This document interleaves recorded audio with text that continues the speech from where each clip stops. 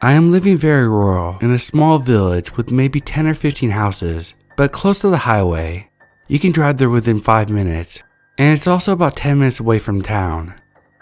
If you cross the street, it just takes you about a 10-minute walk to reach the forest. Christmas Day. In the afternoon, my partner and I decided to go for a little digestive walk, as we were really stuffed from all the food. It was about 5 p.m. and it was already dark when we left, and we had a big and bright LED flashlight with us. I also took my camera and my flash, as I love taking pictures of nature at night. We decided to walk in a little country road towards the forest, then turn right, following a small graveled cycle track close to the forest border, which connects our village and the next, about a 15 to 20 minute walk between villages. In the middle part of the track, you have to walk through a small bit of forest. It was rather dark and the trees were very high and quite dense. When we entered, I saw our flashlight reflecting on something and recognized a car being parked there on the side of the track, close to the trees. This struck me as odd, as cars are not allowed to drive there, and the path was very narrow and hidden, so I was a bit cautious. My partner pointed out the light inside of the car, and it seemed to be empty. I also noticed that the windows were frozen, so it must have been parked there for a while. A bit in front of the car, I spotted a tree with an intriguing structure and asked my partner to point the flashlight towards it so I could focus better and photograph it with my flash. After I took a few images, my partner told me, there's someone standing behind us in the middle of the road. He's looking at us. Nobody was following us the whole way. I had been looking around and behind us occasionally because at this time of the evening and close to the border of the forest were a lot of boars sometimes, and it's mating season, so they're a bit more aggressive than usual. Indeed, there was a man standing behind us, staying out of our flashlight's reach. He wasn't saying anything, just standing there facing us. At first, I thought he might be startled, as it may seem a bit weird if someone's just standing there taking photos around your car. I decided to get up and confront him from a distance, explaining to him that I was just taking photos of the tree. He didn't react and just stood there. I then went on to ask him if he needed some light, and he replied that it wasn't necessary. It was odd, but I was calm, sure about there being a normal explanation for his behavior. Nonetheless, my partner and I decided to get the fuck out of there and follow the path leading to the next village. Maybe about 5 to 7 minutes until we reached it. I remember the letters on his license plate, not the numbers though, unfortunately, and Googled it, and it turned out that he's from a city about 6 hours away from our village. Mind you, the country I live in is in a very strict lockdown right now, so you're only allowed to travel if you have very urgent reasons. After we reached the lantern of the next village, we looked back and observed the car driving a bit out of the forest, turning around, and then going back inside. I was able to see that he parked there again and turned off his lights, not leaving the forest. We then went home a much longer way than we initially intended, as I didn't want to go back there for obvious reasons. Our flashlight battery died on the way, and my phone battery was low, so I didn't want to call the police right then, but I called them as soon as I arrived home and gave them all the details. Big regret that I didn't memorize the whole license plate, but it was just so surprising that I seriously didn't think about it. Also, it only occurred to me as really strange when I thought about the frozen windows, plus him having no light and not responding. He did seem to be sneaking up on us when I sat down to take the photo. I think I was very lucky to have my partner, the camera, and a bright light with me. I don't want to imagine what would have happened if I was alone. So creepy guy sneaking around the forest, let's not meet. Edit. When I told my housemate, she theorized that he may be spying on houses very close to the forest border, as you can easily look into their backyards without being seen.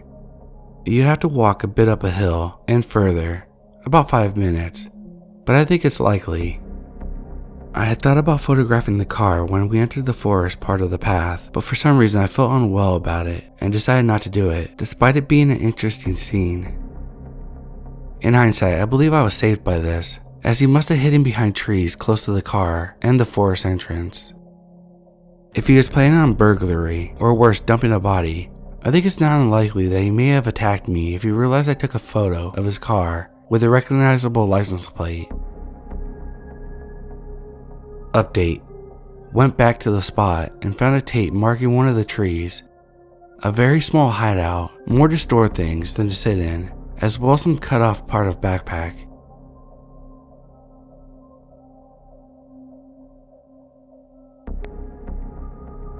This incident happened to me over the Christmas holidays, and it just occurred to me that the sheer insanity of it might make a good fit for this sub.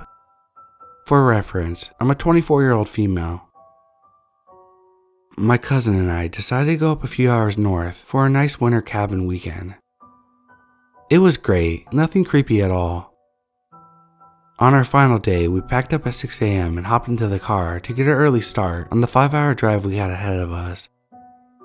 It was a foggy morning, not actively snowing, but previous snowfalls had piled up quite a bit, making the drive a little risky in the dark early hours of the morning.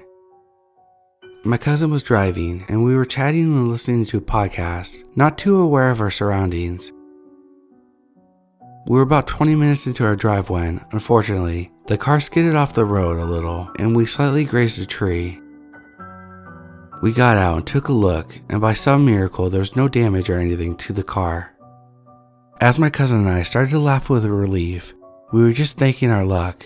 I shielded my eyes because some idiot with their crazy high beams coming behind us. So obnoxious, my cousin laughed, and started to open our door and step back in when the blinding headlight car honks and continues to keep at it as it approaches us. My cousin and I look at each other, super confused, but quickly hop back in the car. The vehicle begins to slow down, and we're able to see that there's a man in the driver's seat.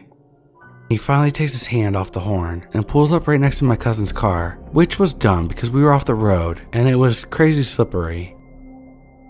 He rolls down his window and motions for my cousin and I to roll down ours. We figured it's fine since he's still inside his car and we're in ours. I know, probably still a stupid move. Hey ladies, in a rush this morning? He laughs. Not really, just trying to get home. Can we help you with something? My cousin replied, totally stone cold poker face. Oh no, I just noticed you dropped something about 2 kilometers back. It fell out of your trunk. My cousin turned to look at me. Did you shut the trunk when we left? Yeah, dude, obviously, I replied, and knowing the way that the car is shaped, we would have seen and definitely heard an open trunk. No thanks, sir. I think you might have us mixed up with someone, my cousin said, and immediately rolled up her window. This man gave off bad vibes. He starts blaring his horn again and motioning us to roll down the windows. My cousin rolls it down again and sees him holding up women's underwear and smiling. See? This look familiar? I can literally remember the exact tone with which he said it. No thanks, sir. You have a great day now. My cousin quickly rolled up her window again and floored it out of there, hopping back on the road, and thankfully, the man was either taken aback by it or just gave up because we didn't see him for the next hour or so. My cousin and I were both a little shaken up, but tried to laugh it off since we were safe and we hadn't seen his car following us or anything. About 2 hours into our trip, we get off an exit to fill up and grab some breakfast at Starbucks. My cousin and I mobile ordered, so we quickly ran in to grab our food and drinks. It had started snowing at this point, and while the sun had been up for a little bit, it was still foggy and gloomy, making it hard to see the surroundings. I ran in, and as I reached for our food, someone's arm reached over mine and grabbed a napkin, and I instantly flinched back. When I looked up, I truly almost shat myself. It was the fucking man. Despite him never getting out of his car, he did have his lights on, and we were able to get a clear view of his face. It was him, I was sure. Look at us, just old friends. He smiled at me. I immediately looked down, grabbed my food, and started walking out of the store. As I was leaving, I heard him talking to the barista saying, "See that beauty queen? That's my beauty queen." What the fuck? I almost had a tear in my eyes because I was so terrified. I power walked back to the car, almost tripping outside because I was so scared and not walking like a normal person. I hopped in and screamed, We need to get the fuck back on the road. He's inside the fucking Starbucks. My cousin started laughing, thinking I was pranking her, but she quickly realized that that was not the case when the man walked out of Starbucks a few seconds later with no drink or food in hand, walking straight towards our car, waving at us. My cousin quickly started to turn the car on when the man reached into his pocket.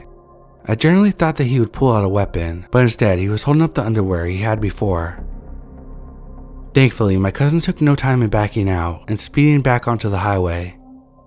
We both were freaking out at this point, not sure how we ended up at the same spot despite us not seeing him behind us at all.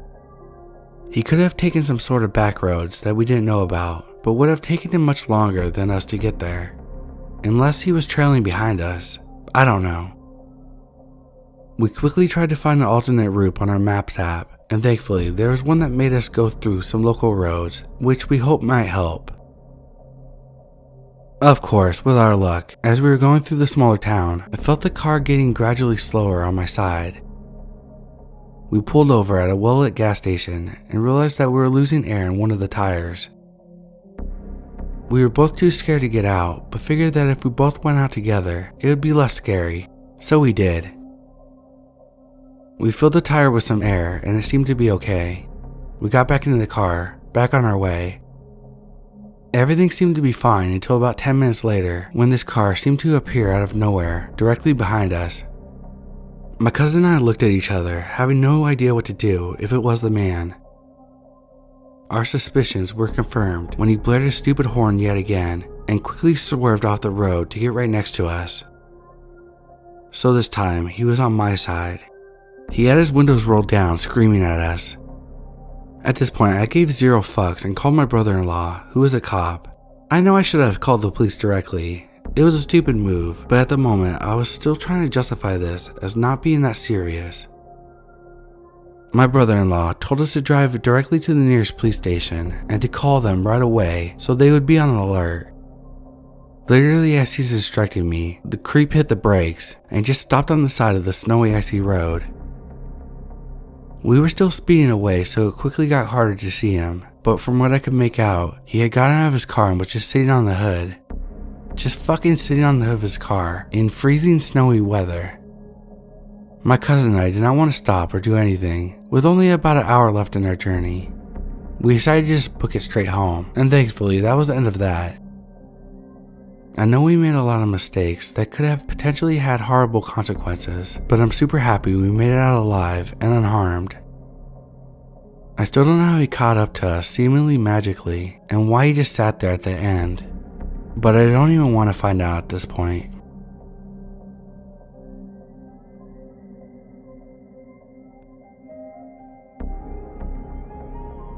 The last half of 2017 was pretty exhausting.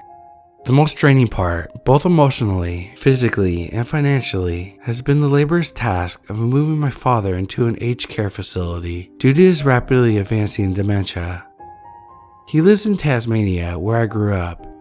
I'm currently living and working in Brisbane, which is about 1,500 miles north of Tasmania. I have been making the 3.5-hour flight down to Tasmania about twice a month to sort out my dad's situation. I have been busy myself by fixing his empty, dilapidated home in order to get it ready to be sold. I moved out all of his furniture and belongings, save for a pile of blankets and pillows that I turned into a makeshift bed on the floor while I'm visiting. The house is situated in a semi-rural area, surrounded by overgrown trees and bushes. It's an old house, it's damp, everything creaks, and there's currently no electricity, which makes the nighttime very creepy. The house itself is not very secure, no alarm system. Doors have locks, but a forceful nudge will pop them right open. I flew in on Christmas Eve in the late evening, picked up the rental car to make the hour-long drive to the house.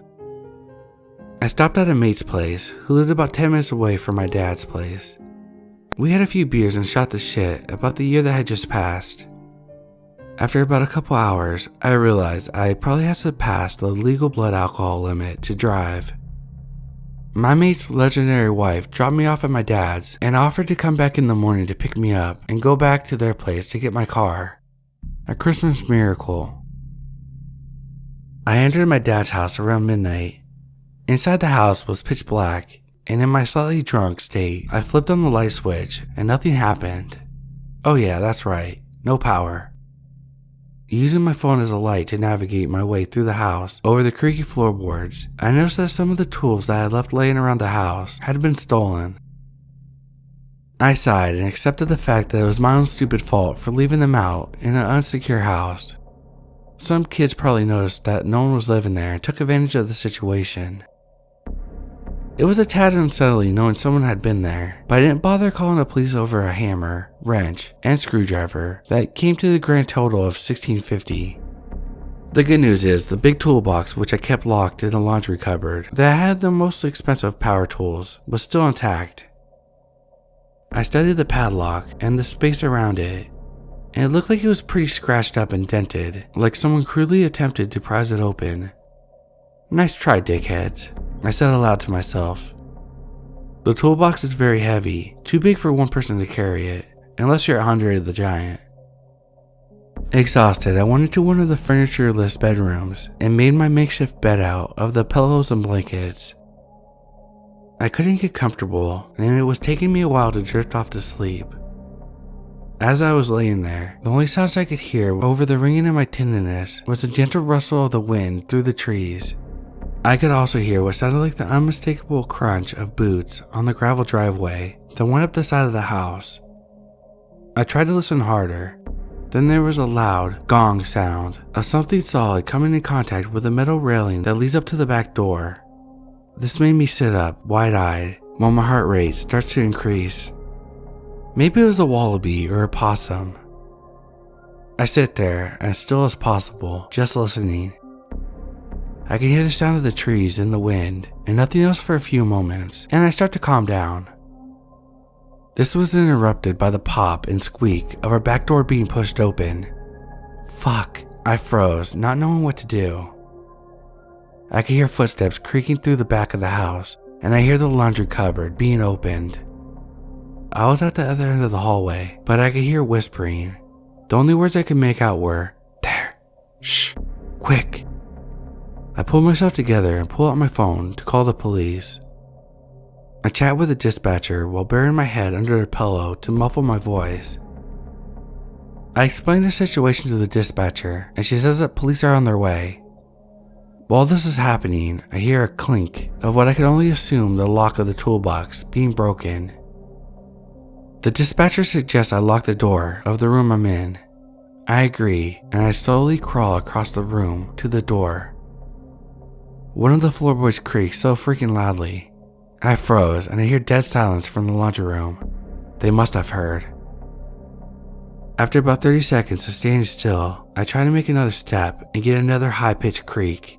But this one seemed to work in my favor because I hear the new house guests scatter away out the back door. I lock the bedroom door and tell dispatchers that I think they've gone.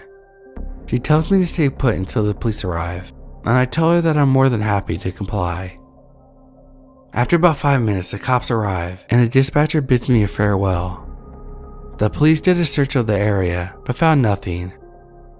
As expected, they had tried to break open the toolbox. One of the cops says, "Why didn't they just have bolt cutters? Fucking amateurs." And we all have a little laugh.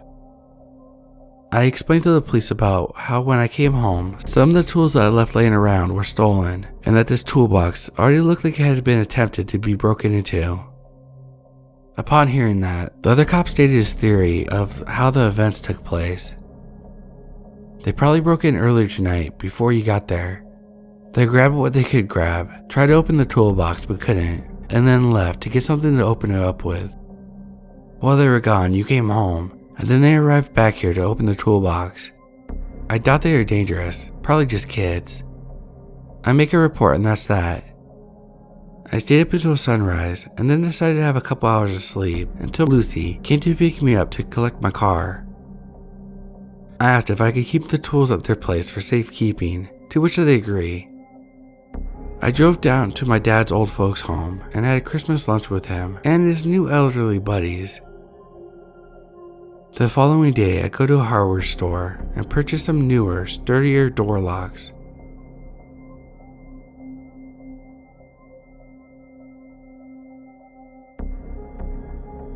A few years back on Christmas Eve, my car wouldn't start, and I was at my boyfriend's place. It was very late. I had to get to my parents to wake up with my baby girls for Christmas. I decided to take the bus. I get off and have about a 10-minute walk to their house. I was wearing heels and it's cold. This is in Vegas and it's in the dead of night. No traffic and whatnot. But I'm about halfway there when this lady pulls up beside me and says, "Merry Christmas, let me give you a ride. It's dangerous out here. It's cold. Come on, get in." Dumb lazy me says, "Okay." I open her passenger door and I see a pair of eyes hiding under clothes and garbage. I slammed the door and ran home to my parents. She followed me for a bit, but I had my cell phone out talking to my boyfriend. I'm so happy I didn't get in. I'm sure I would have been kidnapped.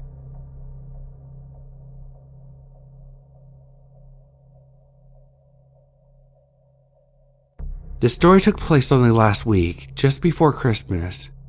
My friends and I decided to go out for a few drinks to celebrate Christmas.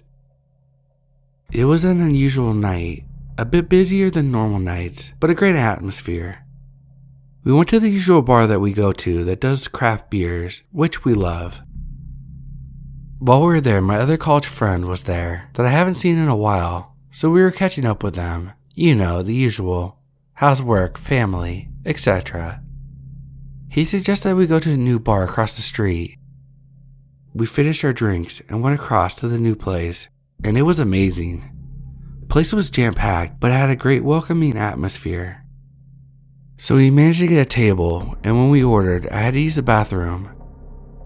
While walking to the bathroom, I passed a black-haired girl who saw me and said hi while checking me out.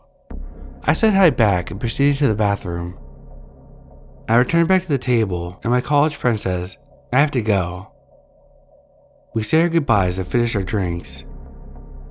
My other friend suggests we go to this late-night bar, so we all went there. The place was more quiet than usual, as it mainly had couples, but we stayed anyways and ordered drinks. A few hours passed when 3 girls came in, and they were at the bar ordering. They were very drunk, and who was with them? The black-haired girl from earlier. She saw me and smiled, and I just smiled back at her. About 10 minutes later, she comes over to my table and says my name. I just looked at her and then looked at my friends, which were also puzzled. What scared me the most is what she said next. She told me my address, hometown, who I was, and all my family. I was puzzled, so I asked if she knew me through one of my relations. She said, "No, I just know you." I had never seen her before in my life, just at the other bar earlier. She started talking to my friend. I then saw one of her friends look in horror and then walk over and grab the black-haired girl away from us. We just looked at each other stunned, like what just happened. We decided to go out to the smoking area to have a smoke. While walking to the table, I passed this small blonde woman who called me by my name, and I said hi to her, puzzled. I walked a little further, and I slightly looked back in her direction. She was with another girl, and I heard her say to her, "Fuck, I called him by his name," and then they left. We left a little while later, and nothing crazy happened since. Nearly everywhere I go, people always come up to me and talk to me. I guess I seem like a friendly face. This story had me more puzzled than scared.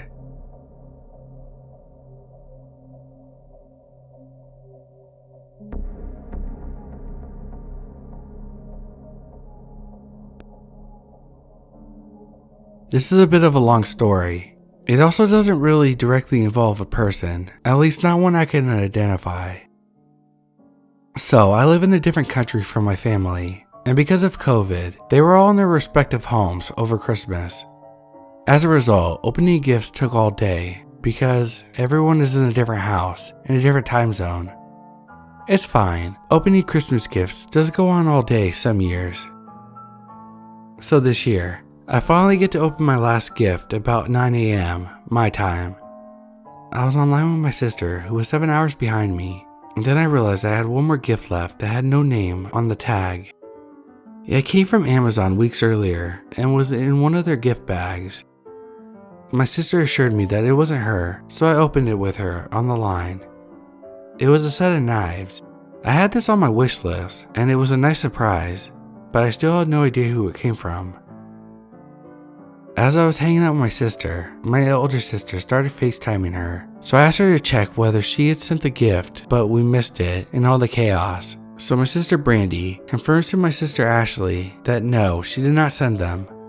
So since both sisters are confirming that I didn't send them, I believe both of them, no question. I know that my brother is at my parents' house, so I messaged him to double check that neither him or my parents had sent me them. He confirms that it definitely wasn't either of them. This basically leaves my significant other, a friend here in UK, and a friend in Canada. Because of COVID, we all agreed to have a gift-free Christmas this year. There's really only those three left, as no one else knows my Amazon wish list, as in, you'd have to search for it if you weren't one of those who subscribe to it, if you follow. My significant other says no, he didn't order them, but did confess that he did buy me a small gift once he finishes isolating from visiting his family. My friend in the UK says it wasn't her, even though that's exactly the kind of prank she'd pull, seeing that we're both true crime junkies. But she's pissed that she didn't think of it herself. She would without question tell me if it was her, if she knew I was concerned though, and categorically promised that she did not do it. Lastly, my friend from Canada says it wasn't her because she didn't even know about my wish list and asked for the link. She actually went on it and did buy me something for after Christmas. So I turned back to the gift. I checked when it was sent. The first week of December. I asked Amazon if they could tell me who sent it so I could thank them. As expected, under data protection laws, they can't tell me who sent them. I rechecked the tag and realized it's been overwritten. This is the bit that is a little creepy and sinister. The default Amazon gift card reading is a jovial, "Enjoy your gift." This tag had been written over in all caps, not so jolly, "Enjoy your gift," which slightly was more menacing, considering this is a knife block and a set of 5 kitchen knives. So basically, I got sent knives with a slightly but definitely menacing message from someone who must know me. It can't be an accident. It would take going into my wish list, selecting the gift, ticking for gift wrapping, changing the text, reviewing the order, and placing the order and then paying. There's no way this was accidental. So the only person I could think of is a person with whom I've been friends with for over a decade. She's become quite anti-vax and very abrasive, and I called her on it. She didn't take it well, and we effectively ended our friendship about a week before the knives were sent. She knew I had a wish list. Money isn't a huge issue to her, so spending €40 on a knife block wouldn't be a problem. I didn't want to ask her, as the last 2 times we spoke, she tried to get me to argue for 2 days, and I have no interest in rekindling that fire. So I just wanted a little feedback, really. I know it's not my family or my 3 friends. They aren't the kind to hold out on a joke if they know it's disturbing me. This other ex-friend, well, it seems odd to pay good money for something I clearly want, but not take the credit. But then, I guess she has the out that if I asked whether she sent them, she could always say, "Oh, I must not have filled out the gift card," even though it's clearly been overwritten. It's entirely possible that she moseyed on into my wish list as she bought from it before and had access, and picked knives as a sort of "you'll need more knives, all the old ones are in my back" type of idea. If it is her, there's no nice meaning behind it, is what I'm saying.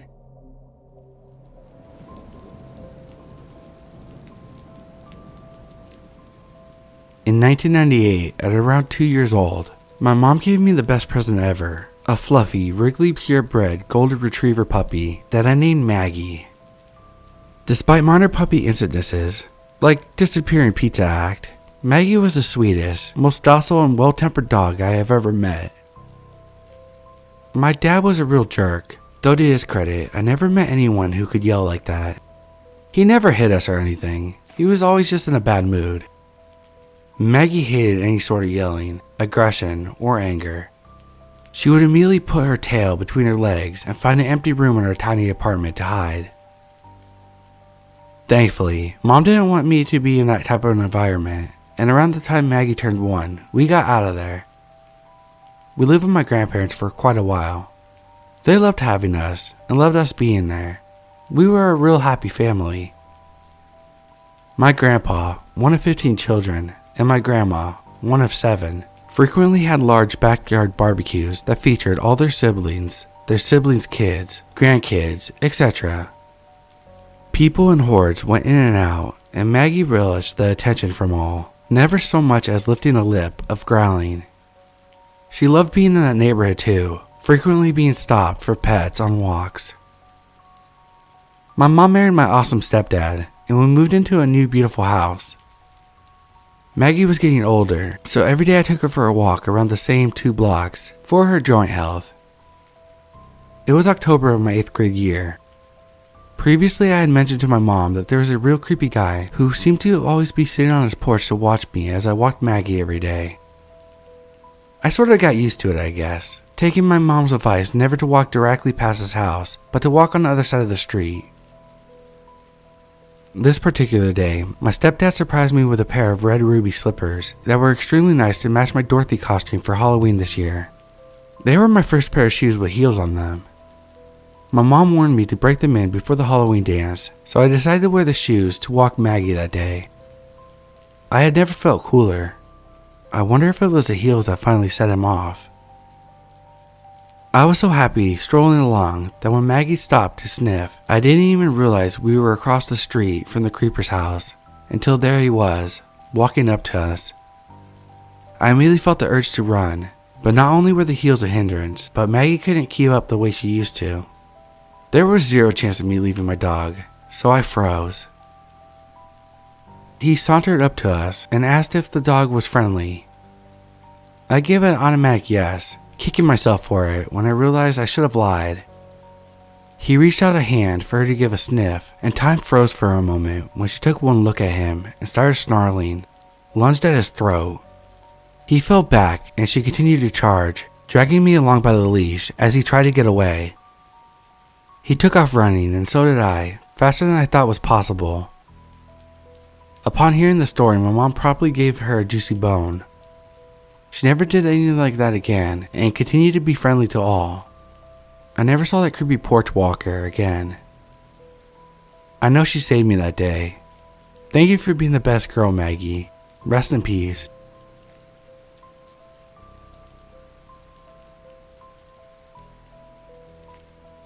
Hey everyone, I guess this might not be that crazy of a story, but it had my heart pumping. I was just at a gas station a few hours ago, and I get out of my Jeep and there's this older dude just standing there, waiting to talk to me. Of course, he follows me into the gas station, telling me dumb shit like how beautiful my smile was. So I'm getting a pop, and I see him at the register, and decide to hang back a little bit until he left. He did not leave. He stood by the cash register, annoying the attendant for what felt like forever. Eventually, I'm tired of just looking like an idiot standing over by the beverage section, so I make the decision to just deal with it. I go over to the other attendant and pay, and say, "Hey listen, this guy's being a creep. You watch, he's gonna follow me out." Of course, the attendant didn't make much of it. What do you know, the guy all of a sudden doesn't need to talk to the cashier anymore, and promptly follows me out. I look back at the attendant I was talking to, and see a look on his face like, oh shit. This guy still follows me and continues to be a creep until I dip into my car and peel out. I thought there was no way that he was gonna follow me. I was wrong. He followed me for miles. Thankfully, I was close to my dad's, a retired chief of police, and called him in a panic. I then drove over there to meet my brother and my dad standing in the garage waiting. My brother runs up to the car and escorts me back to the house. Now they are waiting for this guy, and they are pissed. They wait for a decent amount of time. They want this guy to pull around. They finally go in. I smoke with my brother on the back deck, and then they can see his truck just go by, which is weird because it's a subdivision, and my dad lives in a cul-de-sac. So how did this guy know to wait and then pull around? Or maybe I lost him for a bit and he took his chances and of course spotted my stupid car. I have a ridiculous orange Jeep, and everyone that knows me can spot it from a mile away. It's nice, but it's also like a blaring spotlight in the dark. Plus I have this giant pink sticker on the back of a pit bull that says, "Show me your pitties." So there's that. Not really helping myself too much in the low profile department. So this guy knows my car now. Good stuff. I honestly don't really know what his intentions were, because it's not like I was gonna eventually give up and stop my car for him. Edit 1. My boyfriend was saying that the guy was probably intending to run me off the road. It was raining really bad, so it wouldn't have been that hard for him to do so, since his truck was way bigger than mine. Again, I'm super glad that I was close to my dad's. Edit 2. My dad just gave me a giant bottle of pepper spray foam to keep in my Jeep. If that guy does bother me again, he's gonna get a pepper spray bath. Any woman that's reading this and might not know, don't buy the fancy little defense things for your keychain. Buy pepper spray instead, or even both. Here's why. If you reach out and punch whoever you are too close, they can grab your arm and then you're fucked. Try not to touch or even get that close to the violator if you are in that position. Take self-defense classes as well. It's worth your life. You might get an asshole cashier like me one day that doesn't help you at all, and it might not have turned out the way it did with me.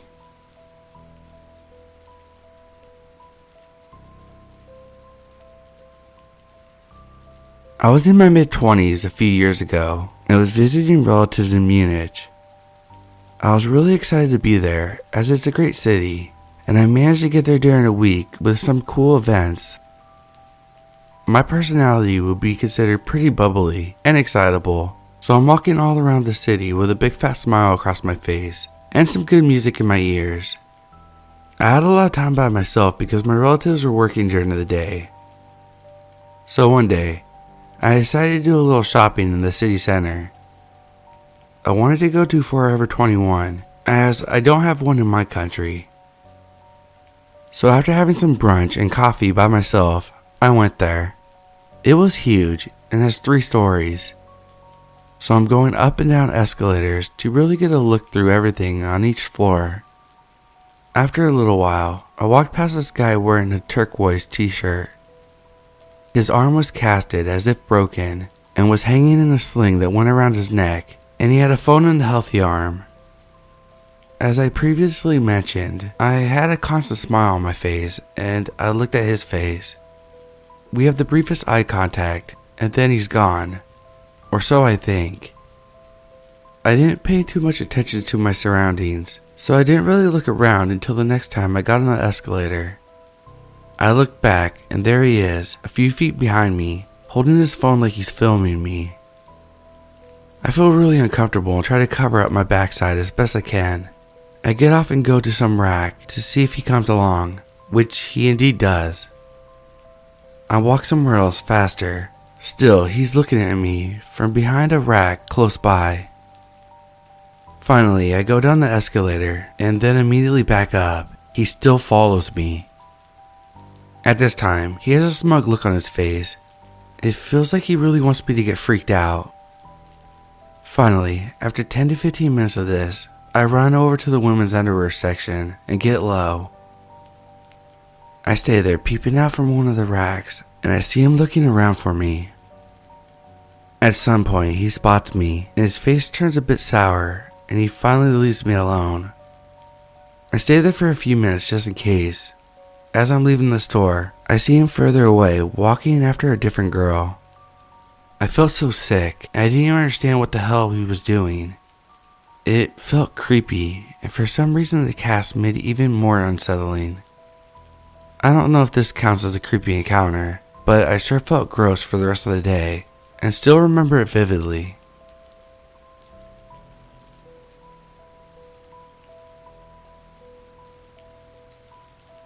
I'm a woman in my late 20s who was shopping for groceries earlier in the week. As I was passing the vegetarian section, I passed by a guy whose cart was stopped right in front of it. We seemed to both be looking for what was there, and soon after, I made a move to go. He said something like, "This stuff is good, huh?" And I replied, "Normally they have more options," and then continued pushing my cart. I noticed that he was following me throughout the aisles, and as I went to stand in line, he and his cart were right behind me. He was asking how long I've been in the city, how long I've been vegetarian, that I look like a vegetarian, and what's my name. At this point, my left hand with my engagement ring is on the cart, very visible, and I don't want to be the person who coldly says, I have a fiancé, so I don't. He keeps chatting, says he stood in line purposely to talk to me. I stare ahead for a whole minute, not responding. Then my turn to check out comes. When I was checking out, I saw him leave the store, no cart, no bags, no groceries, and with a friend. He looked at me briefly, and then walked more quickly. It felt weird and scammy, and not like I was being hit on. I was super glad to get out of that area and head home.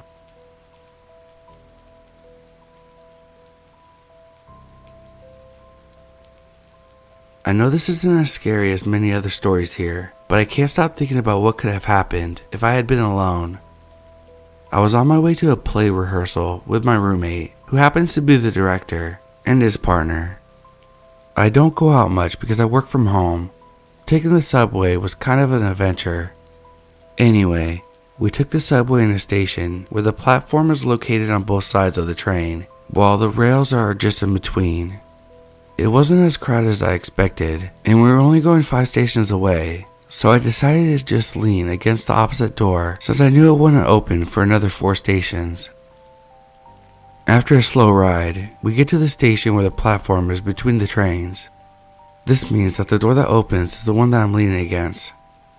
So as we get off the station, I move to the side to let people get in and out of the train. Then this guy comes in and stands right next to me. When I look at him, we make eye contact, and it just gave me the creeps. I turn around to talk to my friends so this guy would realize I'm not alone, but my roommate is already ahead of me and stands closer to me while looking at the guy. He immediately got off the train and pretended to find another door to get back in, but instead walked across the platform to take another train instead, the one headed in the direction we were coming from. I felt totally creeped out, realizing he wasn't even going in the same direction as me. Then my roomie tells me that the guy took the subway in the same station we did. He remembered him because he creeped him out too when he saw him. So this guy took the train the same place we did, but when he saw my roommate, he flew and took another train in the opposite direction. I know nothing actually happened, but it's scary to think about how different it would have been if I had been alone.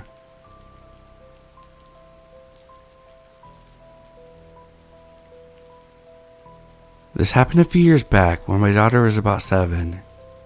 She's a cute little blonde-haired, blue-eyed girl with freckles across her nose and cheeks. My husband, daughter, and I stopped at a shopping center while my husband went into an auto parts store next door, which is where we were going to meet back up with him after my daughter got me to see a kitten for adoption. We were looking at a cute little black and white kitten when an older gentleman approached and stood next to my daughter.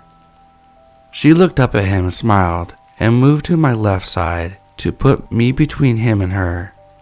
She's always been a little shy around strangers. Even as a preteen, she still acts this way. The gentleman smiled, staring at my daughter, and said, "Men don't like shy girls that don't want to be near them."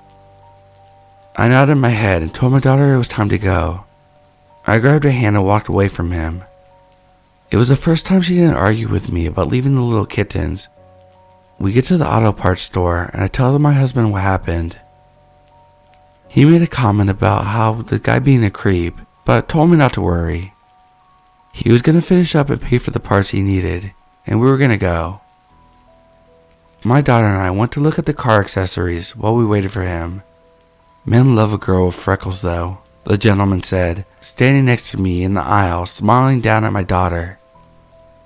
Luckily, my husband was standing next to me with his bags. He cleared his throat and the gentleman's face turned red. He excused himself and walked out of the store. We still shop there, but I haven't seen him again, and I hope I never do. I very rarely go out without my husband now, unless it's through a drive-thru.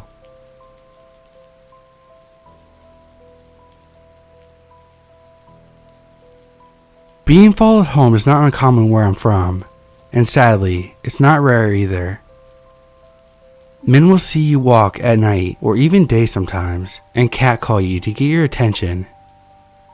No matter how often it happens, it's not something you can get used to, and it's scary to be in that situation. This night, I was with my ex walking home. He was a horrible boyfriend, and he got extremely drunk, forcing me to walk him home to make sure he goes inside. I asked him to call a taxi for me because my phone was dead, and he agreed and went inside. I stood outside his apartment waiting, but as time went by, I realized that the taxi was probably not coming. At the time, I thought that they forgot to send the car, but now I realized that my ex probably didn't even call and just passed out. It was December and extremely cold outside. I was angry at my ex for getting drunk, angry at the taxi company for forgetting to send a car, angry at everything and everybody. It was almost midnight, and if you've read my previous experiences, you will understand why I don't like to walk home, even though it's only a 15-minute walk. As I am waiting, I see a Jeep parked a little further away from me. The guy gets out of his car and leans on it, just staring at me. After a couple minutes, I realized that he was waiting for me to approach him, and if I didn't, he would be the one to make the move. I panic and start thinking what I should do. I have two options. The first one was to walk home and risk him coming into my street in the dark. A 15-minute walk gives him plenty of time to hurt me. Or my second option is to walk to my grandma's house, which is about 5 minutes away, but her whole street is dark and pretty much empty. She lives on a street that's mostly stores and offices. She refused to sell her house when other people did, so there aren't many houses around her. I couldn't go back to my ex's apartment because I had to be buzzed in, and it was midnight. I decided to go to my grandma's and started walking quickly. The guy, of course, gets in his car and starts driving behind me. I pretend that I'm on a call in hopes that he wouldn't do anything if I was on the phone with someone. As soon as I see my grandma's house, I run as quickly as I can into her yard. Everyone is asleep, so my best bet is to ring the doorbell because I don't have a key and hope someone might be awake. Thankfully, my uncle is. I tell him someone is following me. He drives a Jeep and I'm scared that he might hurt me. My uncle does not hesitate. He runs out into the cold December night in his shorts and t-shirt and sees a guy. He yells to me, "Is that him?" The guy sees this and pretends that he's on the phone and gets into his car and drives away. My uncle calls a taxi for me and waited for me till the taxi got there. I thought that would be it. As soon as I got into the taxi, I felt safe. I tell the driver my address, and as soon as he turns, we see the car. He tries to follow the taxi. At this point, I have absolutely no clue what his intentions are. Does he want to hurt me because I got my uncle on him? I start crying and quickly explain to the driver what's going on. He was an older gentleman, and I felt like he has been waiting for this moment his whole life.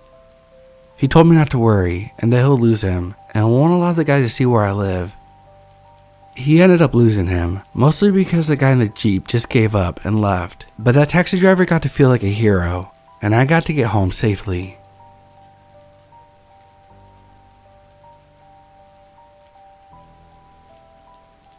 This happened a couple weeks back in the UK. I'm a very tall 45-year-old guy on medical disability due to renal failure. Weak bones. I wanted to make lunch rather than be lazy and order pizza, and despite the pain it caused by walking, I decided to walk for 30 minutes round trip as part of my meditated exercise. I get to a local store and grab some of the basic things to make a quick meal. While I'm there, I feel a sharp pain fly up my back, then my left leg, and I start limping.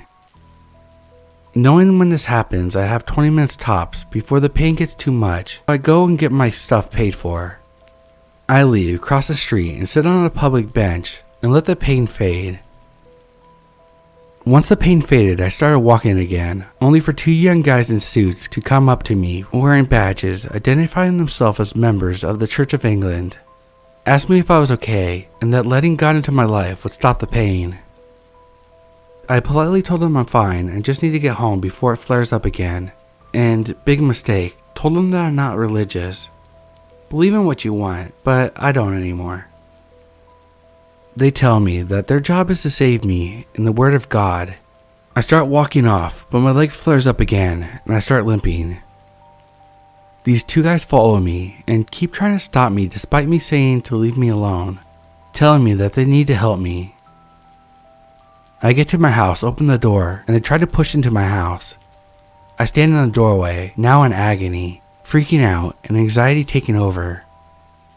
My retired neighbor sees them and comes over just as I lose it. I tell them, "This is private property, you're trespassing and making me feel unsafe. Fuck off." They looked offended, but my neighbor tells them to leave me alone. They storm off, grumbling. My neighbor helps me sit and makes my meal, staying with me till I calm down. I called the Church of England and complained about my interaction, get an apology, and told that the two workers would be retrained and kept out of my area. I have not seen them since, but I've seen different ones who asked how I am and left me alone otherwise.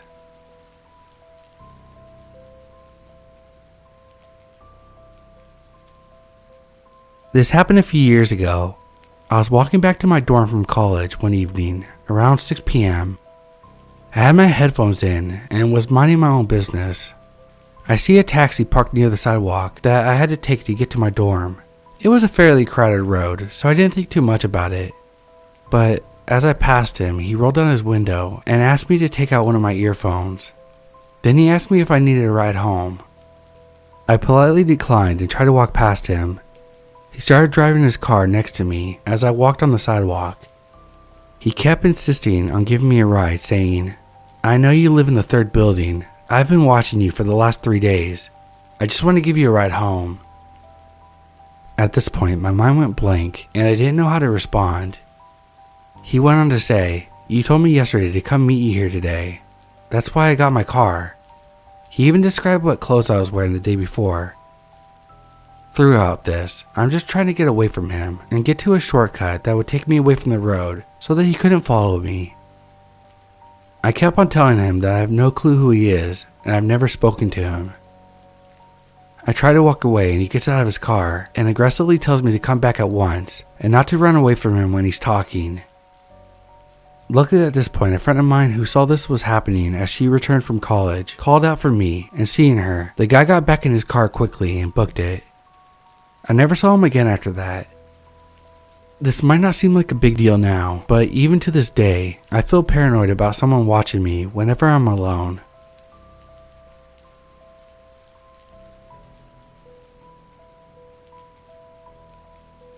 Okay, so this happened to me 20 minutes ago. I was just coming back from school and stopped at the Starbucks nearest to my school. As I was going into Starbucks, there was this old white man who begged me to get him some coffee. Since it was a small coffee and me being nice, I said, "Sure, what do you want?" He just said a small coffee, and I was like, "I can get you what I'm getting." And he said okay. I go into Starbucks, get our drinks, and come back out. Then he asked me if I lived around here. I said yes. He asked me if I go to school here, and is my apartment near. I said yes. He asked me if I lived alone. I said no. Which is true, I live with 3 other people. He asked me if I live with roommates, and I said yes, and I totally felt creeped out. This is the first time I've ever had this type of experience, and honestly I'm a little grossed out. I don't think I ever want to go to Starbucks again, and this is why I continue to carry pepper spray and a taser.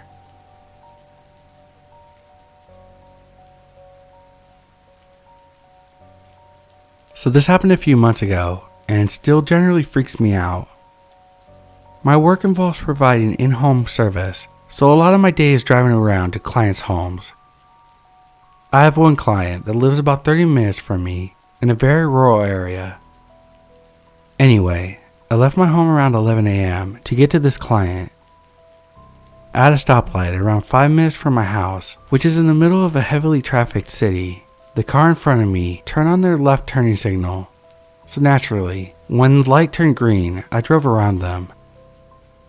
After I passed them, I noticed them turn their turning signal off and instantly went straight. So now they were behind me. I thought nothing of it at this time, because who doesn't get confused about directions sometimes? So I kept driving down these little backcountry roads that did not have any traffic, and the car continues to follow. After about 20 minutes, I start to get more aware. While this car could very simply be going the same direction as me, I found it a little off that the route was matching mine exactly. When I finally got to my client's house and made a turn into the driveway, I fully expected the car to keep driving, but nope, they turned into the driveway behind me as well. The driveway was narrow, thus they were now essentially blocking me in. I turned my car off and waited a few minutes, and the car behind me stayed on and didn't move. The windows were tinted so I couldn't see inside. I sat in the car waiting, and the person in the car behind me didn't get out. They just sat there, car running. I called the client and asked if she could stand on her porch so I could get out of my car, and she happily obliged. The minute my client stepped out on the porch, the car very quickly backed out and drove away, and the client didn't recognize the car. I have no idea why it happened. I didn't do anything to cause any sort of road rage, so why this car suddenly started following me is very bizarre. And if it was something sinister, why do it midday? Anyway, it's just been on my mind for a while, and I thought I'd share it. I really have no explanation for what happened, which is probably the most frustrating part.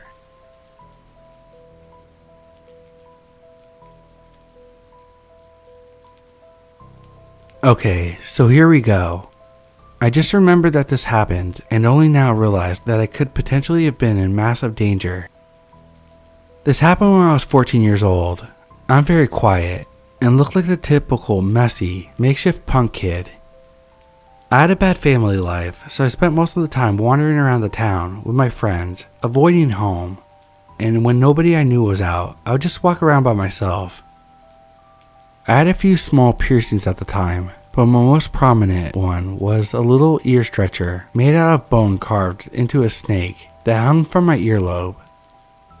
I'd been hanging out in the square where myself and company used to loiter when this very petite, hippity-dippity smiley lady came over and started chatting to us. This square was known for people gathering and mingling, so we didn't think anything of an unusual woman coming to talk, despite the age difference of at least 15 years. After a few minutes of chatting, she turned to me and started showering me with compliments and asking me loads of questions about myself. Being the little shy hermit crab that I was, I just mumbled short replies and didn't resist when she reached out to touch my earring, even though it made me cringe hard because I hate being touched. She made such a huge deal of my earring, going on and on about it, and kept trying to touch my arms and shoulder like we were besties.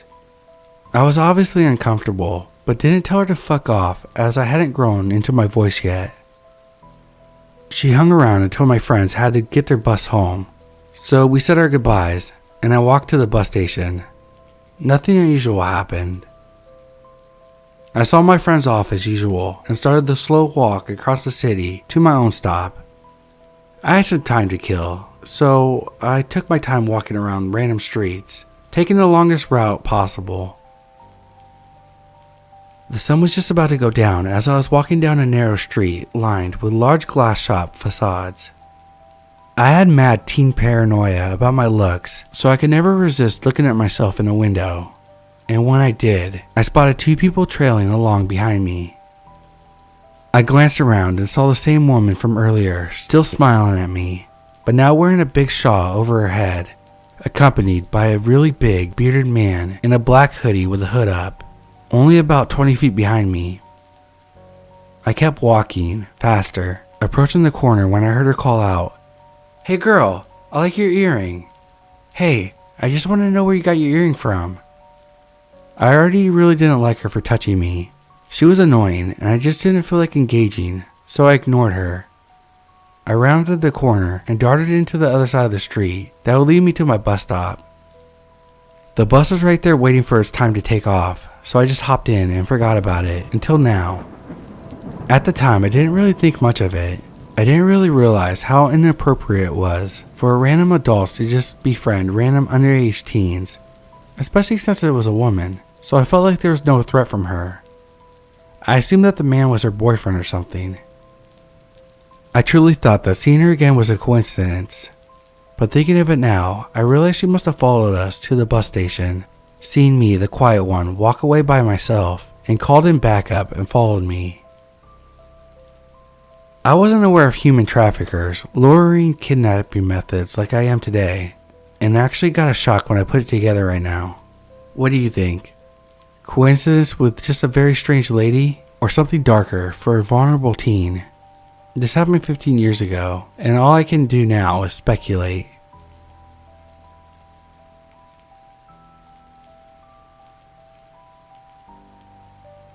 This happened to me a few years ago and still makes me anxious.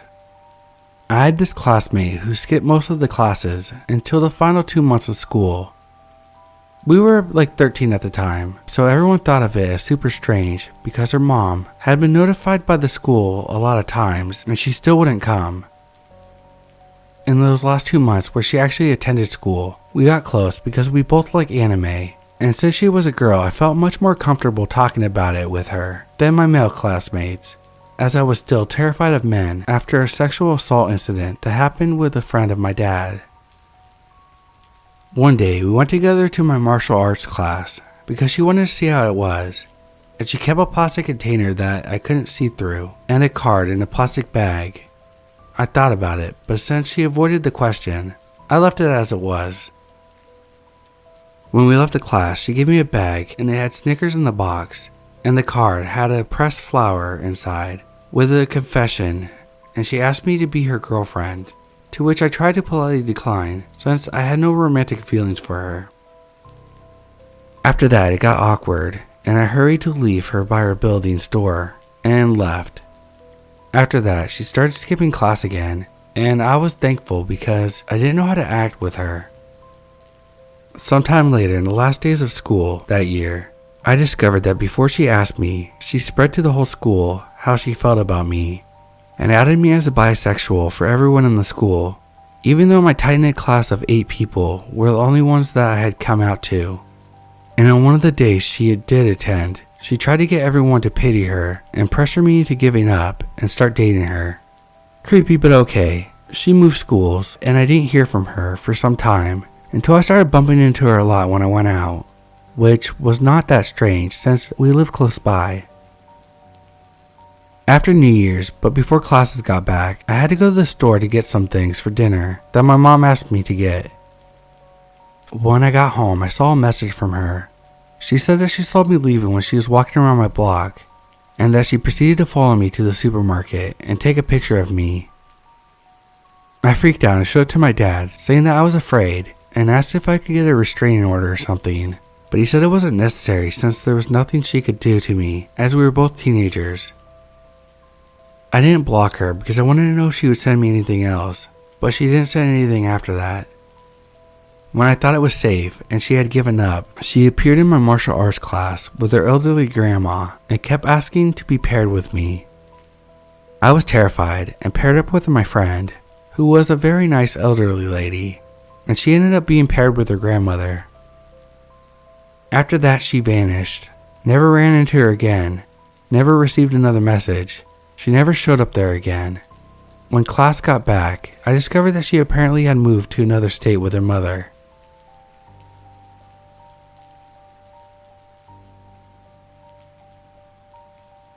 I was a senior going to a pretty well-respected community college near my hometown. One of my classes was an intensive public speaking course with a professor that I adored. At the start of the semester in this class, nothing was out of the ordinary. My classmates and I either got along or kept to ourselves. We were all adults after all. This was my last class of the day, so I would often have up to an hour to kill beforehand and would always look for a quiet, comfy nook to either study, work on assignments, or watch YouTube. One day, I was working on a paper in the nook near my public speaking class when I noticed this guy from said class standing at the entrance of the lobby, staring at me. I just ignored it because I was busy. He walked over and stood above me, staring until I acknowledged him with a hi. He proceeded to take a seat near me and started asking me really mundane questions about the weather and art class.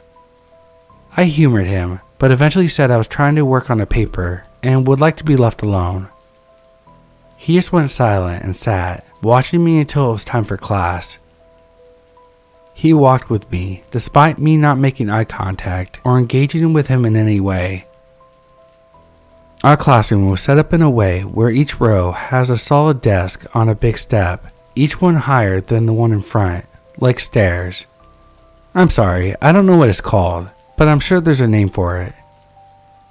This guy sat below me, so when I noticed he had turned around in his seat to stare at me, a lot of other people did too. It was very obvious. I chose to ignore this behavior at first, but I started to notice him everywhere. The campus wasn't huge, but it certainly had enough teeny study spaces and nooks that a person could easily hide away from others. That was the whole point of study nooks. Still, he would always be around, no matter where I went, watching me. The incident that made me first report him was, on a presentation day for our class, he found me in the computer lab where I sat with a couple of my friends, but I was, unfortunately, not sitting in between any of them.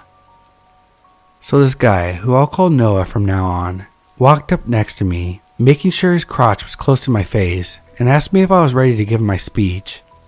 I said yes, and that I'm trying to work on last-minute changes to the outline.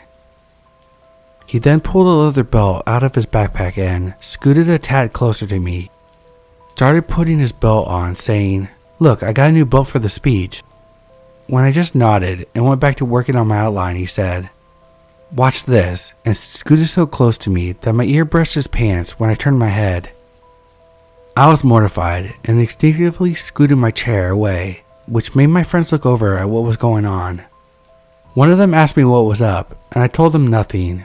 Noah eventually walked away after getting his belt on, and then I told everyone what happened. My friend Nicole told me to report him after I explained his other behavior. After class that day, I did. I went to the student advocate and told her everything that happened, that I was uncomfortable, and asked what she could do. She told me, I think he may be on the spectrum, or just socially awkward. Have you tried getting to know him?" I told her I didn't want to get to know him, and that I shouldn't have to befriend people who made me feel uncomfortable, even if they were on the spectrum, or socially awkward. She told me that she would take what I said into consideration, and only come back if he did anything actually worth reporting, since sticking your junk in someone's face is apparently not a form of harassment. So, Noah kept following me, appearing wherever I was. Sometimes he would try to talk to me, sometimes he would watch me. He followed me through the parking lot to my car one time. He stared at me in class.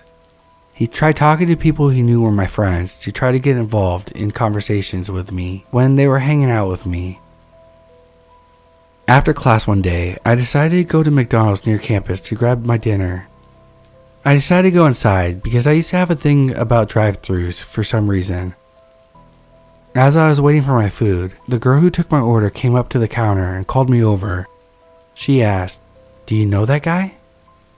I turned to my right, and Noah had pulled his car up to the glass window where the drive-thru line was supposed to be. Except there were no cars in front of him, and he was 50 feet behind the menu and speaker, just staring at me. As soon as I made eye contact with him, he backed his car up and began pulling into the parking space to the left of my car. My stomach dropped. Now he had followed me off of campus. My face must have went pale because the girl looked concerned, and I told her exactly what was happening, that Noah was stalking me on campus, and now he was here. This girl, honestly my hero, said, "I'm gonna rush your order. If you feel unsafe and he starts heading in here, I'll hide you back here and call the police." Just as she got my food on the counter, Noah got out of his car and started walking towards the entrance. I told the girl that I was just gonna put my head down and rush past him, get in my car and get out of there. She told me to be safe. I walked with a purpose out of McDonald's, walked straight past Noah. He started trying to talk to me and follow me to my car, so I ran, got in, locked the doors and pulled out. I looked in my mirrors the entire way home, scanning, scared that I would see his car behind me, Luckily, he didn't follow me home. The next day, I told my friend Nicole what happened and that I wasn't sure if I could report this because of what the student advocate said. She was appalled and said that she would go with me to report it. We sat down and I told the student advocate everything that had happened since the last time I reported it. Her response was that I was overreacting and that she would document my report but wouldn't grant me a campus restraining order against him. She left me with, "If he does something to you, touches you, hurts you, then we can investigate and get the police involved for a restraining order." Nicole and I were angry and I felt so defeated. We went to talk to our mutual friend Amanda about it and found out he has been creepy to her as well, to the point that he had followed her to her car and wouldn't let her leave until she talked to him. I guess when he wasn't following me around, he was following her. She said that she hasn't reported it because she didn't think anyone would take her seriously. She also said another friend of hers was stalked by him for a few months the previous semester, to the point that her friend dropped the class that they were in together to throw off his knowledge of her schedule because the student advocate wouldn't help her either.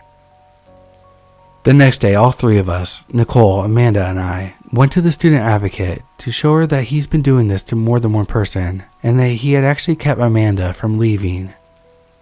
The student advocate finally decided to start an investigation. Unfortunately, all of us were graduating soon by this point and never saw the outcome of the investigation. Edit. I did try to talk to campus police first. The officer I spoke to told me that the process for my type of situation was to talk to the student advocate first, who would determine if it was worth filing a report and taking action. The investigation involved the student advocate talking to Noah and my professor. It didn't involve the police whatsoever, though I wish it had.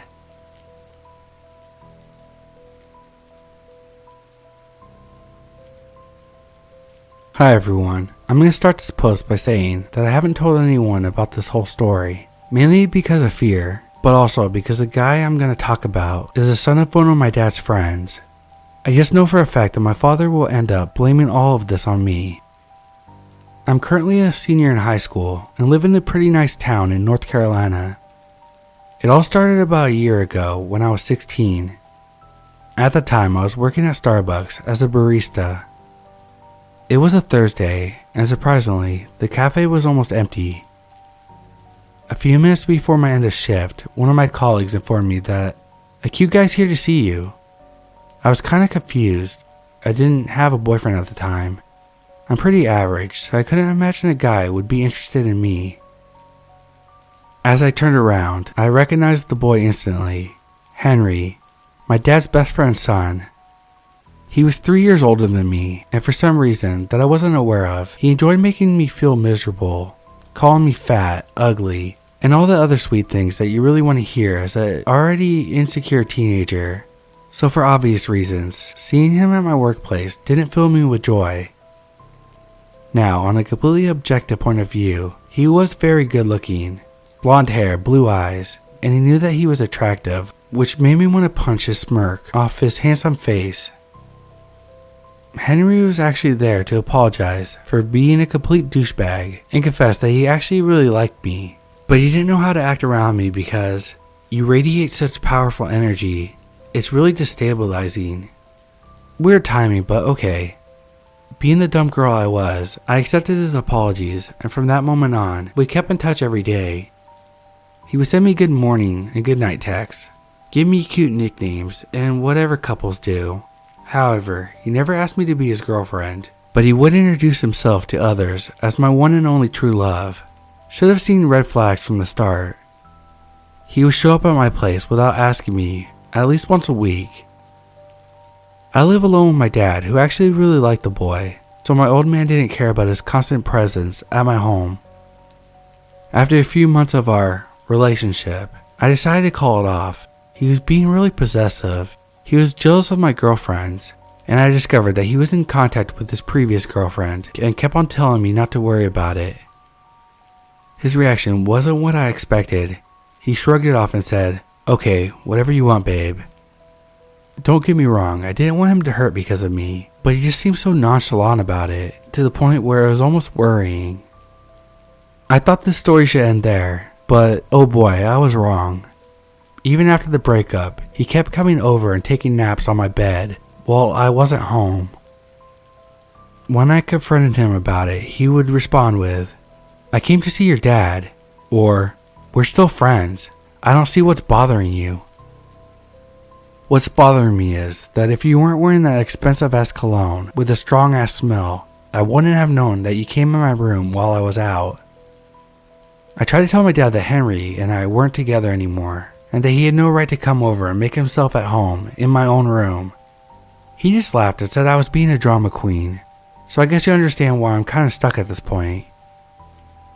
What I didn't know was, Henry had basically been following me everywhere. I noticed it a few weeks ago, but I'm pretty sure that he's been doing it for quite some time now.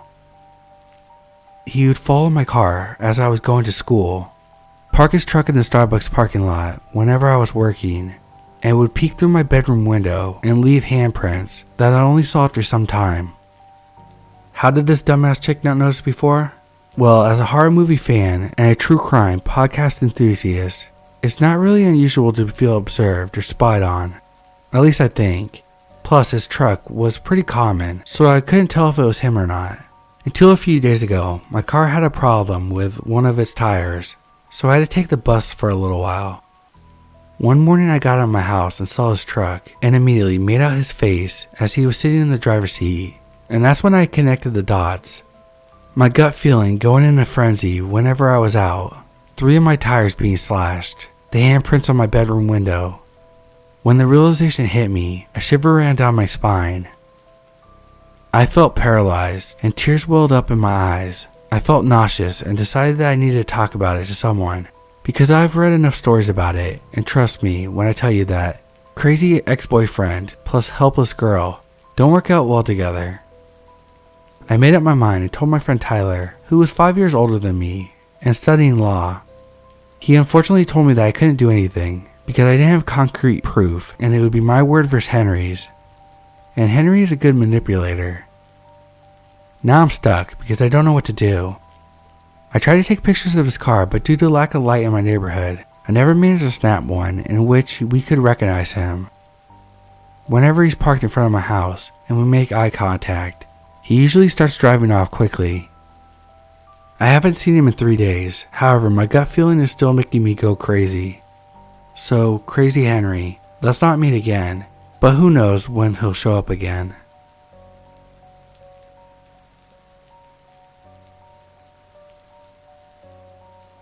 I wasn't very popular in high school, and a lot of people didn't like me because of rumors, so I rarely had any friends from my class.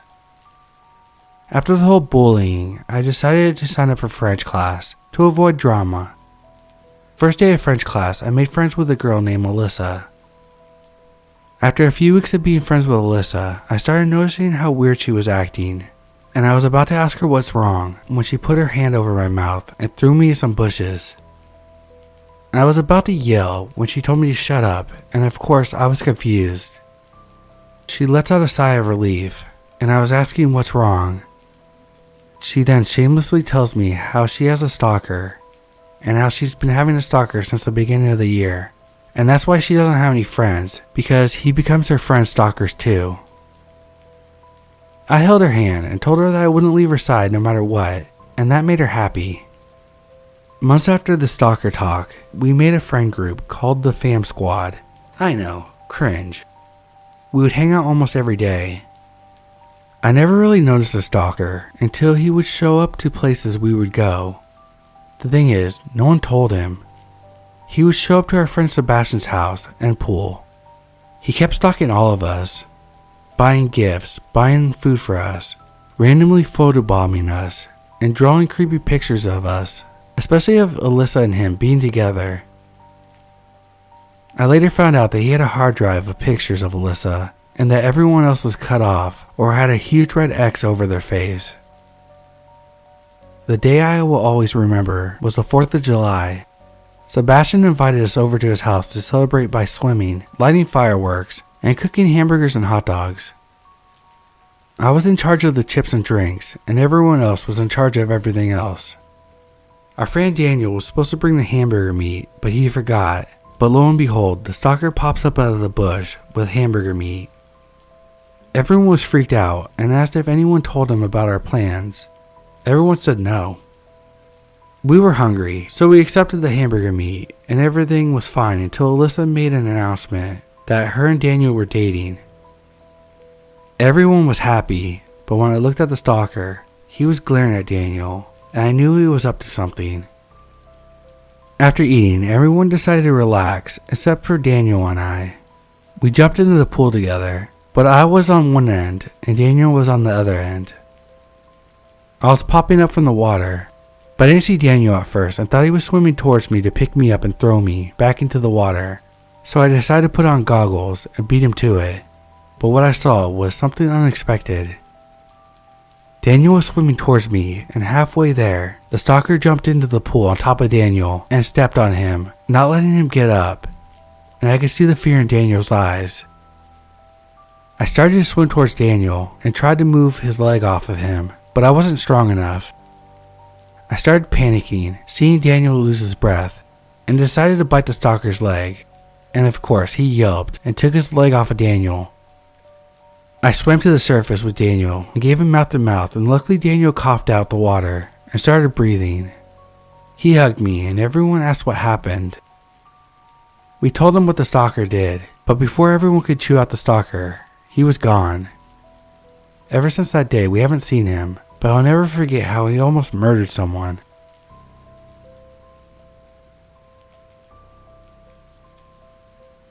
This happened in the winter when I was 10. I was walking to a bus stop by myself, and out of nowhere, this red car drove past me and stopped. I walked by it and a man yelled, "Hey kid." I turned and saw this guy in his early 20s. He motioned for me to come over, but I stood still. He then said, "I saw you come out of 355 Terrence Road. Was that man your dad?" I had no idea how this person knew where I lived, and I got so creeped out that I ran. I glanced back and was surprised to see that he was not following me. That night, I was finishing up some homework where I had to track the phases of the moon. I went to my window and was shocked to see the same red car parked across the street. I quickly ran to my parents sobbing and explained everything to them. I hadn't said anything earlier in the fear of getting in trouble. My dad called the cops and they arrested the man on the spot. My parents went outside to see what the hell was going on, and the dumbstruck cop explained the bizarre story the man had told them. The guy was a rookie PI that was hired by a wife who suspected her husband of having an affair. Whenever he visited the city we lived in, the husband gave his wife our address and told her that he was staying with a friend. When the police showed my parents a picture of the husband, they both laughed. The man didn't look remotely like my dad. The only thing they had in common was their dark hair and light skin. The PI was sobbing in the car, and my dad didn't press any charges because he felt bad.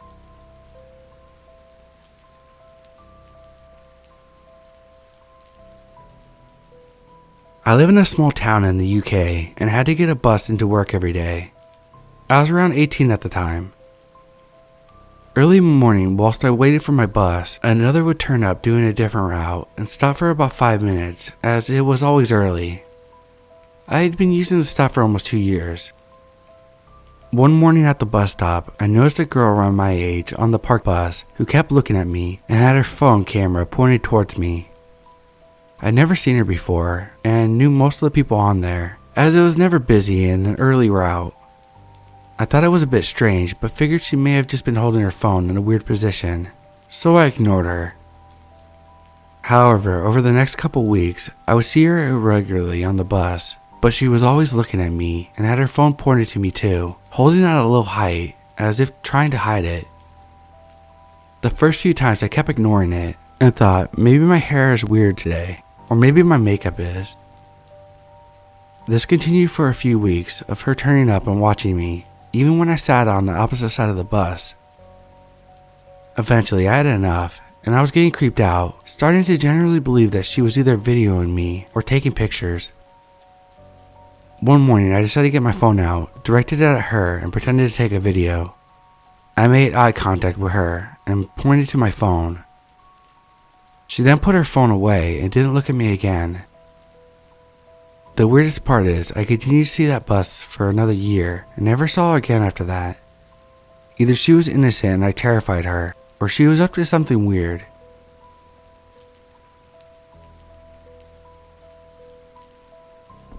Way back in my mid-20s, I was going through a divorce.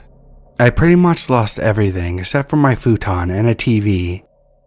I had no bed, so I slept downstairs on a futon in a pretty much empty 2-story house. Living alone, I was always very thorough in locking up at night, checked all the windows and made sure the doors were locked. Well, one night, while I was sleeping on my futon, I woke to what I thought was footsteps on my stairs. That's when I woke up a little bit more and focused on the sound. It was someone creeping down my stairs. At that moment, I went to hop up and grab my baseball bat, but right then, I felt that I couldn't move. Sleep paralysis. I was fully awake but couldn't move. I could hear someone reach in the bottom of the stairs and start walking towards the living room where I was laying. The way I was laying, I couldn't see the doorway, but I could hear them step inside the room and then stop. By now, I was panicking, trying to move or yell or do anything to defend myself. Then I heard footsteps leave the room and walk into the kitchen towards the back door. Then silence. Slowly, I am able to fully start to move. I sat up, heart racing, listening intently. Nothing. So I must have been dreaming. I was still shook from this, thinking that someone was in my house, so I decided to get up and get a drink. When I reached the kitchen, I froze. The back door was wide open. I grabbed a kitchen knife and closed the back door, and once again, locked it. I searched the rest of the house, but didn't find anyone. Needless to say, I didn't sleep for the rest of the night. I bought deadbolts the next day. Nothing like that has happened since.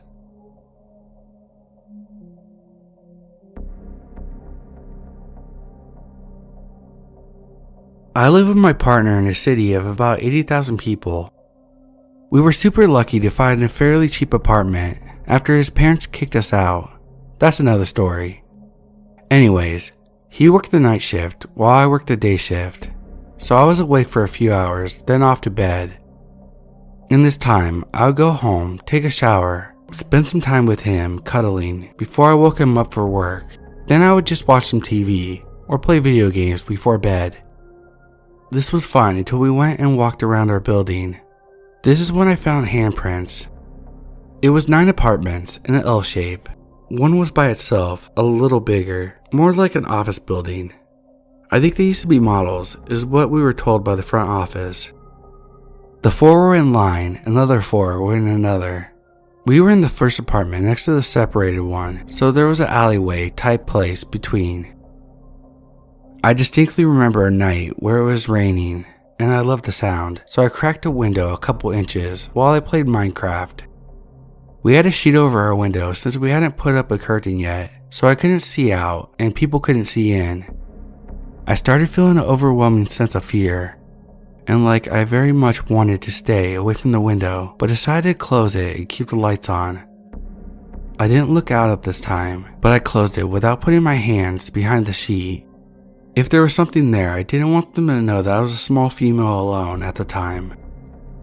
We only saw handprints because they were muddy. That meant someone was outside while it was raining. They were placed as if they were peeking inside, and there was another set on the separate building, like someone was playing lookout. I kept the window closed and locked from then on. When I talked to the people at our apartment complex, they said they didn't want to do anything. We informed the police too, but all they said they could do was patrol more often on our street. I'm not sure if this counts as a close encounter or just a coincidence. It was just a few days after when we went there and saw them, and it hadn't rained after that first night.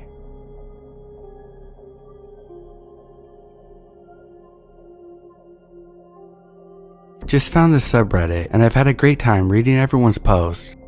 Some crazy and creepy shit happening to people reminded me of a few stories. I'm a 35-year-old male, and this is a true story that happened to me around the age of 10. Still makes me feel uneasy. My parents were out of town, and my brother, who was 5 years older than me, was supposed to be home watching me. Yeah, that didn't happen. So he's out doing God knows what, while I'm home alone watching TV in the basement. There are 2 windows in the living room of the basement. It probably didn't help that I was watching America's Most Wanted and freaking myself out. Suddenly, I hear the gate in the backyard open, which is very near me in the house. I think, that's odd. Why is my brother coming around the back? This is long before cell phones, by the way, so I can't text him to see what's going on. I see these massive feet, huge boots, slowly walking by the first window closest to me. I immediately feel uneasy. I turn off the TV so I can hear and see better. My heart is pounding. I hear someone move along the side of my backyard, and now I see the same massive feet in the second window. They pause. I'm terrified. I wonder if my brother is pranking me, but I'm too scared to be mad, and the feet seem way too big. The boots keep moving. I don't do or say anything because I'm frozen with fear. I now hear someone coming down the basement steps towards the basement door next to me. I hear it rattle the knob, but the door is locked. Suddenly, a pound on the door. I'm so freaked out, but laying there silently. A few seconds go by and it's quiet. Then I hear the footsteps going up the stairs. I know this guy is still in my backyard somewhere, but I don't know what to do. I hear the footsteps going up another set of steps towards the upstairs back door. Same thing again, rattling the knob and banging. Then steps coming down the side of the house, closest to me. This part is the freakiest.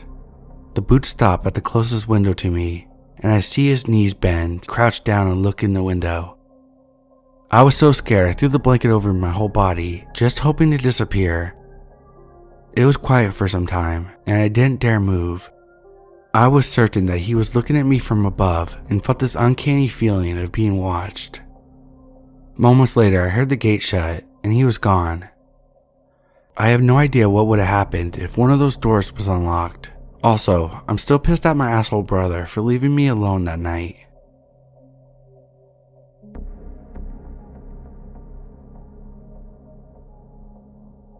Okay, this happened in 2016 when I was 17 years old. First year college student in film school. Now I'm 22, and my name is Julia. I lived alone in my first ever apartment. It was really small, but I was really proud of my independence. I never felt unsafe in this apartment for several reasons. There were multiple gates in the residence that needed to be opened through a code only people who lived there knew. My door had 3 different locks, and it was right next to the university. Most people that lived in the neighborhood were college students. Nothing bad ever happened in the neighborhood before. I've always been careful about locking the doors whenever I leave my home. I always check twice. So this one time, I leave to go to class and lock my door. But for some reason, I couldn't get the key out. It was completely stuck, so I went to the caretaker of the building to help me get it, but he wasn't there, and I was late for class, so I went to class with the key still in the lock. I took off the keychain first, so it's not too noticeable. When I got home, the caretaker was back, so he came to help me. We couldn't get it out for 15 minutes, until somehow he did. He told me that the lock was damaged, but I didn't necessarily need to change it if I only locked it once instead of twice. I just said okay, and that was the end of it. I really wasn't worried because of how safe the building was.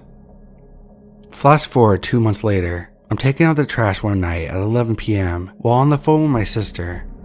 I remember telling her that I was taking out the trash, then that I would take a shower afterwards before heading to a party.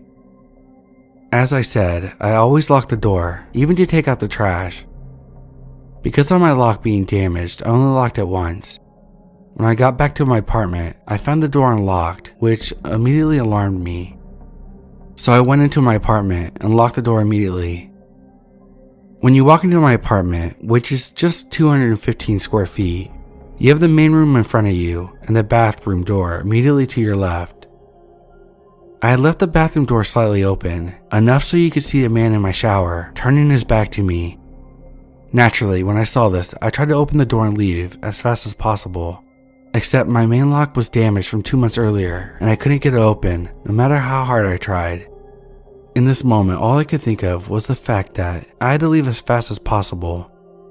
I jumped out the window without really thinking. I figured it was the only solution, except I lived on the second floor.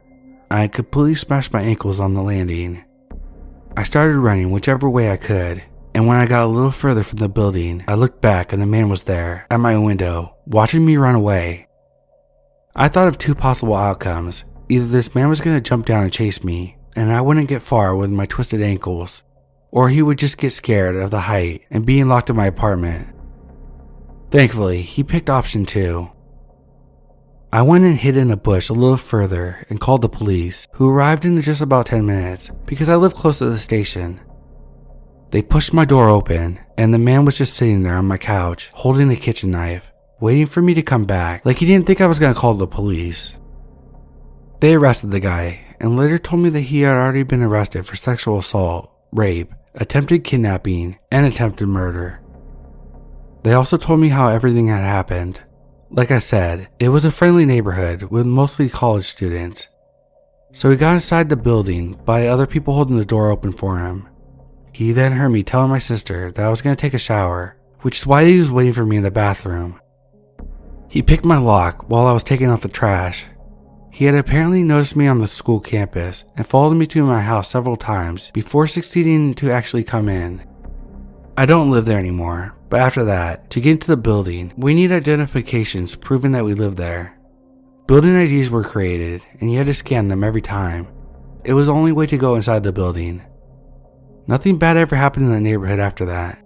It's back to being very peaceful and friendly.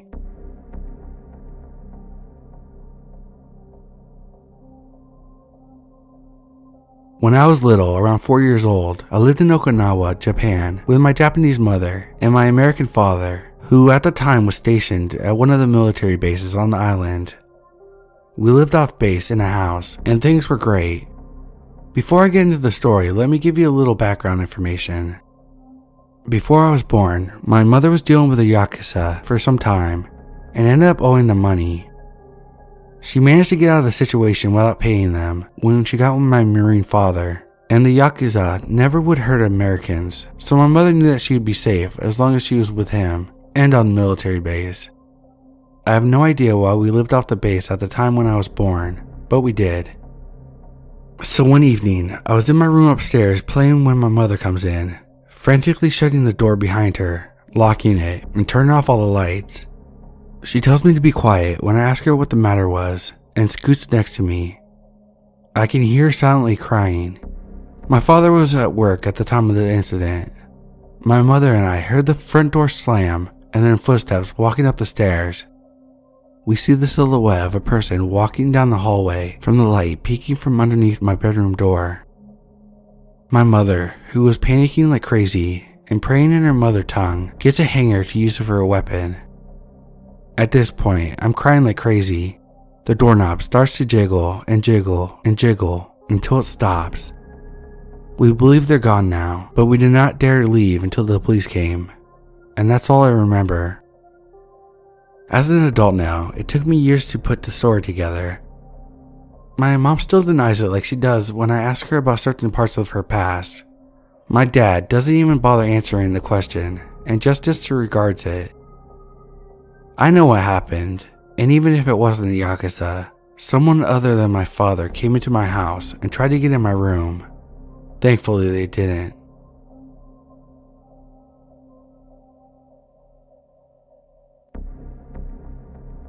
I'm male. At the time I was 14 and enrolled in high school. My mom worked at a nearby apartment complex as a manager, so she would pick me up from school at 2:40, bring me home, instead of me riding the bus for hours. The day was completely normal so far. She picks me up from school and brings me home. No more than 10 minutes after I'm home, a black car pulls up in the driveway. I then hear a loud knock on the door. I look through the glass of the front door, and I can clearly see a man wearing a hoodie in the summer laying on the ground in front of my door.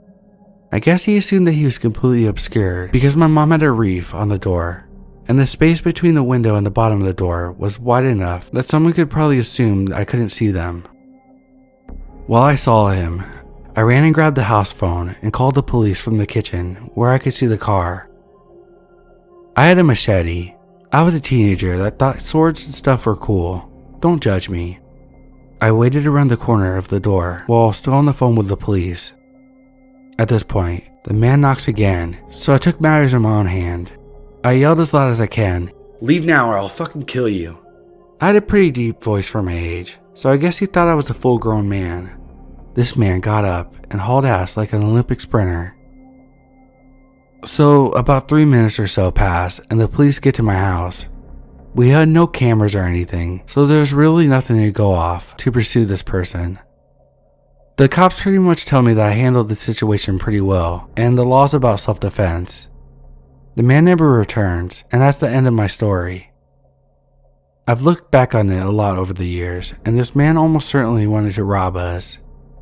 What's most creepy about this to me is that he most likely scoped it out, saw that we were just a teenage boy and a single mother, went through the trouble of learning our routines, and waited for what he thought was the ideal moment to rob us. We bought a handgun because of this, so I never really lost sleep over it, because I knew if he came back, that I had a surprise for him. Shitty burglar, that's not me.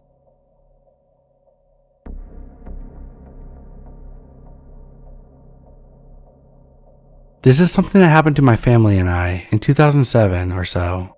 I was 10 years old then. My parents' house is quite big. It has 2 floors and is situated in a residential neighborhood just outside of the big city. It's an upper class, very chill and incredibly boring neighborhood, but pretty safe. One night before going to bed, my dad went to go check if the front door is locked, but must have been very tired that night because instead of locking it, he unlocked it. At the time, my grandmother was living with us, and her bedroom was the one on the ground floor. My sister and I, as well as my parents, had our bedrooms upstairs. As you walk through the front door, you step into the hallway, which leads to my grandmother's bedroom on the left, and also the kitchen next to it.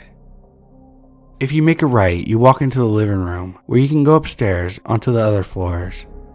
To get into the living room, you have to take a big step downwards, like you go down the stairs, but there's only one step.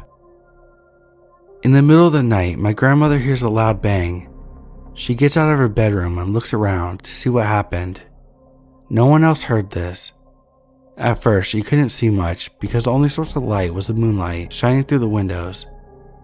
The light switch was all the way across the living room, right next to the staircase, so she had to walk through the living room to turn the lights on. For some reason, she didn't turn the lights on and decided to walk up to the couch that was in our living room because she could see someone laying on it, but she couldn't figure out who it was.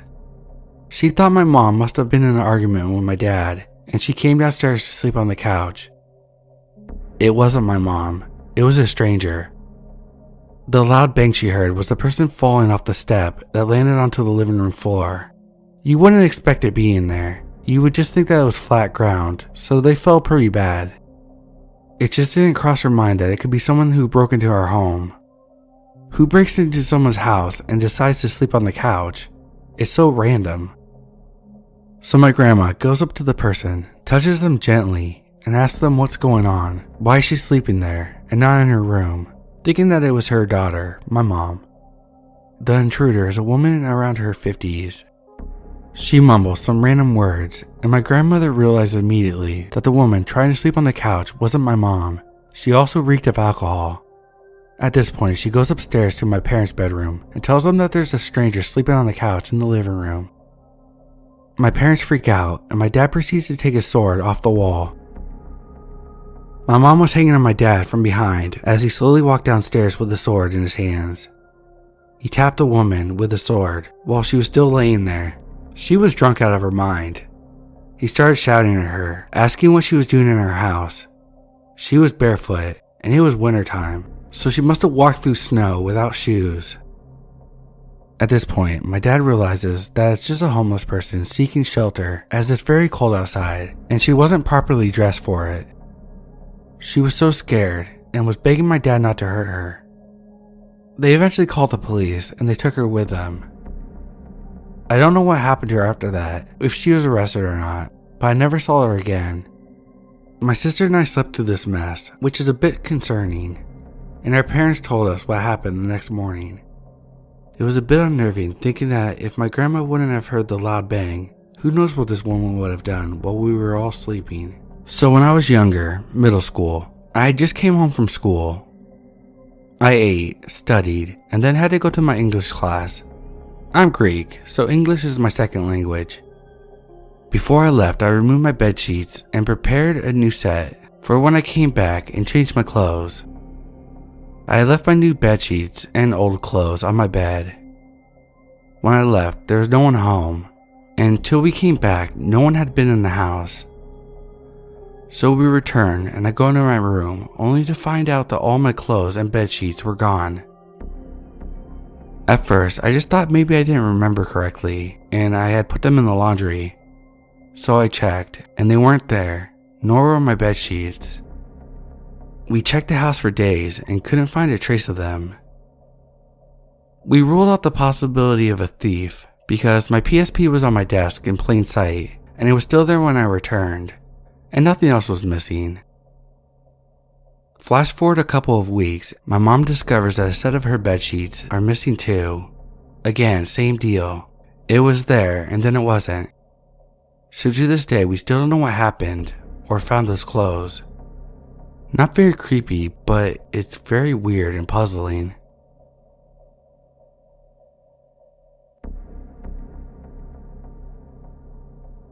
When my daughter was an infant a few years ago, I was home alone with her during the day. Our dogs were outside and my daughter and I were in the dining room, which led to the living room where the front door was located. The doorbell rang and my instincts told me to grab my daughter out of her high chair and hit the ground so whoever was at the front door couldn't see us if they hadn't already. This was a weird reaction because we live in a city and pretty frequently had people knock on our door soliciting or for deliveries, but I never had such a visceral reaction to the doorbell before. I've learned through this experience to trust my instincts even if it seems ridiculous at the moment. So I grabbed her and hit the ground, peeked around the corner real quickly. There was a normal looking middle-aged man at the door. He didn't look scary, but I had alarm bells going off in my head and decided to stay put. He rang the doorbells a few more times, then knocked, then started pounding on the door really loudly. He then started trying the doorknob. I grabbed my phone out of my pocket and started dialing 911. Just before I could hit the call button, my dog started going bananas in the backyard and he turned and ran off. I was shaken but didn't report it or anything because it wasn't the best neighborhood and I didn't think I would be taken seriously. And honestly, I had an infant and didn't really want to spend the time filing a report. The next day, I found out from a neighbor that the middle-aged man fitting the guy's description exactly had been all over the neighborhood the day before, breaking into houses he thought were empty. When he got to the house in the alley directly behind my house, the person was home when he rang the doorbell, and he pulled a gun and forced his way in. He held the person at gunpoint, and at one point he fired a shot that thankfully missed by a hair. Always trust your gut instincts. Edit.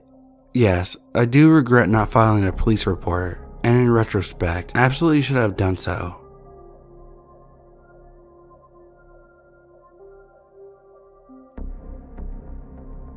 This happened yesterday. It was pretty normal, as I live in a small town off the coast of Lake Michigan, with that normal, everything is chill here kind of vibe. We were celebrating Halloween with trunk or treat, where you trick or treat using the back of people's cars, and the kids were having a blast. Parents were passing out candy, and I was doing my own trunk as well with the family. After everyone went home, it was pretty dark. I got home, got ready for bed, and slept. I woke up in the middle of the night to someone knocking on my door. I was already spooked, so I checked the security cameras to find a tall man repeating trick or treat while swaying back and forth. I immediately called the cops, but while I was on the call, he started to repeatedly bang on the door. When the cops arrived, they found him sitting on my porch, yelling that he wanted the people inside to come out. It was just me and my brother home, but I wanted the cop to stay near us for a little while, so I could feel safe. Later, I was told that this man had done this before, but they let him go with a warning because of his mental state, I guess. This time he's going on trial because he had a knife on him and said he might have hurt us if he had to. I'm so glad I didn't open that door. I will keep you updated if anything new happens. Edit. He received charges, and as far as I know, he'll be spending time in prison.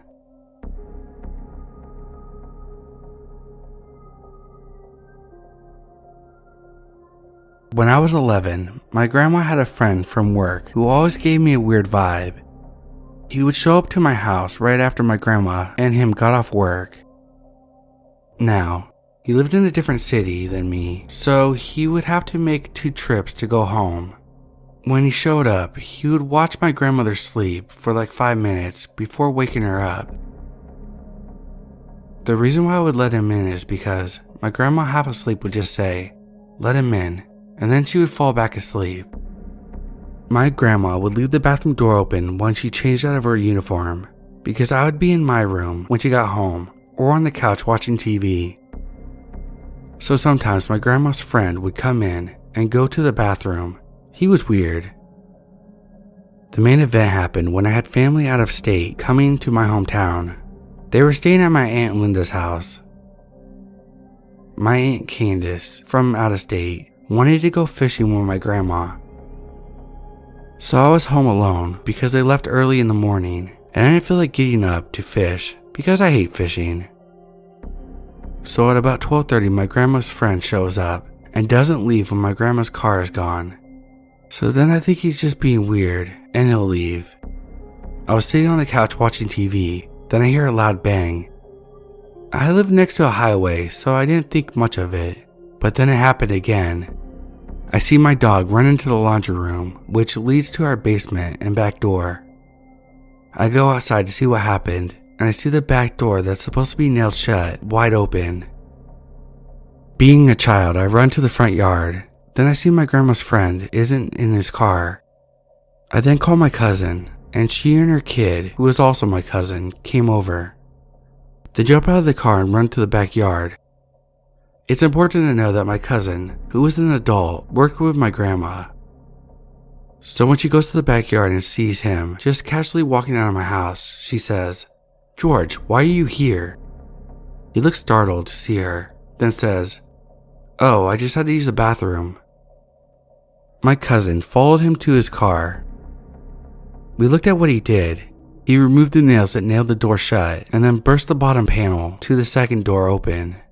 I assume that was the first loud bang I heard. Then he went upstairs to go to the laundry room door. He tried to bust it down, so I think that was the second loud bang. When he was leaving, he was either giving up or going to his car to get something to make it easier.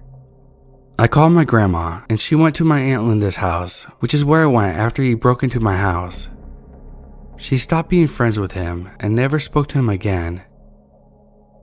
My theories are the following. 1. He heard I had family from out of state, so he thought I was with my grandma, so that no one would be home. 2. He broke in trying to steal pills from my grandmother. 3.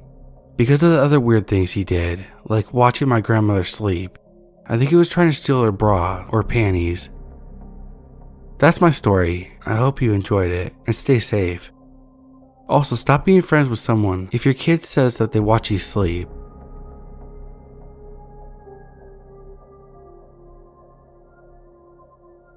I'm a 30-year-old female. This happened a few weeks ago, but I've reflected and would like some advice. I was working from home while my husband was working night shift. Got a big dog chilling downstairs. He's very security aware, but not aggressive. I came downstairs around 9 p.m. to hear, "Hello?" My dog is growling at the front door.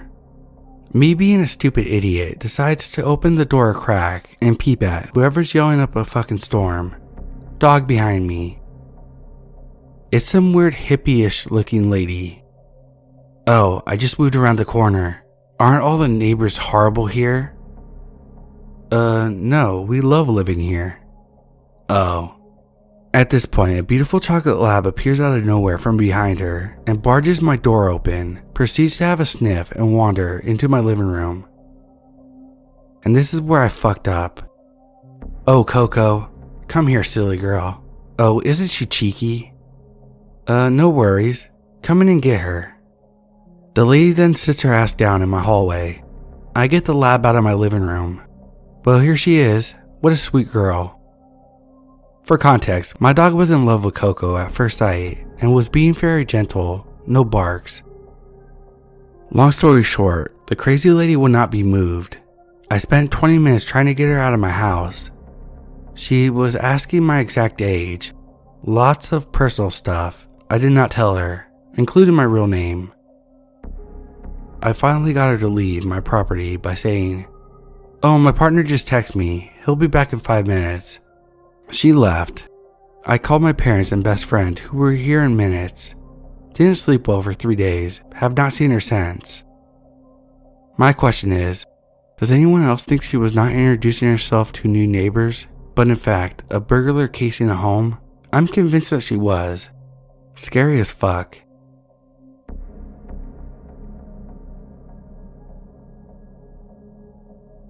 I'm a 36-year-old male. This is many years back when I was still a young teen, around 14 years old. I remember being done with my homework and playing on my Nintendo 64 in the living room. I lived in a somewhat small apartment, which was technically a refurbished basement of a building. The front door started the living room, where the TV is located.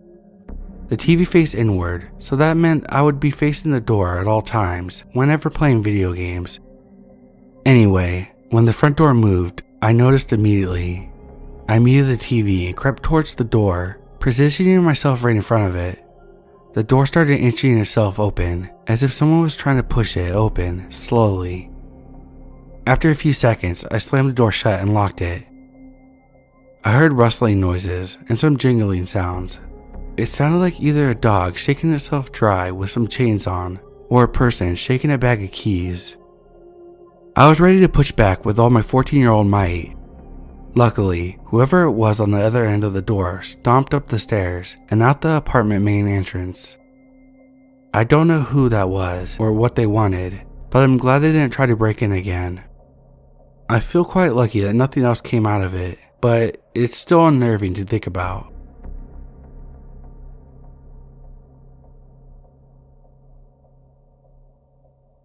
So just to clarify, I was 15 years old and home alone. I lived in a Native American reservation at the time. Shit would happen all the time, hearing things, walking at night you see shadows, etc. The kids would call them skinwalkers, besides the point. This was during the day my mom was at work, and me, well, I dropped out of school due to a medical situation. I had a huge window in my room. I'm talking wide, took about a whole section of the wall, just enough space to fit a vanity and my TV on both sides. I was chilling, smoking weed, walking around my room. I showered at one point and changed. All while a man was sitting at a wooden post directly across from my backyard watching me. I didn't have curtains. When we first moved in, they had ugly blinds hanging up. I tore them down and put up really cool blankets. During the day I would tie them so the light would come in. Arizona is a beautiful state, so to see the desert every morning along with the sunrise is amazing. Hours pass and my mom comes home, and we go to Taco Bell. I vividly remember being on Twitter in my room eating cheese dillas when suddenly a light in the hall went off. So I was like, okay, it's my mom. But then my door opened slightly. My mind was racing at that point. It was 9:30 at night and the lights were off in my room. The only light was my phone. I start calling my cats names. We had 3, and that's when I see him. A tall man, red baseball hat and jeans.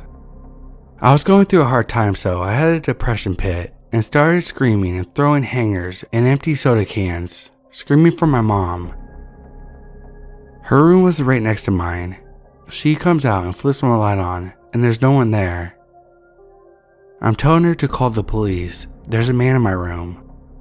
My mom gets her switchblade from her room and walks through every room upstairs until we look down into the living room from our balcony. We see blankets from our guest room on the floor. Then my mom looks at me and says, "Stay back." Being that it was my mom, I held her hand and we ended up downstairs in the office room where the window was wide open. To cut to the end, the man was arrested for breaking into another house, and when asked about me, he was ready to kidnap me and had been watching me. The neighbors called 911 because they saw him trying to get into our gated backyard. My mom saved my life. If it would have happened a few hours before, I don't know how it would have ended.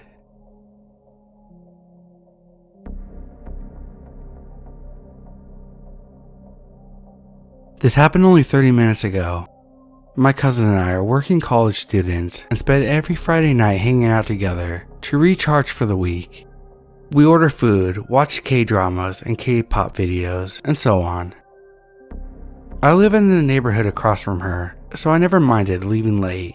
Creepy things late at night only happen to other people, right? Well, tonight, I pulled into my driveway and got out of my car to grab my bags and other stuff. I only managed to grab my bags before I got the urge to look at this stretch of sidewalk that extended behind me. I looked and saw the silhouette of a man walking towards me. Mind you, it's 11:30 at night. I was alone. This man was only illuminated by a streetlight. I went into panic mode. I only had my bag in my hand, so I left everything else in my car and bolted in my open garage. I had not even locked the door to my house before I closed the garage door behind me. I made sure everything was locked and my home alarm was on before I peeked out my front window to see if he was there. Thankfully, he wasn't. What really scared me was that this man had his hands in his pocket. My mind instantly went into, if he has a knife, I'm gonna die tonight. Now, I'm not really sure if my mom was making up this detail or if it really happened in the moment, but I will include it anyway. After I had closed the garage door, I heard laughing and then a light tap on my garage door, like someone was knocking on it. When I got into my house, my entire family was asleep, so the laughing couldn't have been them. In my mind, it must have been him. Looking for a fully equipped self-defense keychain as we speak.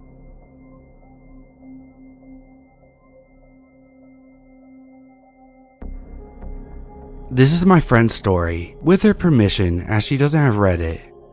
We were arriving at my friend/coworker's house after work. There was 5 of us, with her boyfriend already at home. It was around 10 p.m. As we entered the small duplex, I locked the front door behind me, from habit. Not 30 seconds later, I made it into her bedroom. About 5 feet away, I hear someone trying to open the front door. I proceeded to ask her if her boyfriend was expecting someone else, and they said no. Her boyfriend went downstairs as the person outside started knocking. We look outside to see someone in a hoodie pulled all the way over where his face was obscured from the side. Her boyfriend asked the guy what he needed through the door, and he answered that he was locked out of his house and needed to borrow a phone. Her boyfriend told him no, and the guy says, "Come on, man, just open the door." We said no and to leave.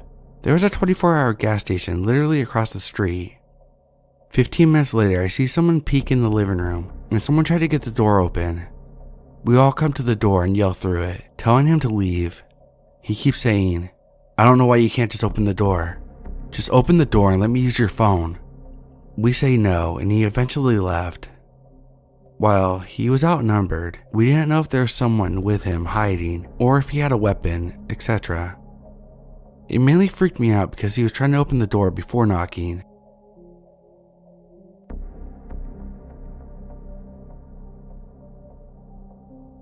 This happened minutes ago. It is 12:16, and it's worth noting that I'm a very small woman, just over 5 foot and about 120 pounds. It's also worth noting people frequently think that I'm in my teens, despite me being much older than that. My husband Phil is in the ER right now, waiting to be transferred to a hospital. He called me and asked if I could pick him up, as they didn't know when his room would be available. I parked my car in front of the house, in the street. There's no driveways or garages in our neighborhood. So I walked out with my purse and keys and got in, then realized, oops, forgot Phil's cigarettes. I bet he'll want them. So I locked the car and went in to grab them. Upon returning to my car, I saw a light coming up the street towards me, kinda slowly, and got this immediate thought of, get in and lock the door and don't move. So I did just that. A car with one headlight pulls up slowly next to me, so much so that I thought they were going to stop to try to talk to me, sending me into mild suspicion. I saw the silhouette of the driver turn and look at me as I crept by. They very slowly made a right turn and my gut said, "Do not move," so I stayed. As they pulled away, I noticed that they had no license plates. Seconds later, they had circled the block and came to a slow crawl behind me again and stopped at the stop sign. I have the corner house and the stop sign is right behind where my car is parked. They stayed for a few seconds and then went straight. I still didn't move. Something felt sketchy. They turned around in a cul-de-sac and stopped at the stop sign that faces the one behind me.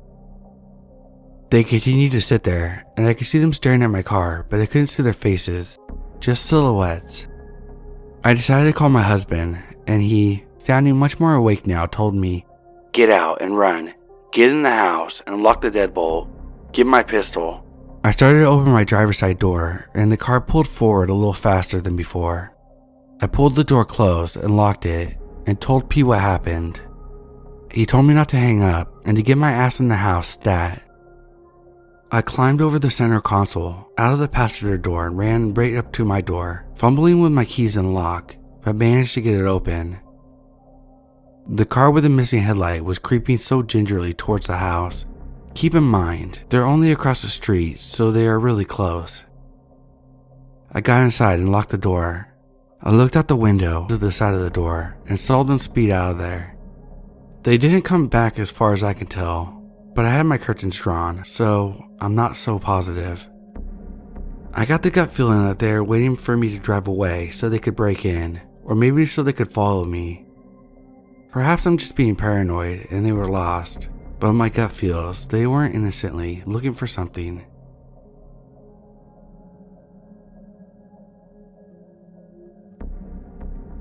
So, I'm home alone. My mom's out visiting family and picking up some stuff.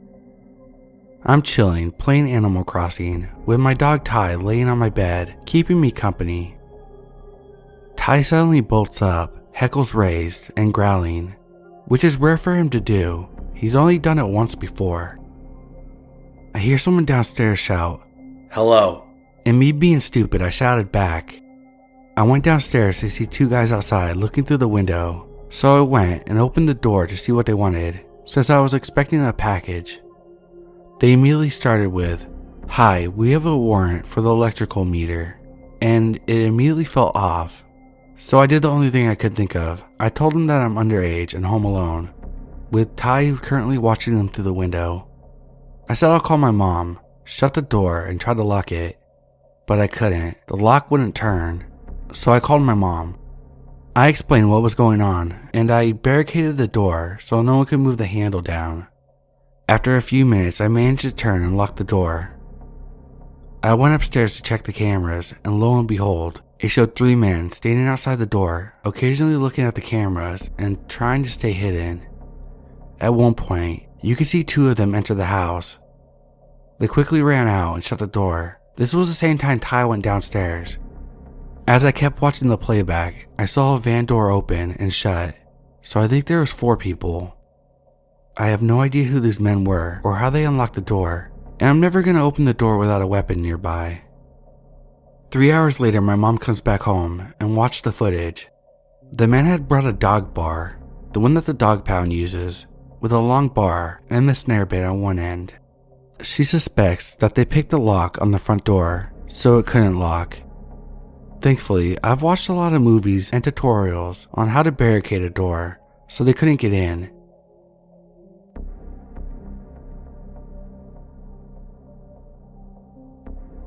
I'm an amateur artist and I've been working on Inktober, an art challenge, most evenings this month. The challenge is to post an art piece a day, so I'm doing some of it in advance. Basically, I've got quite the setup in my dining room right now, with all my materials. I've been working late into the night the past few nights. Since Friday and Saturday night, I don't have to get up for work early the next day. The dining room of my house is connected to the living room, with the living room at the front of my house, and the dining room in the back. My mom is getting new curtains in the living room, so currently there are no curtains on 2 of the windows, except for one that she was testing out, but even that is pretty sheer. My house is in suburbia, and it's on a T road, with my house on the top of the T. So there's a main road that goes horizontally by my house, and then another one that connects and goes directly vertical from my driveway, if that makes sense. We're in the center of my neighborhood, so we don't get much traffic by our house, as it's not a main road that people would use to cut through if they didn't live here. I also live across from a small park, so there isn't a lot of light out at night, other than our house lights, neighbors' lights, and a single street lamp. Anyway, Friday night I was working late on my drawings in the dining room with all the lights on, as I needed to see my work. I had my laptop out, and I was facing my backyard as I was watching TV while drawing. At one point in the evening, I got up and looked to the front of the house for the first time in a while, only to notice a white car on the vertical road of the T, just chilling there with its lights on. After a few seconds of me looking out the window, it started moving, so I figured it was just someone stopping for a moment to figure out directions or something. The houses in my neighborhood all kind of look the same, and my friends have gone to my neighbor's house instead of mine by accident many times, so that's a pretty normal thing to have to do around here. Anyway, when I'm working late again and I get up to see what looks like the same car in the same spot, just sitting there, facing my house with its headlights on. As soon as I get up, it drives away. This is a little past midnight, so at this point, I'm feeling a bit weird, and I go behind the front door, which has curtains on it. I watch for a bit, but the car doesn't come back, so I go back to work. Well, closer to 2 a.m., I get up, and the car is back, just sitting there, facing my house, headlights on. Can definitely see me through the window, at least partially, if not fully. Not totally sure of the angle, as we have one curtain up, and I'm in the back of the room, not the front. But I think they could see me fully, just from far away. As soon as I get up from my chair, the car drives off once again. Now I'm really freaked out, and immediately shut off all the lights, check all the locks, and go to bed. Gonna tell my parents about it in the morning. But yeah, I basically think that someone has been watching me draw through the window for the past 2 nights, and I will likely be moving my art to the basement for the foreseeable future. Not sure why they would watch. I was dressed in a big shirt and leggings both nights, and I have a pixie cut. Not even sure if they would be able to tell my gender from across the road and across 2 rooms like that.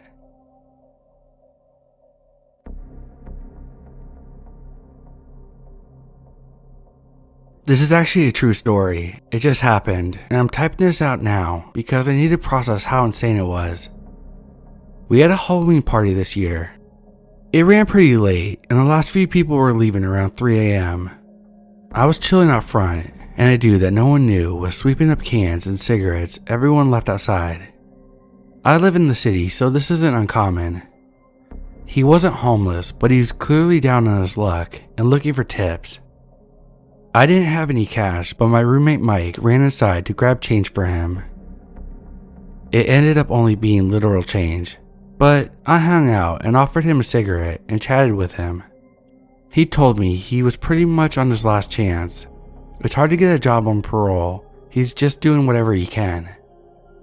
He told me not too long ago, someone working at a pizza shop said that he could sweep their sidewalk, and all they gave him was a quarter and a soda for his efforts. Everyone else was gone, just me and Sidewalk Dude, so I go out for bed. I'm still pretty hyped from the party, so I'm just laying on my bed with my phone for a while. About 30 minutes later, I hear a voice inside my house downstairs. "Mike, you got that soda?" I went downstairs and immediately saw that the door from our kitchen to our mudroom was closed. There's a door from the mudroom to the outside. No one ever closes the mudroom door. It's literally never closed. I went upstairs to get back up, walked to the mudroom door, and said I was going to open it and that they could just leave. Eventually, I got the courage to open it, and no one was there, but the door to the outside was wide open. I closed and locked it, went to the front door and made sure it was locked. When I jiggled the doorknob, I heard the sidewalk guy say, "Still here, just sitting outside." I don't know what would have happened if I had not heard him. But the reason why this freaked me out so bad was that he said, Mike, you got that soda? After telling me the story about the shitty person asking him to sweep and only giving him a quarter and soda, when Mike had just given him change. Also because he was in my house.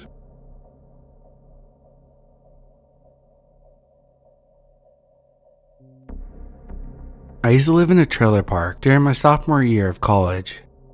It was a really nice city, super liberal, and hippity-dippity. My 2 roommates were off in class, but I took the day off school as our dishwasher took a crap. I was waiting for the repairman to show up. It was one of those ridiculous anytime before 11 a.m. and 5 p.m. type of things. I did not want to wait a day longer as my roommates sucked at hand washing, and I would have to wash them all again as I cooked most of the meals at home, and we had a limited kitchen set. Anyways, I sleep until about 10:45 and the alarm goes off.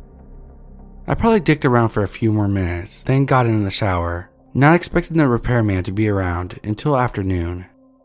I was butt naked and had a full head of shampoo when I hear someone knocking on the door. I start washing up as quickly as I can when I hear more aggressive knocking. Dude is waiting 5 seconds between each volley of knocks.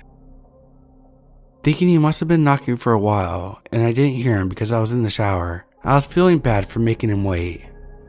As I'm drying off and quickly putting on some clothes, I hear a very loud boom come from the door.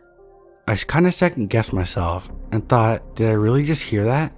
And stopped for a second. Then I hear another loud boom and could definitely make out the noise of my door being forced in and opening. I thought about going into my room to retrieve any of my 3 guns, and then realized that they were still on their cases after my last gun range day with the locks on them. I was almost smiling at the irony of all my preparations for this scenario and got caught lacking the day that it all mattered, naked and afraid. I heard someone call out, "Hello?" and decided to meet my maker in a t-shirt and towel wrapped around my ding-dong.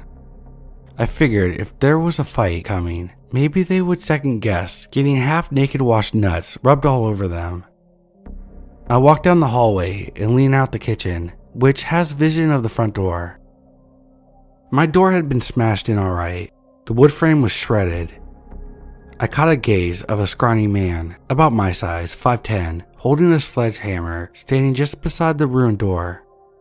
He honestly looked just as surprised as me, and says, "I'm so sorry. I didn't think anyone was home," and then fucking bolts away. I'm as confused as can be, just looking at the smashed door half naked like an idiot. I finally throw some pants on and go outside to investigate, but it was far too late to catch this culprit. My door had 2 huge dents in it, but it held up. Just the frame had been beaten in and left 2 gashes, one where the doorknob was and one where the deadbolt was. I had suspicions that it was not a burglar, so I called my dad and asked him if a repairman he sent had just come by and explained what just happened as best I could. He said he would call me back. I get a ring from him a few minutes later while I'm seeing if I can salvage the door, and he sounds livid. The contractor they sent was mistakenly told that the job was for an asbestos test, typically what has to be done before the trailer is taken to the dump. The guy must assume that the house was vacant and let himself in after a courtesy knock, and got scared when he saw I was home and ran away. The part that made my dad angry was that they tried to say that we had to pay for the damages for some smooth brain reasoning the greaseball manager came up with, and ended with a "see you in court" from my dad. He told me to photograph everything so we can use it as evidence, and he would drive over to help me fix my door as he was only about an hour drive away.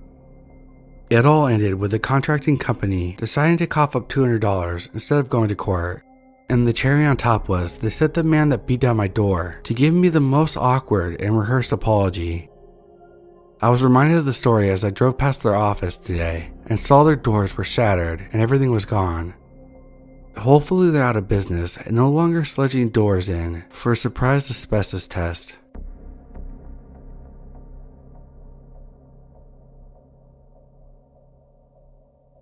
Not quite sure how to start this, but I live in a fairly small town, but it has a huge drug problem. I live with my girlfriend and our 3 cats in an apartment. People continue to leave the outside doors open, despite me taking the rocks out that are holding the doors open. My girlfriend usually leaves for work about 7 a.m. and either wakes me up at 6:30 or 7.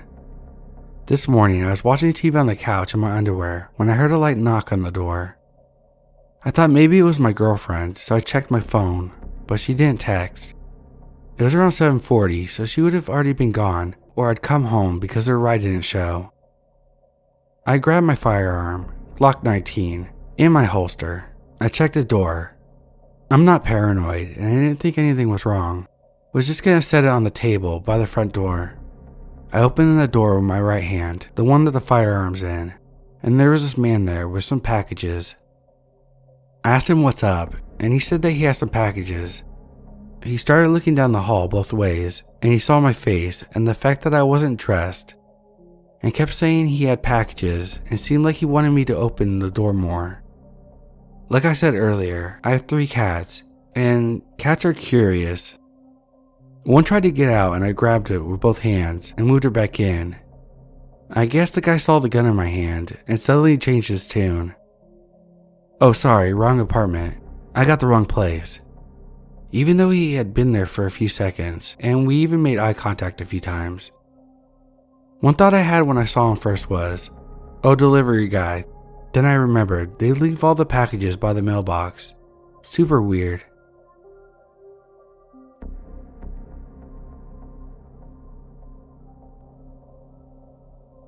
This was back in my single mom online dating days. Good old 2016. I came across a decent looking guy on Plenty of Fish who lived in my hometown.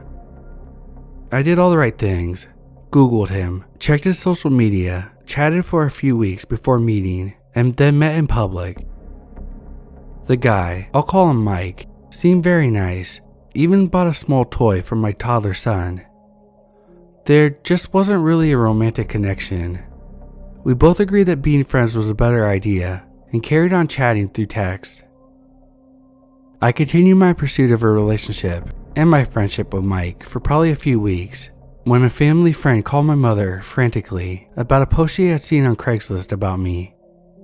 What I found seemed innocent enough, a stranger professing their desire to help me. I was a single mom working at a fast food drive-thru, so it was no secret that I'm struggling financially. I found it more funny than anything, but was also curious. My Craigslist admirer turned out to be a friend of my mother who had a crush on me for some years. I was only 22 at the time, and yet this isn't the creepy guy of the story. The older man admitted that he had made a post while drunk after seeing a listing by me offering sexual favors for money. Pictures of my face photoshopped onto nude bodies, my real name, my workplace, and the fact that I was a single mom living alone, all listed in an ad offering sexual favors for money. I was mortified. Luckily, the post wasn't up for long after the older man reached it and took screenshots. Also luckily, the poster was stupid enough to use their real phone number, and a selfie I had only sent that one person. Mike was catfishing men as me. I chewed him out and cut him off. Looking back now, I wish I would have done more, and thank heavens I wasn't targeted or assaulted as a result of this disgusting creep.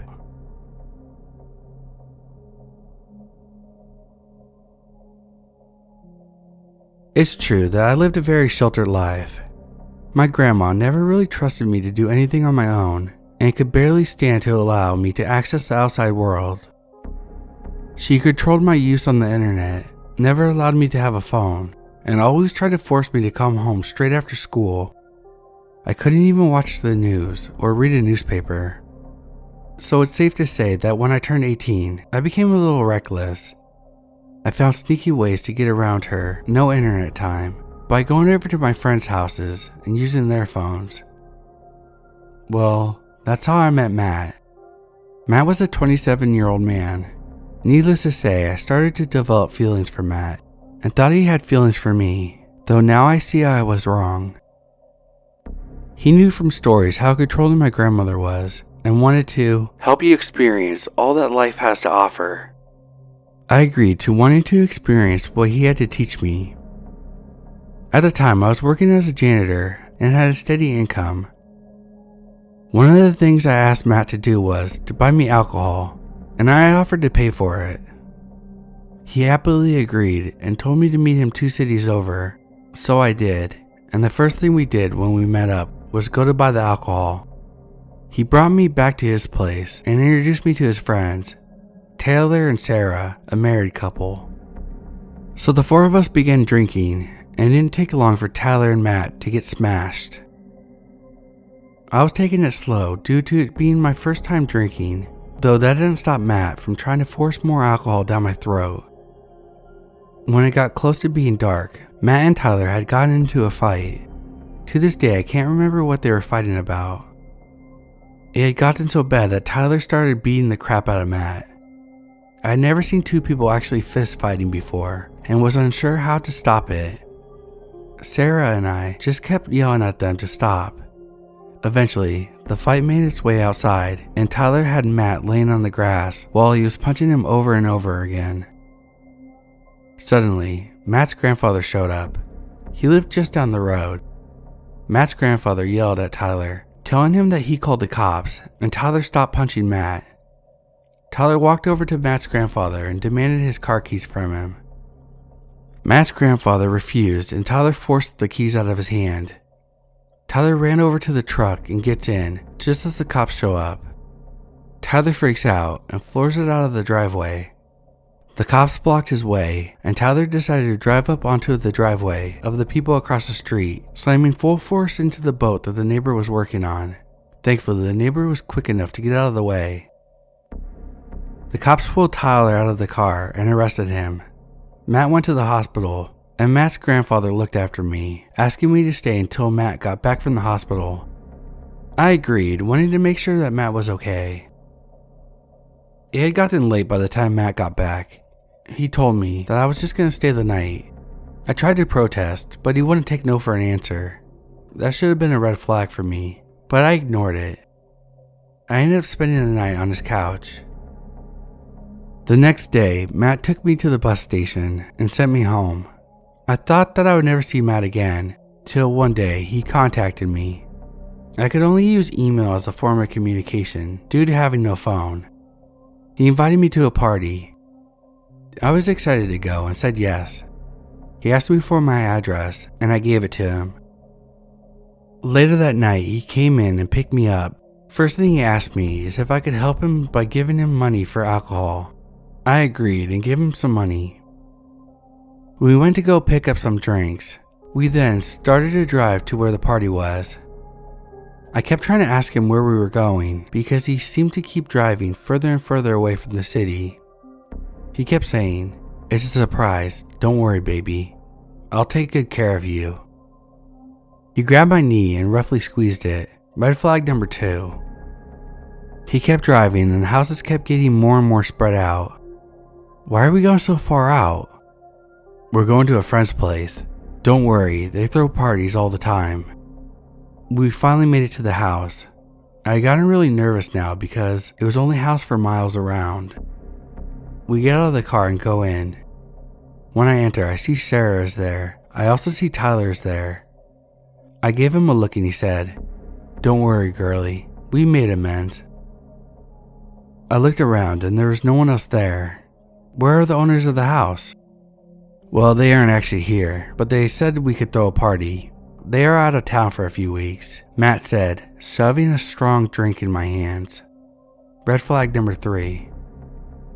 Feeling uncomfortable, I said, "I don't really feel like this is the right thing to do." Matt only laughed and told me to start drinking. That feeling will go away when you're buzzed. When I hesitated, he walked up to me and put the cup to my lips, forcing me to take a drink. I coughed at how strong the drink was, and everyone laughed and began drinking and dancing. Matt and Tyler had quickly gotten drunk, and I'm sure that Sarah was high on something because she quickly passed out on the floor. Later on in the night, I asked Matt if I could go home. He said, "Tomorrow, baby. We are having fun tonight. Come on." He grabbed me by my hands and pulled me into one of the rooms. "We can sleep in here for the night."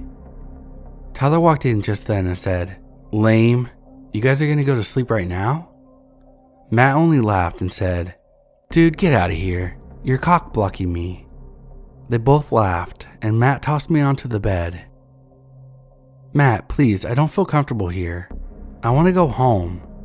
Matt got mad at that point and said, "You are staying here for the night. If you don't behave yourself, I will let Tyler here use you as his own enjoyment." When I started to shake, Tyler leaned over and said, "Chill out, girlie, he was only joking." Matt chimes in, "Was I?" And they both started to laugh. After a few hours of them talking, Tyler left the room and Matt laid down. "Good night, baby." He slurred and passed out. I got off the bed and walked to the bathroom. I splashed some water on my face and tried to breathe. I finally calmed down and walked back to the room and lay down on the floor. I fell asleep quickly. The next morning I get up and walk into the kitchen. Everyone is there and Matt walks up to me handing me some juice. I took a drink and gagged. "Is there alcohol in this?" Everyone laughed and Sarah said, "It's called a screwdriver." I set the cup down. "It's early. I don't want to drink." They all frowned and Matt said, "I've been drinking since I got up. You told me that you would take me home today." Matt waved his hand at me and said, "Tomorrow, babe." The three of them spent the rest of the day drinking and sleeping. Every once in a while, Matt would force me to chug a drink. "You gotta catch up with us, baby. Come on, life is much better this way." I was just asking him if he could take me home, and he would just blow me off. That night, he was so drunk and he forced me to do things I wasn't comfortable with, and in the middle of it all, he passed out. I pushed him off of me and crawled to the ground. I cried myself to sleep that night. Days 3, 4, 5, and 6 were all the same. He kept saying, "Tomorrow, babe," and would force a drink down my throat. Finally, on day 7, the owners of the house came home. They didn't seem worried that there were people there partying, but at least when I asked them to take me home, they were more than happy to do so, though Matt threw a fit and told them that I was joking. I had to wait until Matt drank himself to sleep to ask again to be taken home. I begged them to take me home and told them that I wasn't happy there and how long I'd been there. They seemed surprised and quickly got me out of the house. They dropped me off in my city. I took the bus home and locked myself in my room for an entire week and never told anyone what happened, for fear that Matt would hurt me for telling anyone, or for the fear that no one in my life would believe me. To this day, at the age of 27, I still can't deal with driving in more rural areas in my state. Sure, I could have just walked away from the house at any point, but I was taken to a house in the pitch black and had no idea where I was. I had tried to use Matt's phone to call someone to come pick me up, but his phone was always locked. I thought about calling the cops, but I didn't have the address and was scared that the cops would put me in jail for drinking underage. I didn't want my life to be ruined over this. I was also scared that if Matt woke up and saw me holding his phone, that he would hurt me. I was scared the whole time and always had alcohol in my system, so my thoughts weren't always clear. I was also sleep deprived as I was trying to sleep on the floor for days on end, and if I tried to sleep any time that they were awake, they would wake me back up. I admit that they were all very creepy and refused to even listen to how I felt. Thankfully though, I was able to get out and I never saw them again. From that point on, I was very careful not to trust people so easily.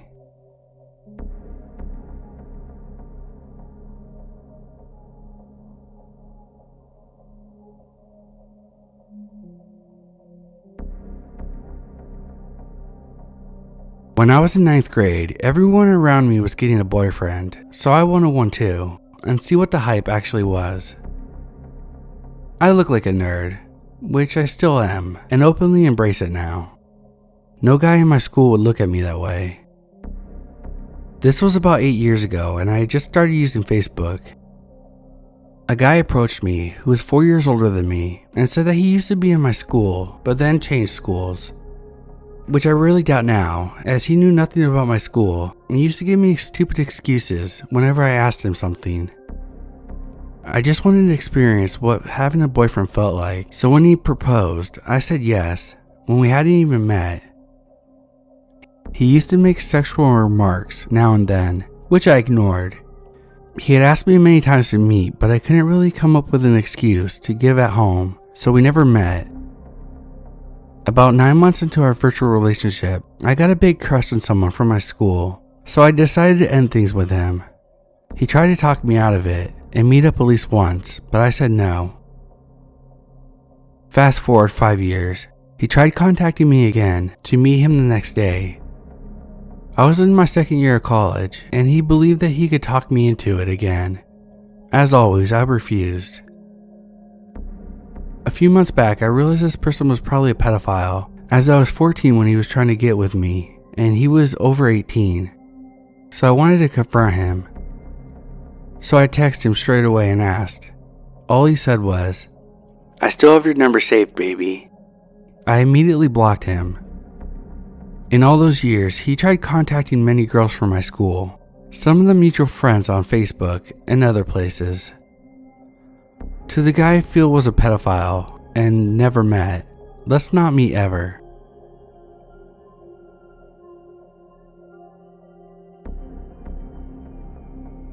A few days ago, I put my electric drums up for sale on Craigslist as I moved to a new apartment and unfortunately had no room for them.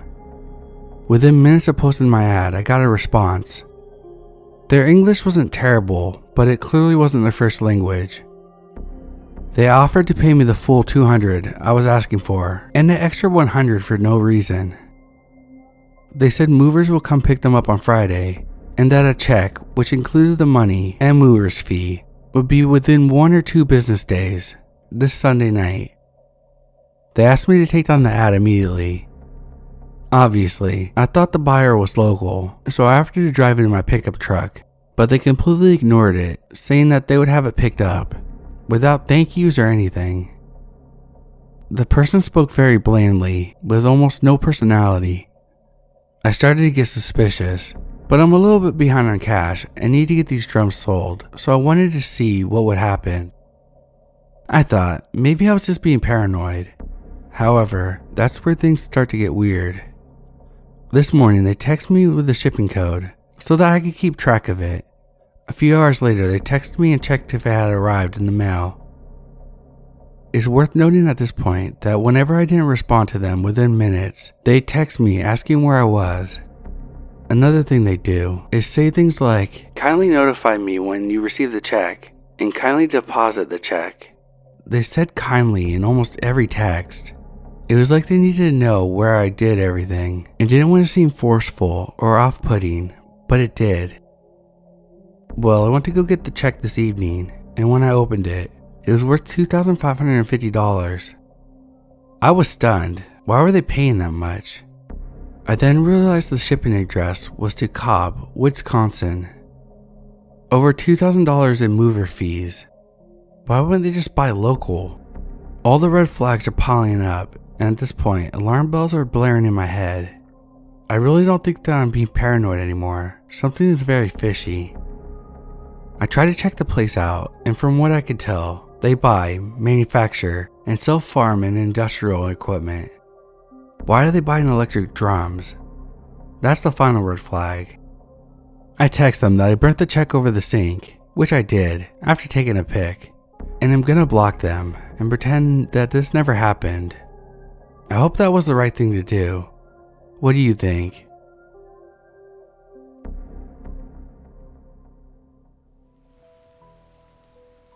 So I'll just throw this one out there. In the early 2000s, when I was 4 or 5, my parents had just gotten a divorce, and my mom started dating this guy. Anyway, my mom started seeing this guy, and he would come to our house regularly. Things didn't seem bad at first, but he drank daily. This wasn't something I understood yet at my age. Let's skip to the bad stuff. So this guy wasn't too bad to my sister, who was 2 or 3 at the time, but he took some sadistic interest in hurting me. He arrived at our house almost every day, and the first thing he would do was take off his belt and start beating me with it. This had gotten to the point where I would hide if I knew he was coming. As for why my mother didn't leave him, he threatened to kill us if she did. Now this one incident that's burned into my memory.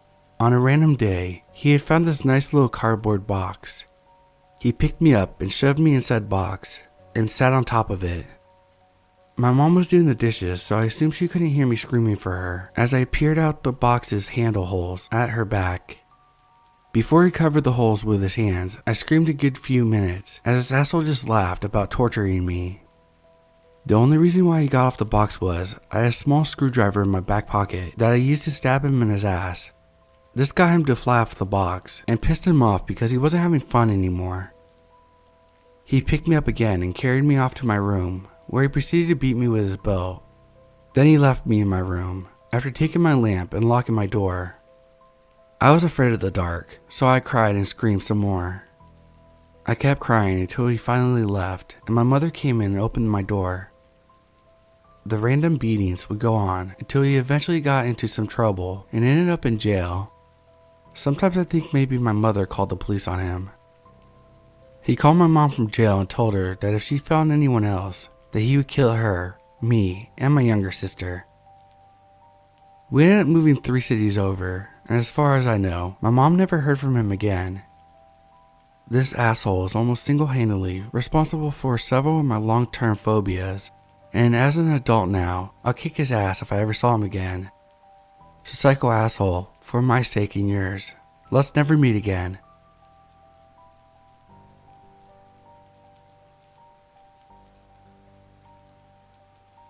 This started a little over 2 years ago when I dated my ex. We'll call him John. He was abusive and cheated. I had issues at home, so I had to stay with him. It was an on and off relationship for 3 months. I broke up with him and moved on. I started dating my friend at the time, let's say Billy, still together to this day. But John didn't move on. He harassed me, my boyfriend, my friends and family for weeks. He called, texted, and even showed up to our apartment. He went as far to have his mom message me on Instagram. I got a harassment restraining order filed against him. 3 days after John received the restraining order, he called me and proceeded to show up at my job. It took 2 weeks for the police to gather the restraining order paperwork before arresting him. He eventually went to court and pled guilty. For the next year and a half, he continued to message my Billy and my friends, and occasionally talked about me. Then out of nowhere, he followed my boyfriend and I into a Goodwill. I called the cops, and after a couple weeks, there's now a warrant out for his arrest. My neighbor has seen him a few times outside of our apartment complex. He also messaged someone I know and tried to convince him to ask me to join a 3-way with him. When he was called out, he claimed that it was a fake account. I am terrified to leave my apartment or go online. He won't leave me alone, even with the restraining order, and he also has a boyfriend.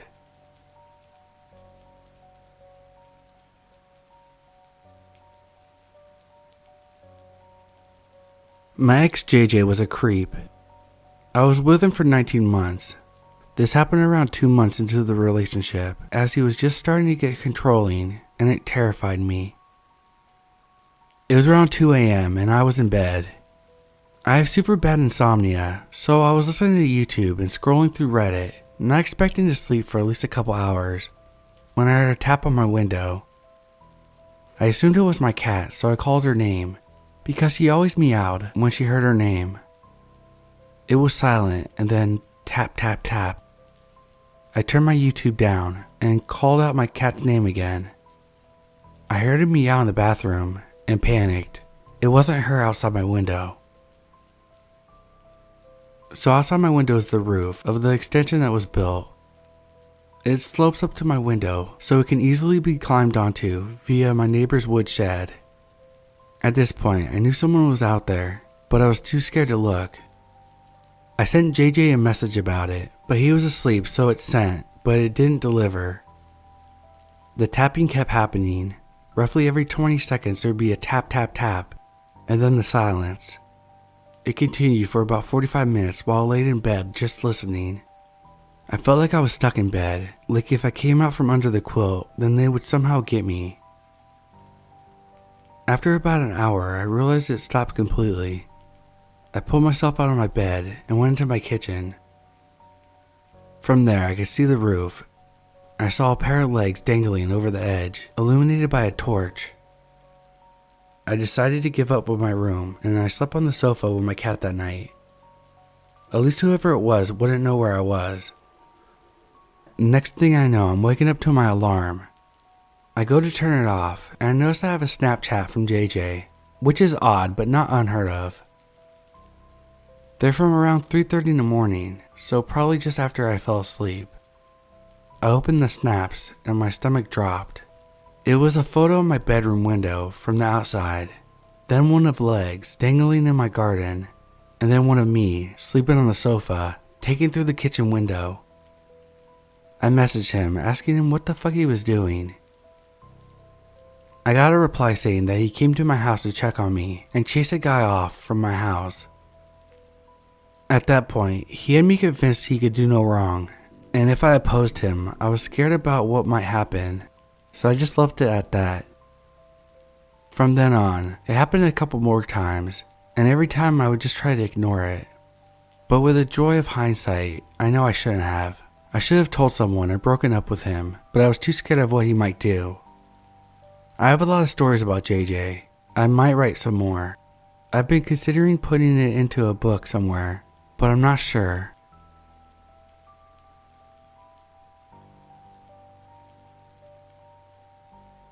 My ex and I broke up about a year ago, and it got very messy. I was receiving DMs, texts, and Snapchats from what seemed like everyone from her hometown. I got everything from calling me names to death threats. I ended up having to block 10 people from 3 different sources of social media, but that's besides the point.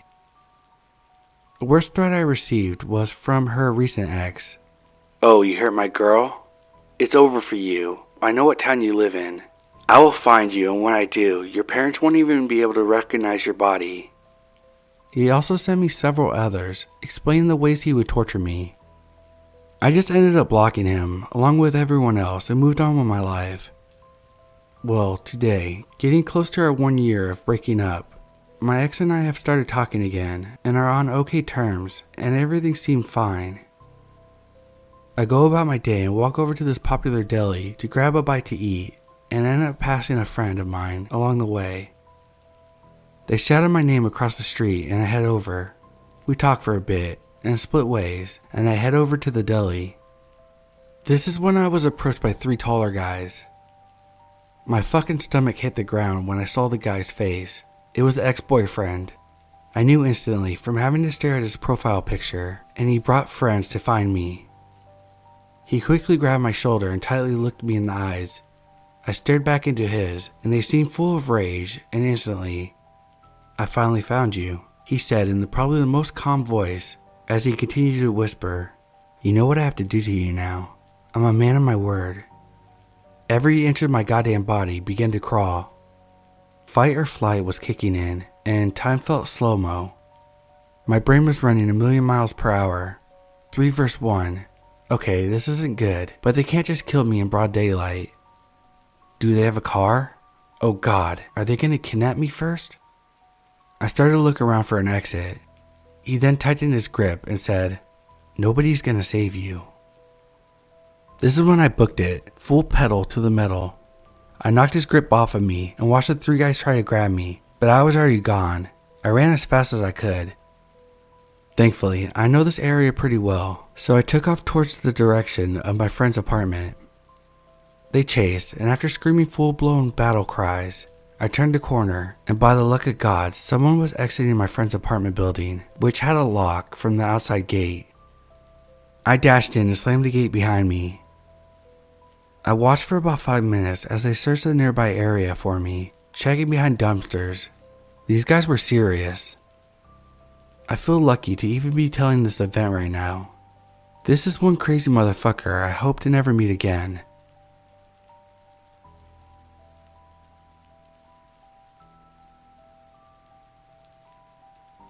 So I matched with this girl on Tinder named Jenna. Jenna and I went on our first date on January 26th. She knew I was out of a long-term relationship and still maintained occasional contact with my ex, Mary. Jenna and I officially started calling each other boyfriend and girlfriend around mid-February. 3 days ago, while I was in a shower, she goes through my phone and reads old messages between Mary and I. A few casual ones, and a few very affectionate ones before Jenna and I started seeing each other, or even met. Jenna packs all her things and is heading out the door when I get out of the shower, with my phone. She texts a bunch of people saying things like, "I'm an asshole," and "Mary is a manipulative bitch." She hacks into my Facebook and makes a post calling Mary a whole slew of names and blocks several of my friends. She does the same thing with Twitter.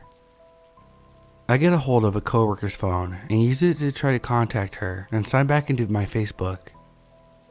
Once she realizes I did, she changed my password and my email passwords as well. Eventually, she tells me she wants to talk this out, and we meet at my place. I play along so I can get my phone and passwords back. She gives me my phone and makes me call Mary, telling her that I'm cutting her out of my life. I got a hold of Mary earlier and warned her that something like this might happen. We both have a background in theater, so we had a very convincing argument over speakerphone so Jenna could hear. Jenna gives me my passwords and I immediately change them. I tell her that she should leave, and she doesn't understand why I want her out of my life. She goes home very upset about me breaking up with her over this. Jenna starts posting and commenting on Facebook, and I block her. I block her on everything, and she begins calling me over and over, not saying anything when I answer the phone. I block her number. I start receiving the same calls over and over again from a number in Colorado. I live in Canada. Eventually, I go to my phone provider and change my number. I also changed the locks on my door in case she took a key. Next day, she makes a Facebook post calling me a piece of shit, and she hacks into my alt Twitter account. I tell her if she calls me one more time or posts one more thing about anyone I know, I'm calling the police. So then I get an email that my application for a credit card with a bank I do not use has been approved. I call the bank and tell them what's happening, and they froze the account. Several friends told me to call the police, and I finally realized enough is enough. The police come and tell me that she has some sort of file with them, and that her name isn't Jenna, it's something completely different. They issued a warning of harassment, and if she tries to contact me again, I call the police and she'll get arrested. On Monday, I have to call the fraud people and get my accounts frozen and investigated and stuff. I realize this is a lot, but this is actually a pretty bare bones version of the story. Basically, the reason I'm posting this is now that the police got involved, and I've had my locks changed and my number changed, I'm starting to feel emotionally damaged of being abused and harassed by someone I was actually starting to care about, and I don't know how to deal with it.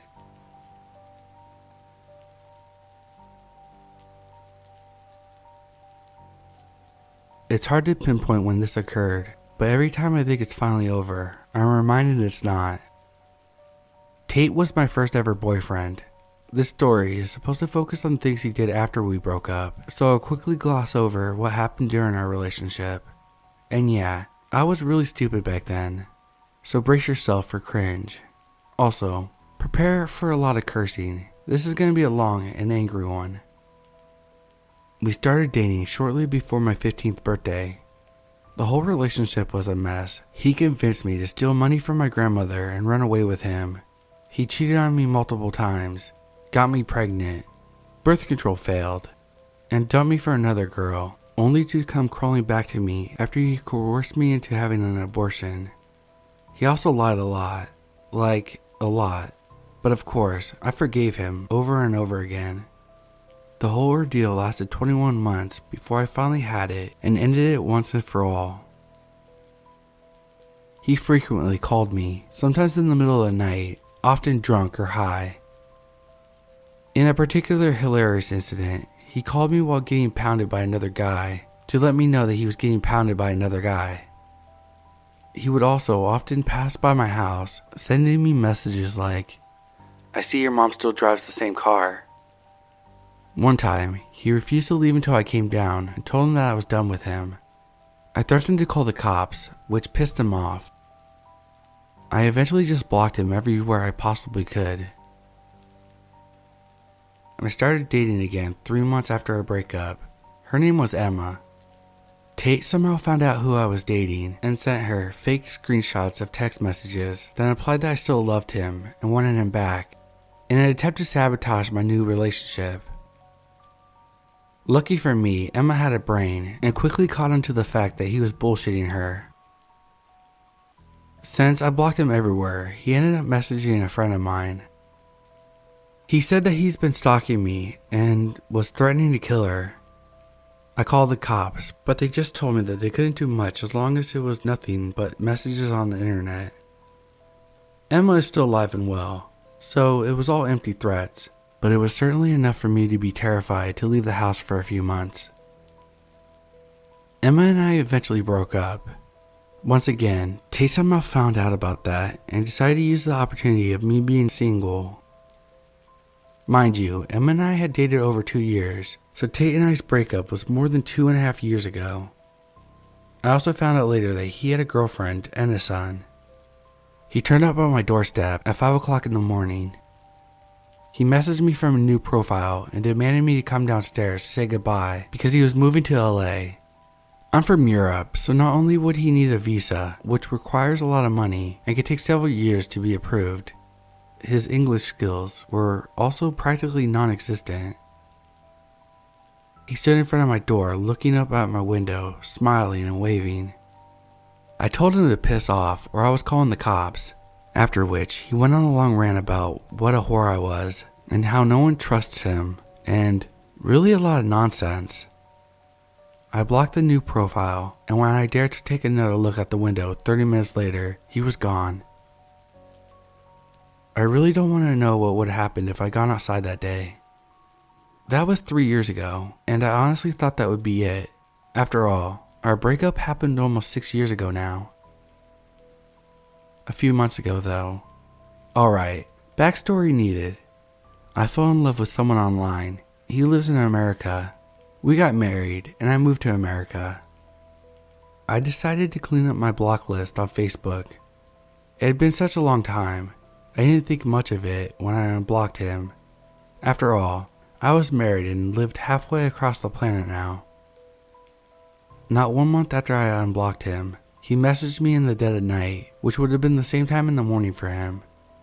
Hey, I was just about to stop by when I remembered that you live 5,000 miles away now. How's it going? I straight up have no idea how he knows I moved to America. Profile on Facebook is set to private. I had a mild anxiety attack even though I knew he literally couldn't touch me.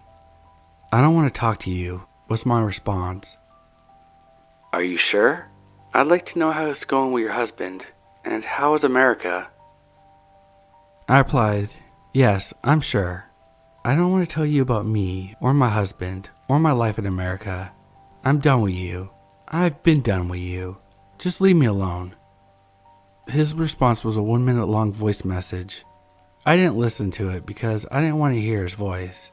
Instead, I forwarded it to a friend who listened to it for me. According to her, there was a lot of rambling. He apologized for the voice message, saying his cab driver had punched him, which leads me to believe that he was either drunk or high, again, and how he still likes me, and that he would love to stay in contact, and if I wanted someone to talk to, he'd be there. The rest was unintelligible, as there were sirens in the background. I never replied. Instead, I blocked him, again. Every time something like this happens, I think it's the last time, but at this point, it feels like I'll never fully get rid of him.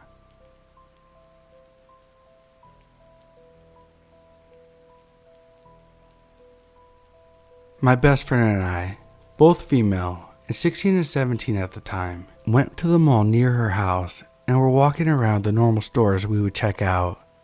We saw this cute guy, 18 to 19, but I didn't know how to approach him since we were social outcasts. He must have noticed because he came to talk to us. After a month or so, I started dating him for about 5 months or so, and I'm introduced to pot and mushrooms. A few weeks to a month into the relationship, he tells me about a girlfriend he had back in Tennessee that cheated on him when he moved down south.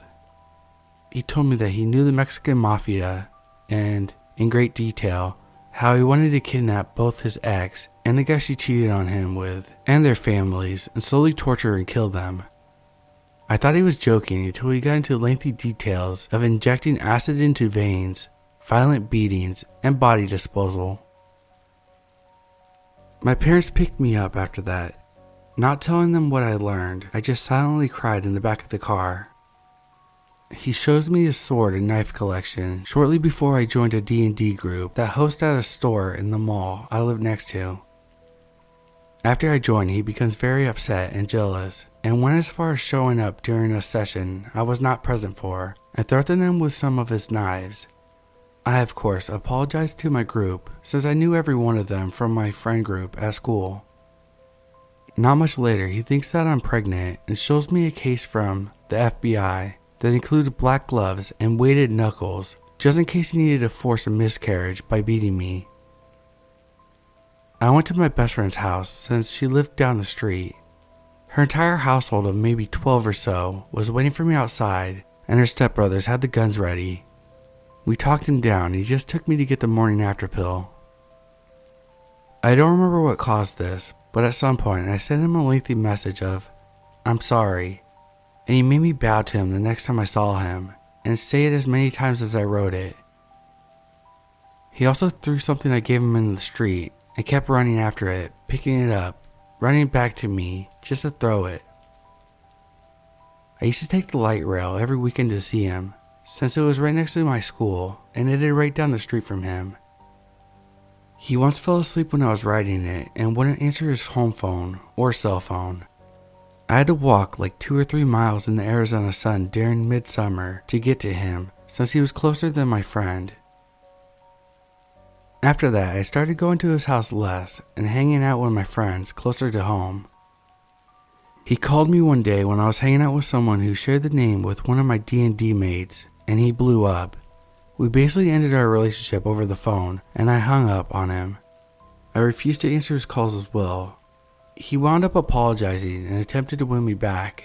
I refused, and he started threatening driving into my house. I don't remember having any physical or visual interactions with him since. I don't think I would have been able to leave him if we didn't have that fight over the phone. I'm terrified of what would have happened if I managed to try to break up with him in person, or worse, if we had gotten married, which he mentioned while trying to win me back that he was going to ask me to marry him. I had another piece of shit boyfriend a few years later for about a year, and it caused additional mental trauma. I don't want to go into too much detail really, but he would make me watch him punch himself in the middle of the head or bang his head against the wall. It was as if he was punishing someone else with how much he put into it. Both of these men could have easily done something terribly worse if their relationships had not ended. I refused to date anyone 5 years after that relationship. I wanted someone to connect with me and didn't change after we started getting physical.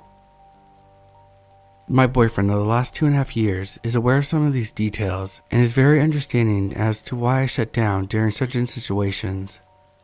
He's been trying to help me open up to him since I only ever had one other normal relationship and hadn't had another person care for my feelings and opinions for a long time. He can tell when something's wrong and will keep asking me until I tell him, since he knows I'll still shut down but want to open up to him. In the time I've been with him, I found myself crying with him beside me because I can't believe I found someone so sweet to me. It happened quite often at first, the crying that is, but it's since slowed down. Still happens though. He's been with me through so much.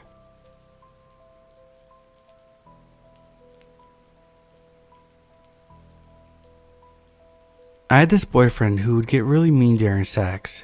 He would choke me harder sometimes out of nowhere and give me this weird look.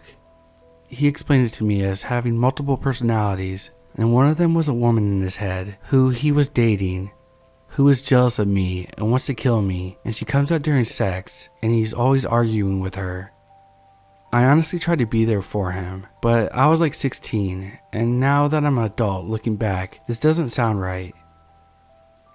I remember after a small argument, he would sit in the corner holding his legs, shaking back and forth, catatonic, for literally hours. But he really wasn't catatonic, because if someone else would step into the room, he would suddenly snap out of it. He was as normal and charming as he could be in public, and around his friends. This stuff would only happen when we were home alone. He would even write me letters in different handwriting, and they'd either be nice or mean, wanting to get rid of me. He's happily married now.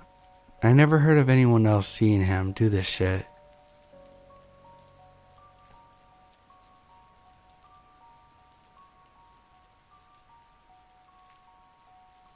This happened about 9 years ago.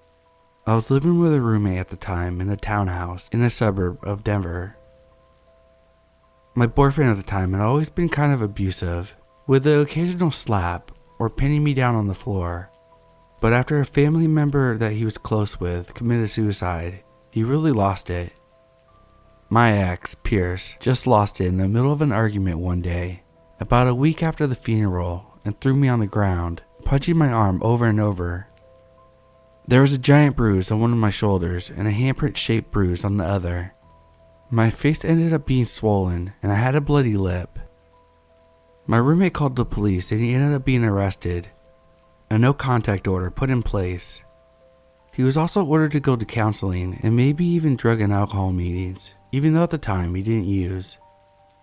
Fast forward a few months, I'm living with this roommate because I was completely financially dependent on Pierce. My roommate took it upon herself to pay for me to get my GED. That woman was a saint. I just needed to throw that out there. A lot of my time was spent studying for the subjects. After everything, I was very agoraphobic, but I managed to forge some online friendships, and maybe even something more with a generally kind guy. One day, Pierce's grandmother stopped by to take me to pay my phone bill. She lived close by in the same townhouse complex, and was more or less right behind where I lived. I remember it being the first beautiful and slightly warm day after a long winter, so I opened up all the blinds to let the sunlight in, and left them open when I left. After paying my bill, Pierce started calling her. I wasn't too concerned, because I knew he was supposed to be at his court-mandated counseling shortly. I couldn't hear what he was saying, but his grandmother told him that we just had to stop by a McDonald's. Again, not an issue at this point. I eat my Big Mac or whatever, until maybe 3 minutes later, Pierce calls again. His grandmother tells him that she's probably going to be home in about 10 minutes. The call ends. I finish my food and we leave. Again in the car, about 2 minutes away from where I live, Pierce calls again. I still can't hear his side of the conversation, but his grandma tells him the intersection we just passed, and suddenly, I have this terrible sinking feeling in my stomach. I know something's wrong, but I can't identify what. But I know in my heart of hearts that something was very wrong. I considered asking his grandmother for help, but for context, his grandmother, on multiple occasions, watched Pierce hit me or try to strangle me, and openly expressed disgust at how I can't help but piss him off. The same lady that knew her daughter, Pierce's mother, broke Pierce's nose when he was 6 because he saw his mother flip off someone and copied her, and did nothing to intervene or let her know that that wasn't okay. The family member Pierce was mourning for often told him that he was a fuck up, and was probably the most verbally and emotionally abusive person I've ever witnessed in real life, or movie, book, whatever. So this family's just super fucked and abusive to other people, to each other, so I'm completely alone in the situation. Anyway, his grandmother pulls up in front of where I live, and I notice that all the blinds I had opened are now closed. We go inside, and once she leaves, I walk upstairs to my room and see a random Word document open on my computer. Pierce had written a whole page worth of shit, but I only pay attention to the words that are written on the top. I read your emails. Immediately, I know that he had seen the emails between me and the guy I met.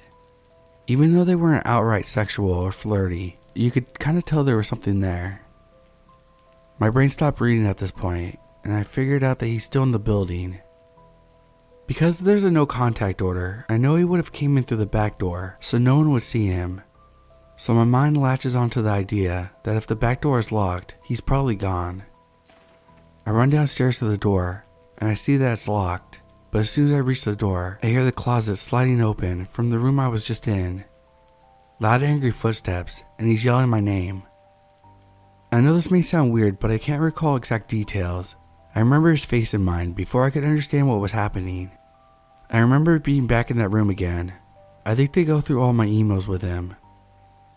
I remember him slapping me hard in the face, over and over until I got dizzy. I remember somehow convincing him to let me use my phone to respond to one of my roommate's texts. I don't remember what I said, but I remember that she called right away.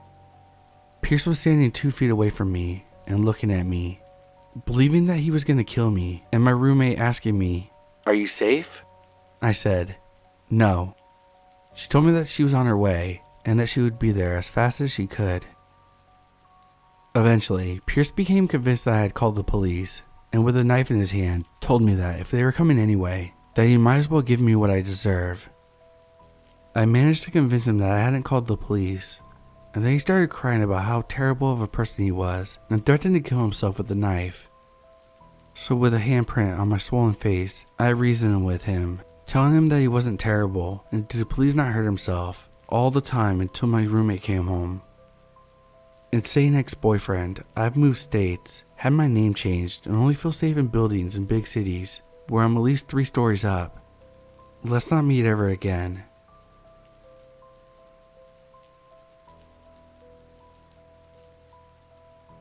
Just want to start off by saying that the story occurs over a couple of years. It's been a long time, and it's really hard for me to type this out because it makes me feel very anxious to this day. Some of the time frames are a bit cloudy for me. When I was 15 or so, my mother reconnected with an old crush of hers from her junior high school days, Wayne. Soon after, they started dating. At the time, I thought it was pretty cool because I actually went to school with his son, same grade as I was, Brandon. He had 2 other kids as well, both younger, James and Allie. I didn't actually see Wayne very much in the beginning, as he and my mom would often go out or hang out at his place. One night, I got a call from him sometime close to Christmas, asking what I would like for a gift, which I thought was strange because I barely knew the guy, but I just assumed that he was trying to get on my mom's good side, so whatever. He started coming around more, and I remember just something about him sent alarm bells off in my head like you wouldn't believe. He just gave me the freaking heebie-jeebies. Wayne moved in very soon into the relationship, and I just chalked up my uneasy feelings about him to him and my mom moving too fast in their relationship. Fast forward some time. My mom was working at a liquor store, and I was home alone with Wayne. I can't remember what this was over, but we got into a heated argument. I was young and full of teenage angst, so who knows. Next thing I know, he headbutts me, and I was so shocked I didn't know how to deal. I told my mom, but nothing happened. Eventually, he managed to convince my mom to quit her job because he could financially support us. She also had back and knee issues, so she agreed. Then shit started to get fucking weird. I suddenly got a peeping Tom who would peer into my windows late at night in the summer. I would notice because I saw someone, or my neighbor would see someone. At one point, someone saw him taking pictures outside my bedroom. Not sure if I was home or not. The police were called, but of course they can't do anything if they can't actually catch the guy. I was terrified. I'm so uneasy sleeping if windows are low. Wayne took action and convinced that he could take care of the family. Such a hero. He convinced my mom to get a security system, which cost a fortune, and that had to be paid monthly. He convinced my mom to get a dog, Coda, to keep us safe. Turns out, Wayne had hired people to look into my window. In the winter, I could see footsteps all the time that led to my window. I didn't learn that it was him until much, much later. I'm not even sure how we found out. He started getting physically abusive with my mom, me, and worst of all, poor little Coda. I would just hold her and cry because I felt so bad for her. We felt totally trapped financially and felt scared of whoever this dude was peering into the windows at night. We were scared. We were absolutely fucking terrified. One night, Wayne didn't come home. My mom called him over and over and over, and he wouldn't answer his phone. When he did arrive home in the wee hours of the morning, his clothes were ripped, he was dirty as hell, covered in blood. Wayne claimed that he was mugged. Not long after this incident, homicide detectives show up at my house. When they did, he pushed me away and tells me that he will speak to them in private.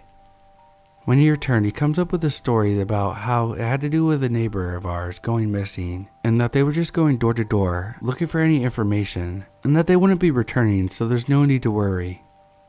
A couple weeks after this, a truck was found abandoned, and they found a body. There was a murder. The accused was a neighbor of mine. Honestly, it's never been proven, but there's no doubt in my mind that Wayne had something to do with it. And here's where we learn that Wayne has a crack addiction. He was a huge dude. You'd never guess by looking at him that he had an addiction to drugs, hence why it took us so long to figure out. It all came to a head one night. He and my mother started to argue. I heard banging come from the bedroom, and I went in running to save my mom. I found my mother huddled in a corner in their tiny ass bathroom, and him on top of her beating her. I screamed and grabbed at him, begging him to stop. He then turned on me, grabbing me by the neck, pushing me up against the wall by my neck, and punched the wall directly beside my face. He let me go and I went running. He had purchased an old-timey battle axe that happened to be sharpened, and it hung on our wall. He grabbed it and started chasing us with the axe. I thought we were gonna fucking die. Now, just a note, my mother tried calling the police when they first started arguing, but they didn't come. As he was chasing us with the axe, I had dialed 911 on my phone. I was screaming, begging for them to come. In this whole mess, I don't know how he stopped or why, but he just left. Once the cops got there, he was already gone. He did eventually get caught and charged. We, of course, were summoned to testify in court. My poor mom was too scared to testify, so she refused. We still had to go to court though. We saw him in the courthouse, and he gave my mom the most sinister fucking grin I've ever seen. He was pleased with himself. He felt no remorse. So honestly, Wayne, I hope I am never so unlucky that I have to see you again.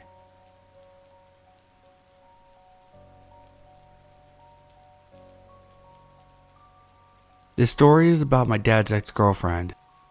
My dad has horrible luck with women. He's like a crazy magnet.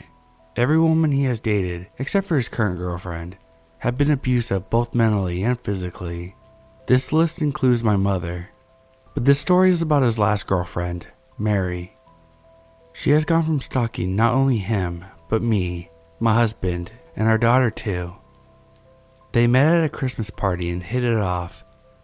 He had just gotten out of a bad relationship with a different woman that he had been on and off with for 3 years. She was the classic narcissist type. Well, Mary seemed different. She claimed she was also just getting out of an abusive relationship. They went out for a few months, but she never let my dad over to her place. He didn't find it weird at all until he received a call from a man who said Mary was his wife and wanted to know how my dad knew her.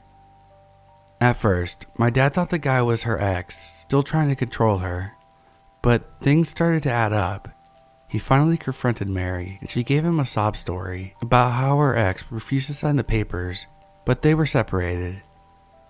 My dad did a bit of digging, and he even talked to Mary's parents at one point. He found out that not only was Mary definitely still married, but she wasn't separated from her husband. As far as everyone in her life knew, she was happily married. Needless to say, he broke up with her. She lost it, started showing up at his work, calling in the middle of the night, texting him 50 times a day, all that good stuff. My dad moved states twice and changed his number several times to try to get away from her, but she always found him.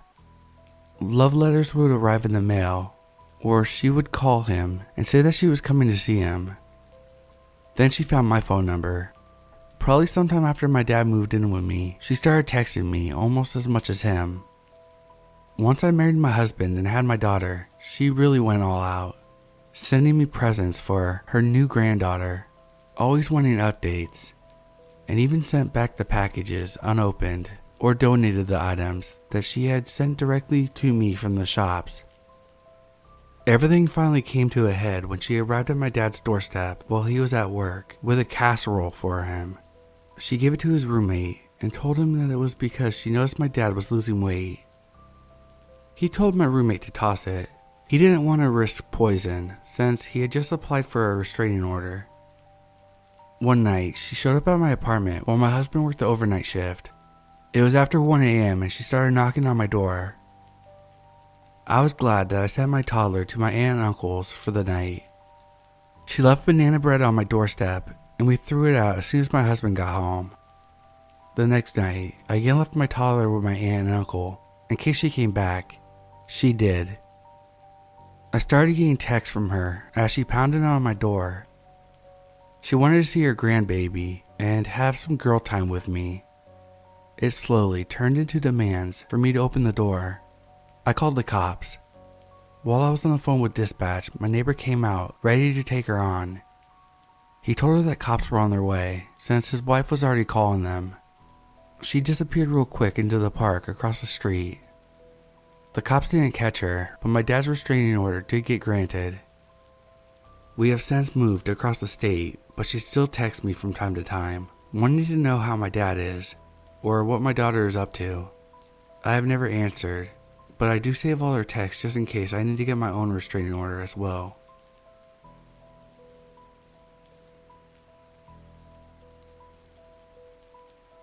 This event requires a bit of backstory. In early 2014, my best friend Lily met a guy named Nathan at a club through one of her friends from her college. She and Nathan instantly hit it off and were officially dating within a few weeks. It only took a few months for Lily to fall head over heels for this guy. Before long, she was even telling me that she thought he was the one. I was happy for her experiencing some good old college romance.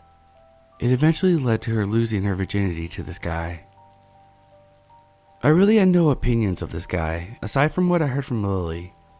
From what I heard at first, he sounded like a nice guy who just had a lot of bad stuff happen to him. This guy had some serious baggage. He had a poor background and lived with his grandmother. I can't remember if he ever told Lily about his parents or not. He had a 3-year-old son named Isaac, whose mother was a drug addict. Lily was in love with Nathan so much that she was willing to stick with him and help him with some of the drama. In spite of hearing so much about him, I only met him twice. Once when he picked up Lily from work. We work at the same place. And the second when... I'll get to that. However, things first went downhill when Nathan broke up with Lily in September. He had recently become a rookie police officer and was moving to another city for more training. He said he would come back for her. Still, Lily was devastated by this. But unexpectedly, he was back in town within a month. This whole episode fell off to me. Lily and Nathan tried to start things up again, and things were starting to look up for the couple. That is until Christmas rolled around. In something straight out of a soap opera, Lily broke up with Nathan on Christmas after finding some damning information about him. After he broke up with Lily in September, he apparently went and slept with one of his cousins and got her pregnant. His cousin later had a miscarriage, and to add to that, Nathan revealed that he had both chlamydia and genital herpes. He knew he had both of these, yet purposely didn't tell Lily in order to have lots of unprotected sex with her. Lily got herself tested. While she didn't contact chlamydia, she tested positive for genital herpes. As expected, she was devastated by this and went through a brief period of depression. It quickly became apparent that Nathan was not the type of person Lily thought he was. He was sexist, a womanizer, a cheat, and a liar. He had sex with multiple women and, just like Lily, he kept the information about his STDs a secret. He even tried to turn all his friends against Lily, saying that she broke up with him, and even tried to drive apart Lily and Yasmina, the fiancée of one of Nathan's cousins, who was now close friends with Lily. Lily didn't stand for this and made sure the truth was known. She talked to Yasmina and her fiancé about it, and they eventually kicked Nathan out of their place. Word began spreading around Nathan's community about his wrongdoings, and even his backup girlfriend broke up with him. It wasn't long before Lily was taking self-defense and gun classes. Nathan knew where she lived, and obviously had some weapons training due to being a rookie police officer, a job he soon lost. She often told me that she was somewhat afraid of him. Mostly she was furious. If he ever tried to hurt her, I'm sure she would have blown his brains out. Anyway, my second and final encounter with Nathan was at the tail end of this drama earlier this year. My first encounter with Nathan had been brief, but afterwards, Lily had told me that Nathan had been initially jealous of me due to the fact that I was a close guy friend. We were friends since toddlers. While our first encounter was brief and under friendly terms, our second encounter was far from that. I had a morning shift at work that day and had just ended my shift. It was early in the afternoon, so I was hurrying up to my car to get out of the heat. As I walked to my car, I quickly noticed Nathan leaning against the car a few rows away. As you expect, I was furious upon seeing him, given all the crap he had caused my friend. I assumed that he was waiting for Lily or something. I only chuckled because Lily was on family vacation in Montana at the time. I decided not to confront him. I was always keen on listening to Lily and gave my 2 cents, but for the most part, I had been successful at staying away from the drama. Suddenly, Nathan turned in my direction and immediately stood up completely. He tapped on his car, and who I assumed was a friend of his stepped out. They began to power walk in my direction. Wasting no time, I jumped in my car, started the ignition, and pulled out of my parking spot. As I did, I heard a loud knock on the back of my car. I looked in the rearview mirror to see Nathan punching the back window in some attempt to stop me. I kept going. I was almost out of the parking lot when I looked in my rearview mirror again to see his car speeding in my direction. I sped out of the parking lot with him right on my tail. He continued to follow me for several streets. There was no way I was heading home with him following. I ended up taking the craziest detour in my life, pulling on and off feeders, driving through parking lots, driving circles in neighborhoods. I did it all. Eventually, after about 25 minutes of me driving, I lost him. I drove around a little while afterwards in order to make sure I had officially lost him. When I got home, I called Lily and told her everything. She thought about calling the police, but before we could decide on whether or not to do that, Lily got a call from Yasmina, who had been spying on Nathan for Lily for quite some time. We learned that Nathan had apparently packed up all his stuff from where he was living and had taken off. He was gone.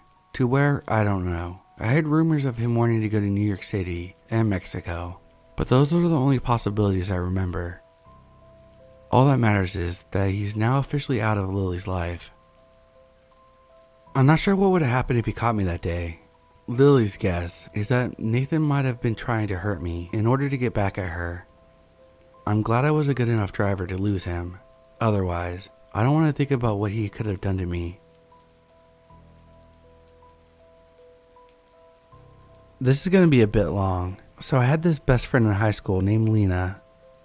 We were friends for about a year and a half, and we would spend almost every weekend at our house, listening to music, watching scary movies, and gossiping. She was just a little bit crazy, the type of girl to beat up her boyfriend's exes, unprovoked. She actually did that once, and catfish people. I say we were best friends, but actually it was more like I looked up to her, and she liked that she could boss me around and hang out with me whenever she pleased. She was extremely manipulative and two-faced.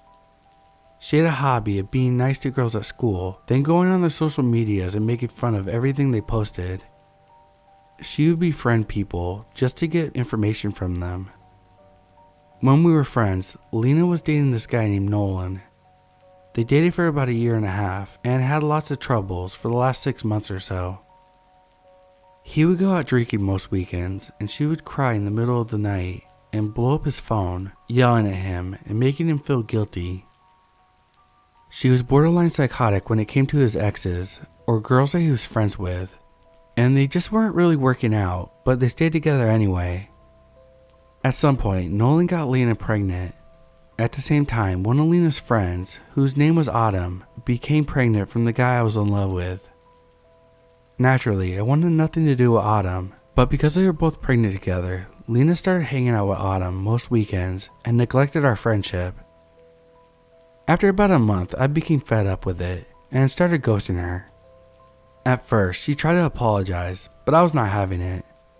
Since the other girl was dating the guy I had been in love with for 2 years, and I was jealous and childish. So eventually, Lena got pissed at me and stopped trying. A few months went by and Lena had the baby. Nolan and Lena stayed together to take care of their son, but their relationship was absolutely horrendous at this point. She cheated on Nolan, and he decided he wanted out of the relationship, but continued to see his son and buy things for him.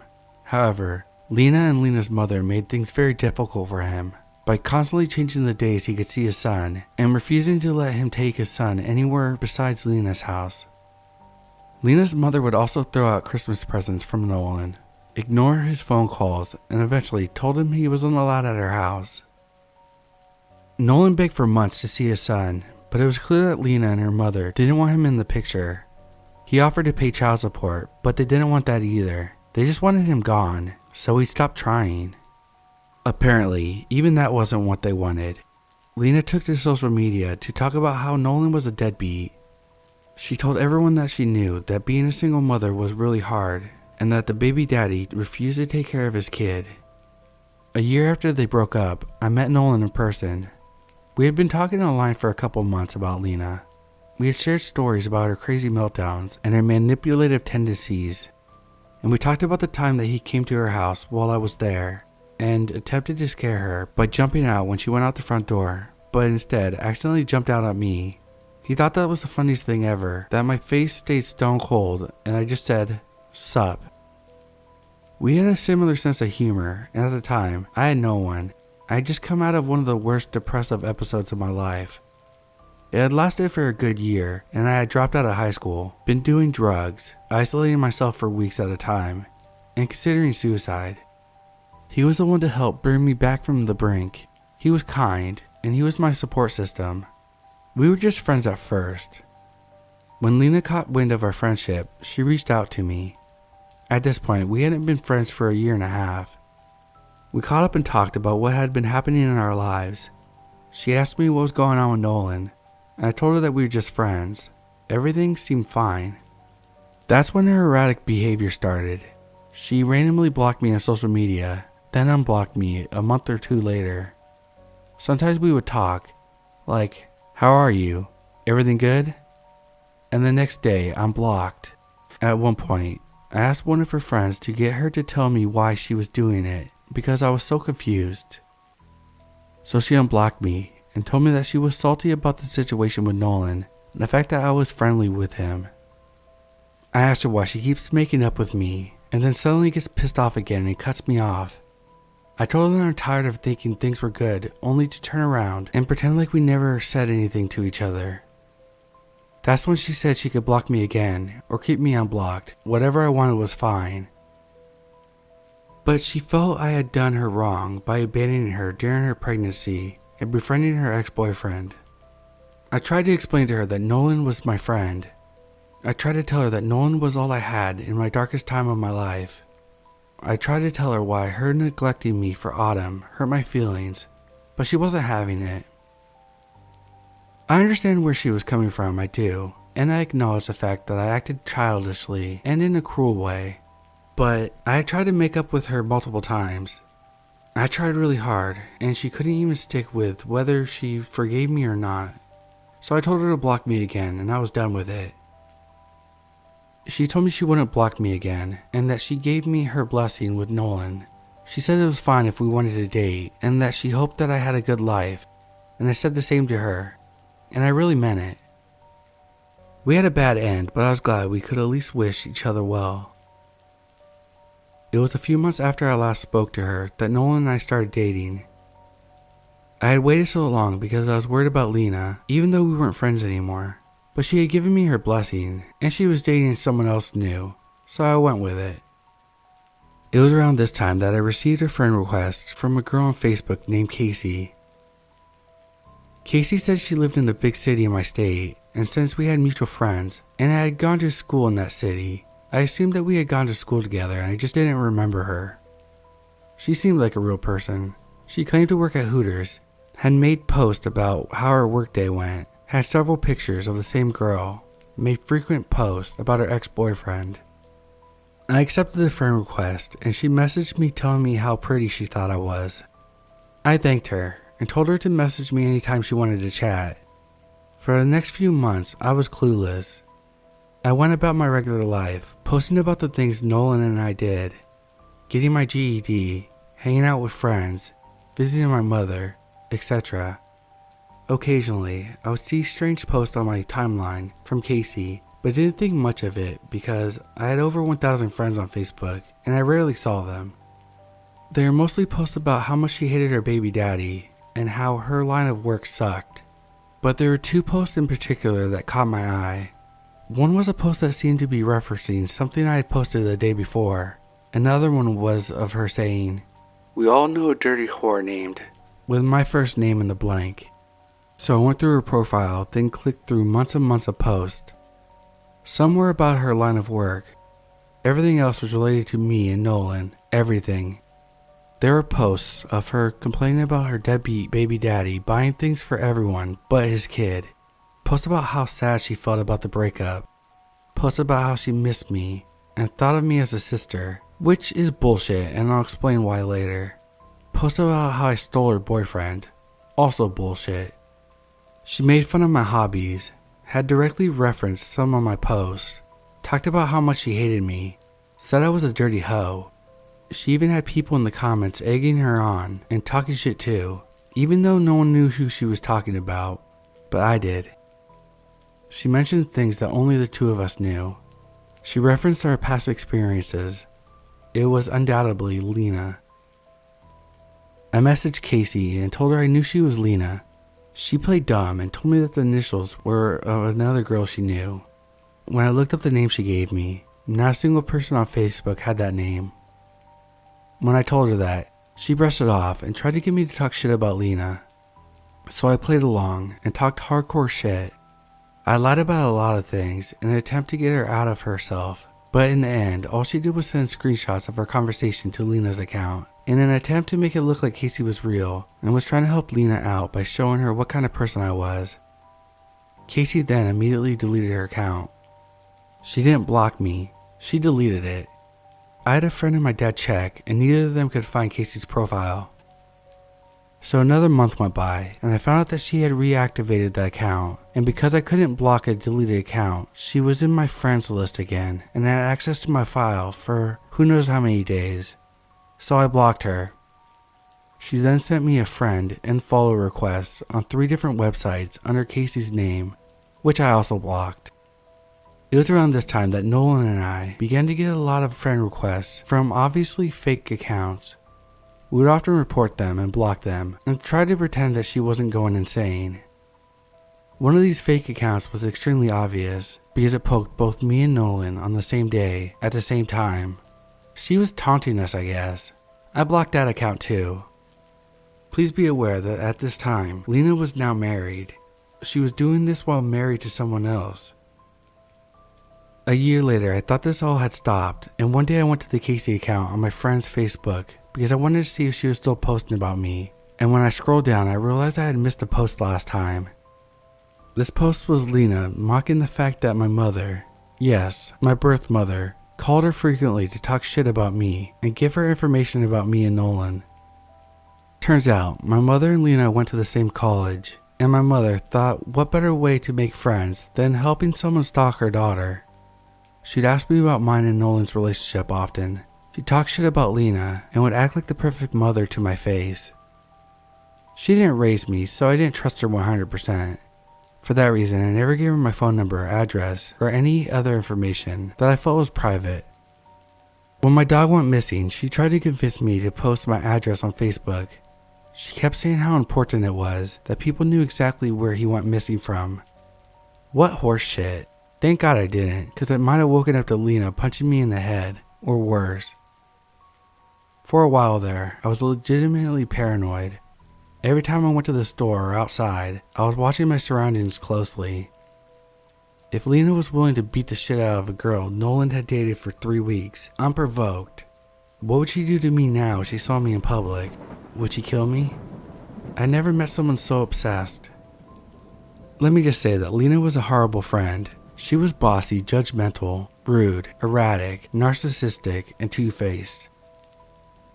When I felt my first heartbreak, she spent all night talking shit about the guy, saying I deserved better. Eventually I talked shit with her to make myself feel better. And what does she do? She messages him on Facebook and tells him everything I said about him. She guilt-tripped me about having other friends. She convinced me to abandon one of my friends just because she didn't approve of her. She would ignore me when there were other people around. If I complained about anyone, she would go tell that person what I said, even if she said something worse about them. She would go through people's Facebook and laugh at them and talk about how dorky they are.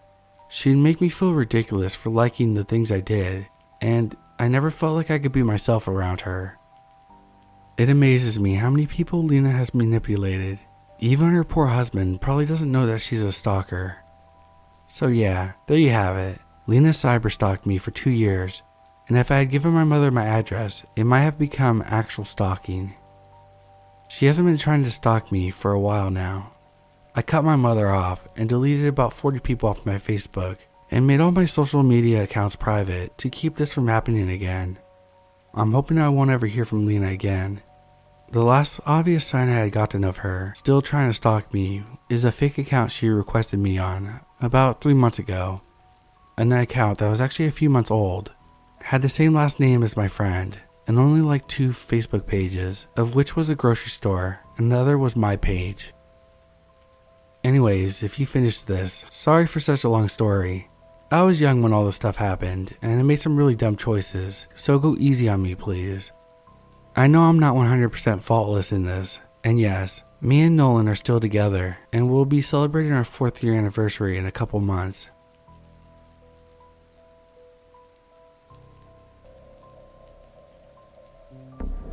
The first experience happened a few months ago.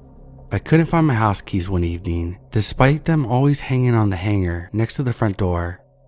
My husband, daughter, and I turned the house upside down looking for them, but nothing.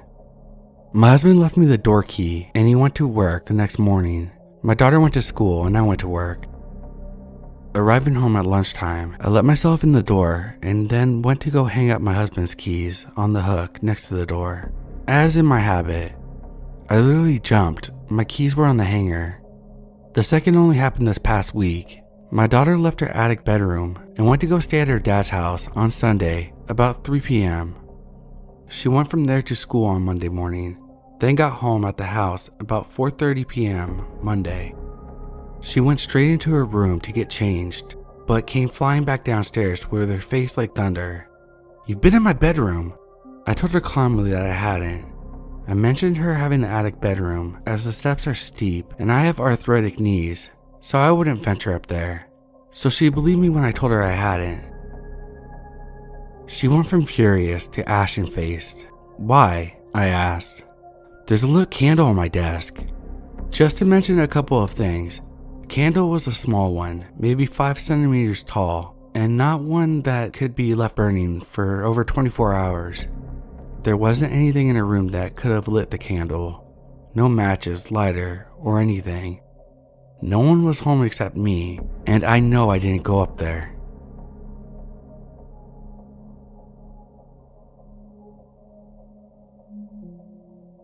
Let me share the story about the time my mother and I discovered a homeless man living in our cottage basement.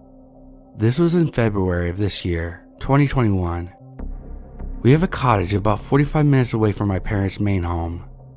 It's not too far from Huntsville, Ontario, if anyone wants a visual. Thing is, it's completely unfinished. The basement has no proper flooring and has a slight water leak right now, so there's plenty of fans and dehumidifiers running. As a result, one of us needs to check on the place at least once every 2 or 3 weeks to empty the dehumidifiers in the basement and make sure everything was okay. To describe the house layout a bit, the entrance of the basement is directly in front of the main entrance. It's a long skinny staircase down with a low roof, so you need to crouch on the way down. There is one crappy light bulb in the ceiling, so it's always super dark down there. There's one big room, then 2 hallways branching off. One hallway leads to the bedroom, and the other one leads to not only a second bathroom, but also a washroom, all of which is completely unfinished and without lighting. The second hallway is much longer, and the rooms are just way off in the back corner of the basement and are completely dark. In other words, it's creepy looking.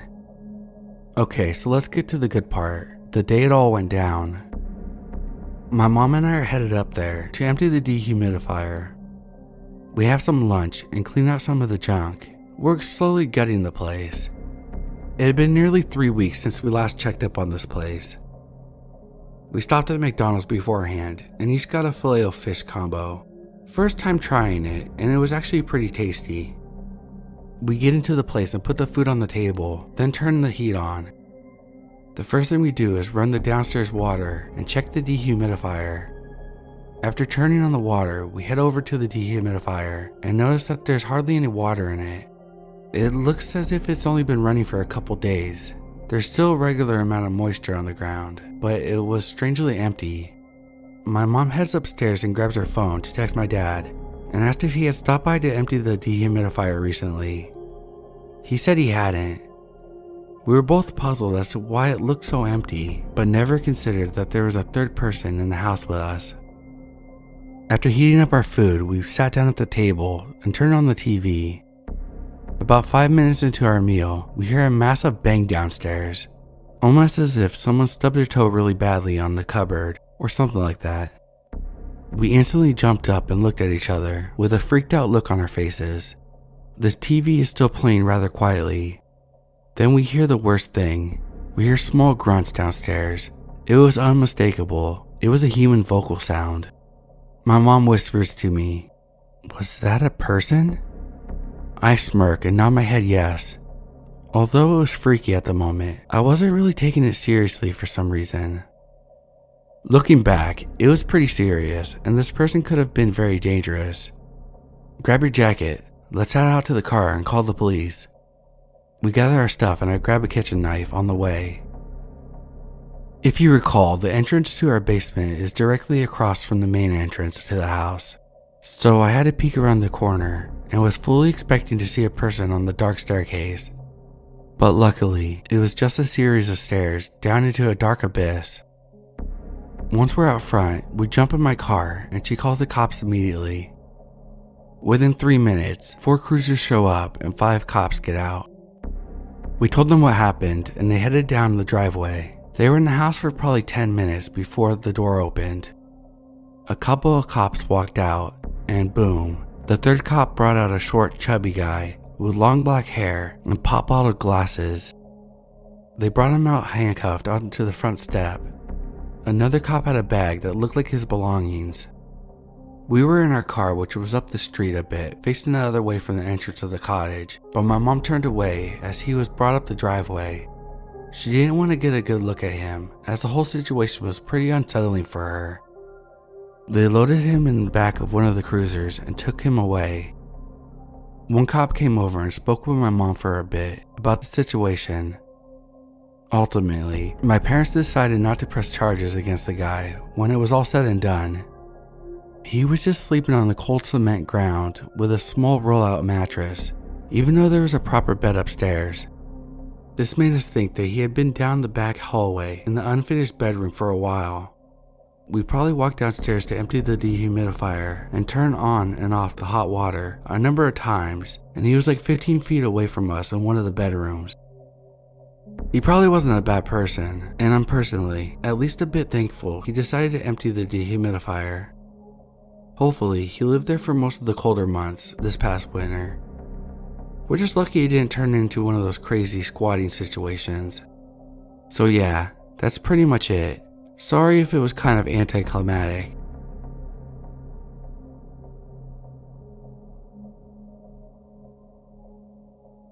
I was 11 at the time, living in a nice suburb area. We had recently moved into this house my parents had built, and it was our first home. It was a really nice neighborhood. The whole family quickly made friends with a lot of the neighbors, especially the ones 3 doors down. They had a daughter my age, I'm male by the way, and a daughter that was 5 years younger, which was the same age as my sister. Our parents got along well, and we began hanging out quite a bit for barbecues or parties at their house or our house. Friendships were formed quickly and seemed to be very strong. After a year or so, I started realizing things weren't what they seemed. I remember seeing police cars at their house a few times in the evenings, and when I asked my parents what was going on, it was always nothing, just checking up on them type of answers. I was no genius, but at 11, that didn't add up. Why didn't the cops check on us? One day I'm at their house playing, hanging out, and the daughter goes across the street to get another mutual friend, which left myself and the father alone in the house. This was really no big deal, as it happened before, but then he approached me and just seemed off. I still don't know what made me feel this way, but I was uncomfortable and started thinking about leaving. After about 5 minutes, he tells me he has something cool to show me. I don't remember what it was, but I think it was something about baseball cards, which I was very fond of. I excitedly started following him. He pulled the attic ladder down and asked me to follow him, which I did without hesitation at first. Something happened and I still can't process what it was. He was ahead of me on the ladder, and when he looked back to help me in the attic, there was something off. Something about his eyes, his face, his grin. It wasn't right. It looked evil. I could still see it clear as day and can't recognize exactly what it was that set off my alarms. Whatever it was plenty, because I jumped off the ladder and ran out the door. I sprinted all the way home and was choking back my tears when I busted through my front door. My mom was there when I came through and could see I was obviously out of sorts and immediately started calming me down. As I come to my senses, I explained what happened. My mom was concerned with how scared I was, but mostly brushed it off as me being scared, young, and silly. Shit you not, that exact night I was woken up at around 3 a.m. It was my mom sitting on my bed, and as I awoke, she held me like a baby. I remember how she smelled and how tightly she held me. I remember her tears hitting my cheek. I saw out the window to the neighbor's house, surrounded by police and fire trucks. The neighbor dad had killed himself and his daughter in the attic after a standoff with police. There isn't a doubt in my mind, nor my mother's, that it would have been me if I had made it all the way in. I still get chills thinking about it.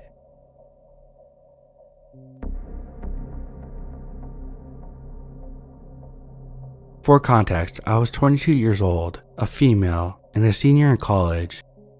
During my senior year in college, I was following a particular politician and was going to rallies and other events in my spare time. My friends and I were having a ball, and we loved being involved. One particular rally I went to was in the city. My friends and I took the train in and enjoyed ourselves. On our way back to our university, I noticed a guy sitting across from us that I had recognized from campus. He was pretty cute, and I remember seeing him around as we must have some mutual friends. I said hi to him, and to my delight, he also recognized me.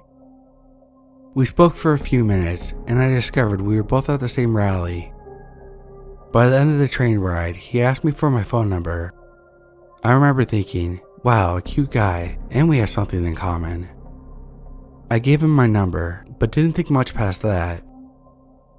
About a week later, I received a text from him. He asked me if I'm free this weekend, and if I would be interested in meeting and having a drink. This particular time was during break from school, so not too many people were around. For whatever reason, I had chose not to go home. In my naive mind at the time, I thought, great, I have the place all to myself. I meet him in our local bar, and we have a few drinks. It was pretty quiet for a Friday, as it was break time. After an hour or two, we decided to leave.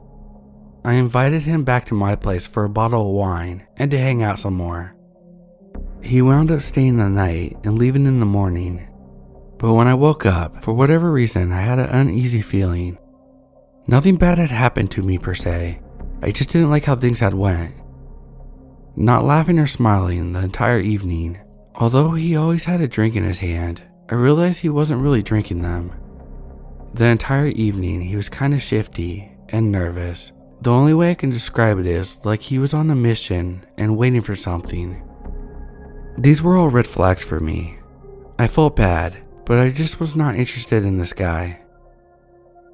To my relief, he didn't text me for a while after that, and I assumed that he came to the same realization that it just wasn't a good match. This was until 2 or 3 weeks later. He writes a message to me telling me that he's been busy, but really wants to meet up with me this weekend and catch up. This particular weekend, my sister was having a large party for her husband's birthday at their house a few towns away. A few of my friends and I were going, and there was always a very large group of people at their parties, about 50 or 60. Now let me be clear, these parties are not your typical get wasted and stay up until the cops get called type of college parties. They were more of an adult type party, given that my sister's husband is fairly older than us. Don't get me wrong, there's plenty of drinking going on, and they were very fun, just more of an adult type barbecue with day drinking. Me and my 2 girlfriends were going to spend the night, as I was going to drive there, but obviously we would be drinking, and the party started early at 12 p.m. Against my better judgment, I invited him to the party, thinking it couldn't hurt. I gave him the address and time. He seemed very interested and agreed to come. The day of the party was so fun, and my friends and I were having a blast. I must admit, I did have a sinking feeling, and was not looking forward to seeing the guy. Then, to my absolute utter relief, I get a text from him saying that he was unable to make it. I finally could relax and enjoy the party. By about midnight, everyone is exhausted from the day of full-on drinking, and the party is winding down. Most of all the guests have gone, except my friends and a few other guys, friends of my sister's husband, who were also sleeping there, and of course my sister and her husband. My sister has one guest room, which was taken, and a fully carpeted finished basement. We had various blankets and pillows, and we're going to sleep down there on the couches, or pretty much anywhere we could lay. As I'm about to go down to the basement and get ready for sleep, the man walks through the front door. No knocking, no text, no nothing, just confidently walks straight in the house. I don't know why, but my initial reaction was fear. I pretended to be happy to see him and gave him a small hug. I asked why he was there, to which he never gave me a real response. All the lights were out and everyone was gone. I was gesturing around and hinting to him that the party was over and that he had missed it. I felt bad that he had made the effort and decided to speak with him for a few minutes before I went to bed. We talked. I told him that I was going to get ready for bed and that I was sorry that he missed the party. He says, "Yeah, that's fine. This dude is just not getting the hint to leave." I leave the room and go to change my clothes and set myself up a bed, brush my teeth, etc. I was just hoping that he would leave, but I didn't hear any movement coming from the other room. When I come back to the living room to check and see if he's actually still there, he is. He is asleep on the couch. I obviously found this strange, but just assumed that it was late and he must have been really tired. He didn't seem out of place as there were various other people sleeping at the house as well. I went to the basement and found myself a place to sleep on the floor. About 30 minutes to an hour later, I'm laying on the floor still awake, thinking about how weird it is that he showed up. It's pitch black and there's a few other people sleeping there, including my friends. I hear someone in the dark slowly coming down the stairs. I see that they're holding a cell phone light to guide them. As the figure reached the bottom of the steps, I see that it's him. Now, he's never been to this house before, and I immediately think it's weird that he would randomly be walking through a house of a person he doesn't know. I pretend to be asleep. As I lay there frozen, I suddenly feel a tap on my shoulder. He doesn't say a word. He's over me and trying to wake me up. I don't move and pretend to be asleep. I lay there in the dark silence and am listening for his footsteps to walk away. I can tell he's holding a light over me. Then, with no warning, the man takes a step back and with his boots on, kicks me full force in the face. I'm not talking about a little tap with his foot to wake me up. No, Full force boot kicks me directly in the face. My face goes numb. I don't know what just happened. I can feel the blood running down my nose. I open my eyes and look at him, and all I can remember is saying something like, "Why did you do that?" He stared at me blankly and said nothing, turned around, and walked back up the steps. I lay there paralyzed in fear. My heart was beating a million times a minute. I don't know how long it was until I garnered the courage to get up, but eventually, I army crawled it in the dark over to my friend. Another man near her wakes up as well, and I explain what happened. We're all half drunk, dazed and confused to say the least. I can't stay in the basement. I know he left, but I was so scared. My friend and the other guy offered to take me upstairs so I could sleep in my sister's room. I go into my sister's room and lay next to her bed on the floor. I shut the door behind me, but unfortunately, there was no lock.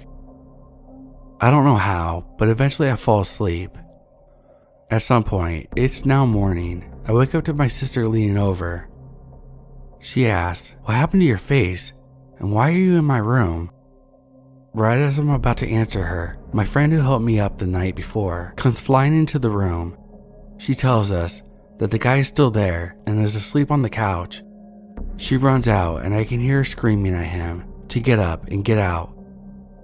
I hear him arguing back, asking where I am. My friend tells him that I left, and he begins arguing that he knows that my car is still there. I have no idea how he knew which car was mine, as he had never seen it before. He also mentions that I hadn't taken my purse, but eventually he leaves. He wrote me a message a few days later, as if nothing happened, asking me to hang out again. I blocked him and never heard from him again after that. I graduated only 2 months later and thankfully never saw him on campus again. To this day, I have no idea why he kicked me in the face and how he had the balls to stay after that. I have learned my lesson about giving my number out. Creepy basement kicker, let's not meet.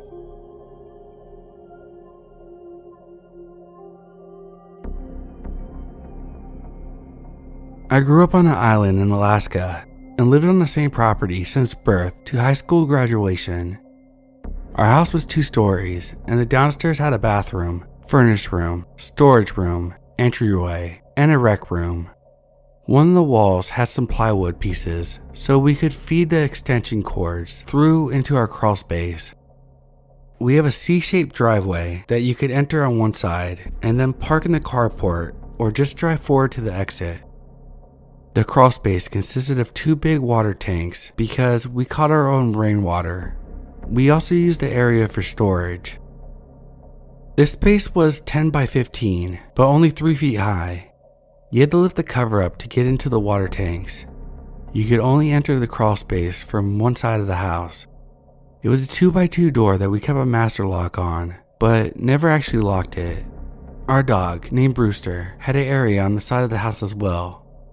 It was a big fenced-in area, his own stairway and porch, which was half covered, and he had a doghouse. Brewster was a Weimaraner chocolate lab mix who weighed 130 pounds. He was a fantastic dog who only barked when necessary.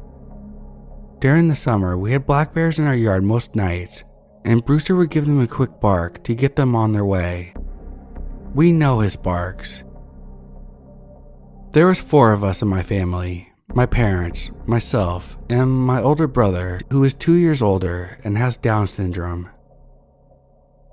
My brother was in special education at school, and there were other kids who would come into the same room, but just once in a while throughout the day because they had a smaller disability and were able to keep up in some general classes. But some of the kids had discipline or mental illness. My brother was loved by the kids at school, and everyone knew him. One day, a native kid that was about 15 came to our door and wanted to play with Travis. We thought it was odd because Travis has moderate Downs and he didn't really like playing with other kids. He liked watching kids play. Travis likes watching movies and listening to music. My mom asked the kid what his name was, and he said his name was Mark and that Travis knew him from junior high the prior year. He would go in Travis's classes sometimes for help with his schoolwork. I remember him staring at me a little too much, and he didn't seem like someone who was mentally challenged. My mom let him come in, but kept a watchful eye on him. Travis seemed like he didn't want him there, and my mom told Mark that we were having dinner soon and told him it was time for him to go. My mom found out that he had moved into our area we lived in, but is still a little ways away. He had been in foster care most of his life, as his parents were abusive addicts. I think he came over another time, and my mom felt bad for him, but she felt something was off. She felt like he was coming over because of me. My mom politely told him that Travis didn't really want to have visitors, and he seemed to be okay with that and never came over again. My parents went to a church service on Wednesday evenings and would be gone a couple hours. I would stay home with Travis. At the time, I was 11 and he was 13. I started helping out in the church nursery when I was 9, and when I turned 11, my best friend and I took a babysitting course, which included CPR and first aid. We would babysit together, and at the age of 12, started babysitting on our own. My mom was a homemaker and was always home, except for church service on Wednesday. My parents didn't drink, do drugs, or smoke. I can only remember my parents going out a few times where we needed a babysitter. I would leave the downstairs door unlocked for my parents when they were only going to be gone for a couple hours. I was expecting them home in a half hour and was surprised when I heard the downstairs door open and thought I must have not heard their car pull up. Travis was up past his bedtime, so I quietly got Travis into his bedroom and get him into bed. I start walking through the kitchen to the top stairs and I call out, "Mom? Dad?" I hear the footsteps stop. Looking down the stairs and I can see men's work boots and jeans. This isn't my parents. The way the stairs were set up, you could only see the bottom half of someone without actually descending the stairs. I am scared to death and I run up to Travis, who was going down the hall, and I grabbed him and dragged him into my parents' bedroom because that was the only room that locks, has a phone, and rifles. Down's kids are very stubborn, so my brother just wants to go into his room, but I get him to sit down on the bed. I'm trying to keep him in the room while grabbing a gun and trying to call my neighbor. I can still hear him walking downstairs. My neighbor answers her phone immediately and I whisper that someone is in my house and I'm scared. She told me to come out onto the front porch and that she'll be there. I get the courage and I run to the door to get outside. Thankfully, she's in our driveway and she has her hound dog with her. She lets me know that she's going to enter the house through the downstairs. She disappears from sight but comes back quickly and tells me that the door is locked, so she makes her way up the stairs. She gets to the top of the stairs when we hear the downstairs door open and the crunching of the gravel as the intruder is running off. She lets go of her dog's leash and the dog chased the person into the woods. The dog came back 10 minutes later and our neighbor sat with us until my parents got home. The police were never called because I think my parents assumed it was a neighborhood boy screwing with me. We lived in a pretty safe place where you just had to worry about bears and the occasional wolf. A week after this incident, our dog would bark 15 minutes after we went to bed every night. We would look out our window and never saw anything. We figured it was bears because it was springtime and Brewster was probably getting used to them again. A couple months and the barking was still going on. I had one of my best friends stay the night and we would always stay in the downstairs so we could be louder and stay up as late as we liked. Kay had a brother who was 7 years older and we asked him if he would bring us some booze. I know we were young, but that was a normal thing for our town. Kids started drinking, smoking, having sex in middle school because of the boredom, I think. We got 13 feet of rain this year, so we'd be inside a lot. It was a little after midnight and their brother never showed up. Bruiser never barked that night either. We were sitting on the stairs braiding each other's hair and we both got a feeling like someone was looking at us, and we looked over and a guy was staring into the window. We ran upstairs in a panic. We thought maybe it was her brother, but he wouldn't have came to the window to spy on us and the face seemed too dark to be his. We had the lights on in the downstairs, and there were no lights by the window, so it was hard to tell who it was. We didn't want to wake up my parents just in case it was her brother. We waited 30 minutes and went back down to grab our stuff and went to sleep in my bedroom for the night. The next day we talked to her brother, and it wasn't him. That night, Brewster was back to the barking again. 2 more months go by, and I had gone to bed. I heard Brewster bark, and I looked out my window. As usual, didn't see anything. I just dozed back off when I woke up to Brewster barking frantically. I look out my window, and I see this guy running out of our driveway. I thought about waking up my parents, but we had a trail on the side of our house that kids used to use. The neighborhood was on the side of a mountain, so all the kids used the trails to go straight through to another road instead of using the main roads. I had never seen someone come out of that part of the driveway because the trail was on the south side of the house, along with the crawl space and Brewster's area. My room was the only one on the north side. I decided to go back to sleep, and I was tossing and turning. 15 minutes go by, and I smell smoke. I go to the hall, and I smell a lot stronger, and it starts to get hazy in Travis's room, which was directly across from mine. I scream, "Fire! Fire! Wake up!" My parents are up, and Travis doesn't want to get out of bed, but thank God for the strength of adrenaline. We get outside, and flames are pouring outside of the crawl space. We get Brewster out of his enclosure, and the neighbors all come out to help us. The firemen were there rather quickly. The fire had destroyed the crawl space and my parents' and Travis's bedroom because they were directly over the crawl space.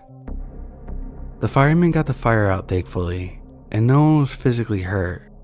This was one of the scariest nights of my life though.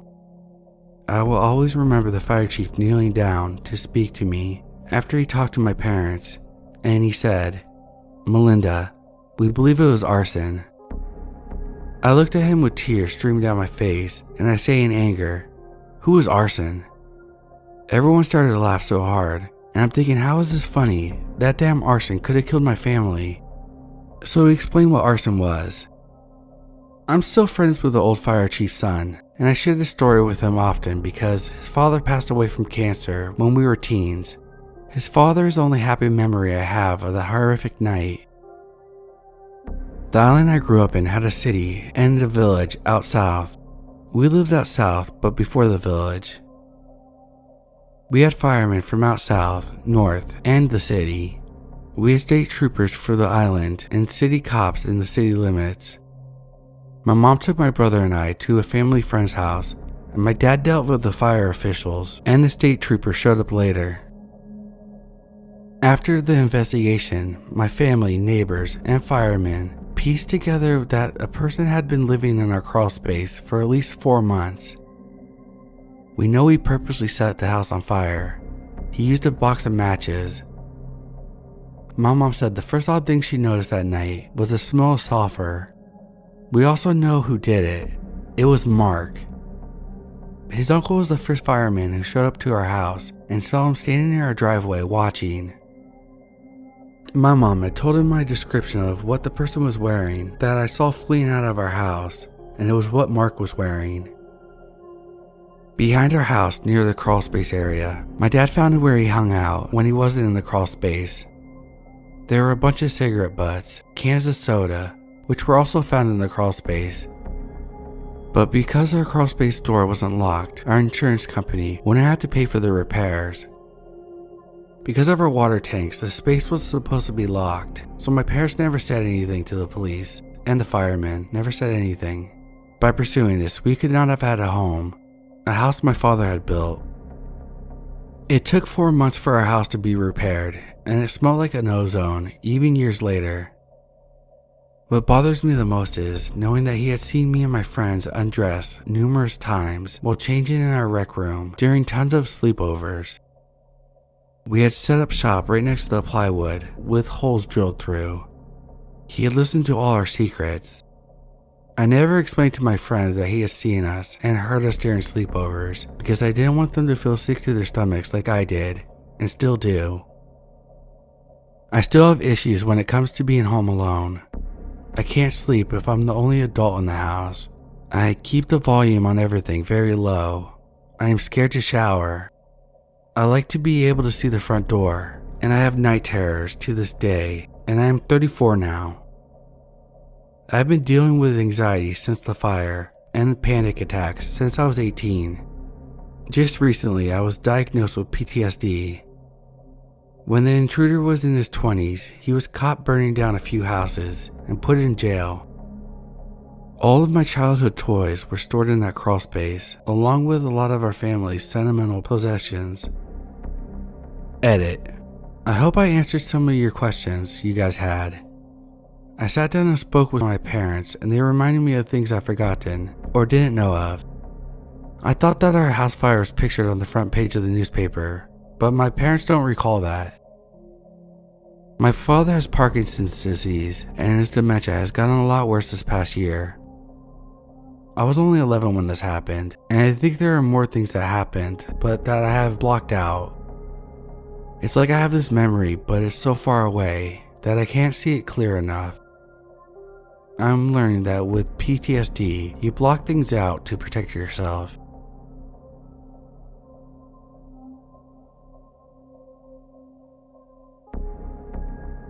This happened in the summer of 2010 when I was entering my teenage years. My family took a trip to a really nice hotel in the city. I can't really remember why we decided to take the trip, but I remember a lot of family friends coming with us and staying in adjacent rooms. I never asked my parents, and it's not really important to the story. To preface, I'm a bit of a scaredy cat and always have been. I'm a pretty skinny, fragile kid, so I get spooked pretty easily, even now. This, however, was almost definitely not me freaking myself out like I normally did. Looking back, I'm incredibly lucky I trusted my instincts. The hotel had a strange design to it. The lobby was actually on the 4th floor, not the bottom floor, which I found strange. To access the lobby, you had to use the elevator. There was no way to get to it from the stairs. This information would have been nice before everything happened, as you'll find out. The hotel was organized in a square shape. Every floor was lined with a balcony, and you could look down into the lobby and cafe area from your floor. Essentially, if you were walking into your room, you could be seen from anyone that was on your floor if they just happened to step out of their room and look around. I always was afraid to fall over the balcony and sail 8 stories down to my death, but they were high enough to a point where I wasn't too concerned for my safety. The first day or two was nice. My friend and I hung out and played cards all day or watched whatever was on the TV. At night, we would explore the halls of the hotel and tell each other ghost stories. It was a really fun time, even though I didn't fully understand why we were there. On the 3rd day though, things got strange fast. I woke up to the sound of screaming coming from outside of my door. Now, because of this hotel's design I mentioned, the sounds from the lobby would echo all the way up to the top of the building. So when I walked outside to investigate, I immediately looked over the balcony to see what the commotion was about. I saw a girl laying on the ground, eggs and milk splattered everywhere around her. People were rushing to help her, and I heard a couple people telling each other to call 911. It seemed like the girl was unconscious. Maybe she had passed out or something. I scanned the lobby and saw that my family and a couple of our friends were at the lobby getting breakfast, all staring at the event in front of them. I decided to rush down there to meet them to find out what happened. The elevator was on the opposite side of the floor, so I took the stairwell located right next to the room. We were on the 7th or 8th floor, so I only had to take about 4 flights down. Not a big deal. I descended for a little while, looking for the number 4 on the wall or for the letter L. I passed floor 5, ready to find the door to the lobby. I took 2 more flights of steps before realizing that there hadn't been a door on the 4th floor, nor had there been a door to the 3rd or 2nd. Now at this point, I probably should have just turned back, but I continued down because I was tired and didn't want to climb back up. There are some weird side hallways that went into pitch black areas with a bunch of piping and wiring, and though I was curious to explore, I passed them by. I quickly hit the bottom floor, a dimly lit and cold room with cinder block walls and concrete floors. In front of me was a set of double doors. I hesitated at first, but assumed that it was just another way back to the lobby, so I opened them and entered. Behind the doors was a massive warehouse-type room, probably the size of a smaller basketball arena. The only light coming in was from a stairwell behind me, so I really wasn't able to see much. The stairs were stacked and covered with plastic wrap. Tables lined the wall, and in the distance I could see some boxes stacked and aligned against the wall as well. It was probably the storage room for the hotel. I looked around and saw an elevator in the back of the room, so I made my way towards it. I closed the door to the stairwell and began to walk in the dim light. The room was super muggy and dusty, and it seemed like no one had been down there in a long time. As I got closer to the elevator, I noticed it was a little bit bigger than the elevators in the lobby and other floors. I pressed the up button, but got no response. There's a card swiper next to the button. Must have been for employees only. I turned back towards the stairwell doors, making my way past the chairs and tables along the wall. When I got to the door, I gave it a tug. Locked, of course. This is when things started to hit me, and I realized that I was stuck in a dark, dusty basement of a hotel. I didn't have a phone because my parents wouldn't let me get one until I graduated middle school, so I couldn't call anyone. Everyone likely assumed I was still asleep in the room, so I began to freak out, believing that no one was going to be looking for me. I searched around the warehouse, looking for other ways out. Some of the areas of this place were better lit than others, so I looked around the areas I could see in first before starting on the darker side of the room. There was one other set of doors that I found, but it happened to be locked as well. I began to cry, scared that no one would ever find me in the basement. I swear it felt like hours, but I think only a handful of minutes had passed before I heard the door creak open. It wasn't the main door from the stairwell, rather the second door that I had found. A slim, middle-aged man in a lab coat came out of the doors. Now, if this was 21-year-old me seeing this man, I would have been very confused as to why this guy was wearing a lab coat in a hotel. I was only 12 or 13 at the time, so I was immediately relieved at the sight of an adult who looked smart. I approached him, tears in my eyes, and he immediately looked surprised to see me, as you would expect. "What are you doing down here?" "I got lost on my way down to the lobby, and I've been locked in here. Do you have a key?" I was shaking, eager to get out of there. He didn't answer my question, and instead he said, "I know the way out of here, follow me." He began to walk towards the doors with the stairwell, and I followed, relieved that someone had finally come to save me. We approached the doors, and I began to reach out for the handle, but he continued walking. "Isn't it right here?" I asked. I will never forget the look on his face when I said that. He looked nervous, and though it was dim, I could see sweat glistening from his forehead and behind his glasses. "No, it's this way." I continued to follow, but I was now nervous myself. We had passed the door to the stairs, and now we were headed towards the darker side of the basement, away from the elevator. He looked like he had no clue where he was leading me, and kept checking around him, almost if he was taking in the surroundings for the first time. We turned a corner and he began walking towards the boxes. A dead end. I immediately froze, realizing that something was very, very wrong. This guy had no idea where he was going, nor did he appear to work for the hotel. I said, "Okay, where are we going?" He turned around and said, "This way, just follow me."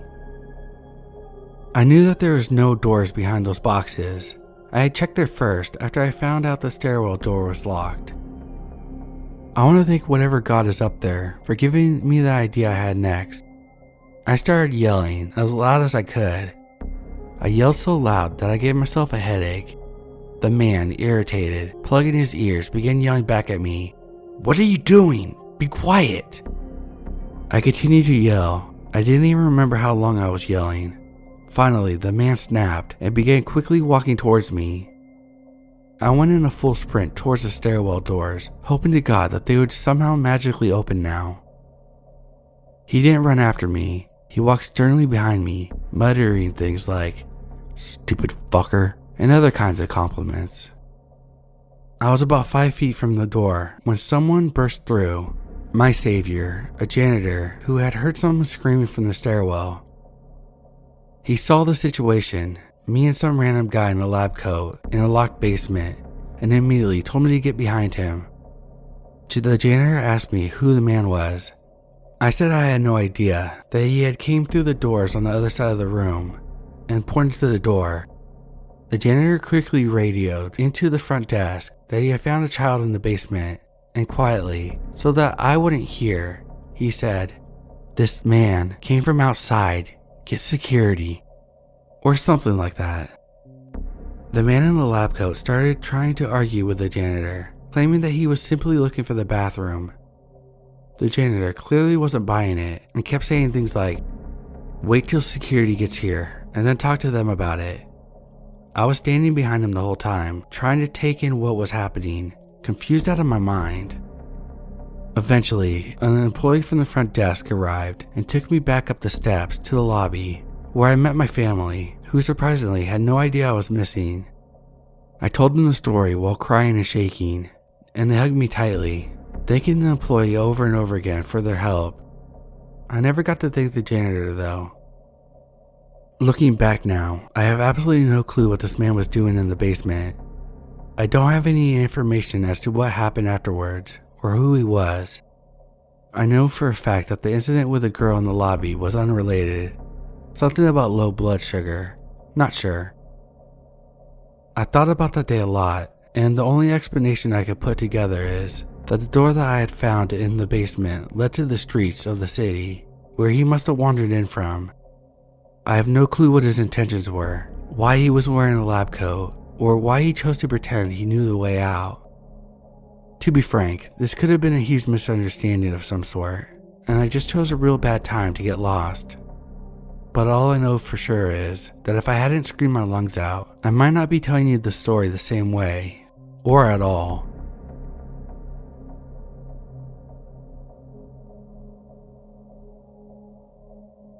When I was 15, I had a room in the attic of our house.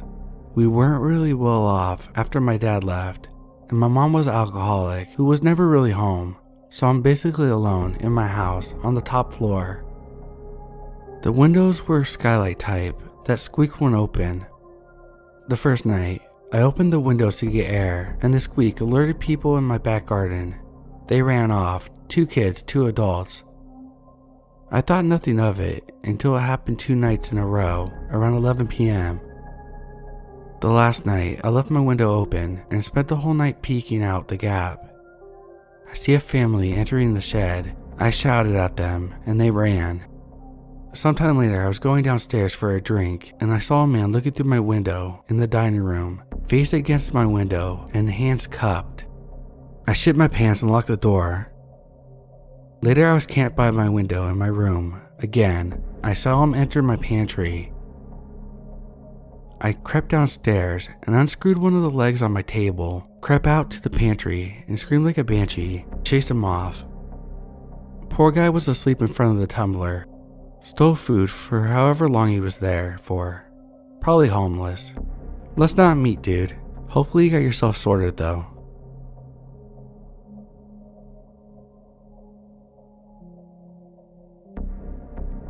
This is a short story, and while it might not seem too creepy now, I was terrified to my 8-year-old self. The home I grew up in was in Long Island, New York, and the basement is lined on one side with small windows, probably about 3 feet by 1 foot, rectangular, with sliding glass panes on them. The house was built during World War II, so it was made of what they had at the time. Normally, we would have curtains on the inside of the windows, so no one could see in. This particular day, however, my mom had washed them and hadn't put them back up yet. Anyway, I was sitting playing Mario 3 on my NES when I got a distinct feeling I was being watched or someone was there. I look over my shoulder to the window and I see an outline of someone's face. Once they noticed me looking at them, they knock on the window really loudly, vigorously waved at me, and then bolt off, hopping over the neighbor's fence into the adjacent yard. Needless to say, I left my NES on and noped my way out as fast as possible. The next day, my NES was moved upstairs to the family room, and I still make sure the curtains are on if I'm ever down in the basement.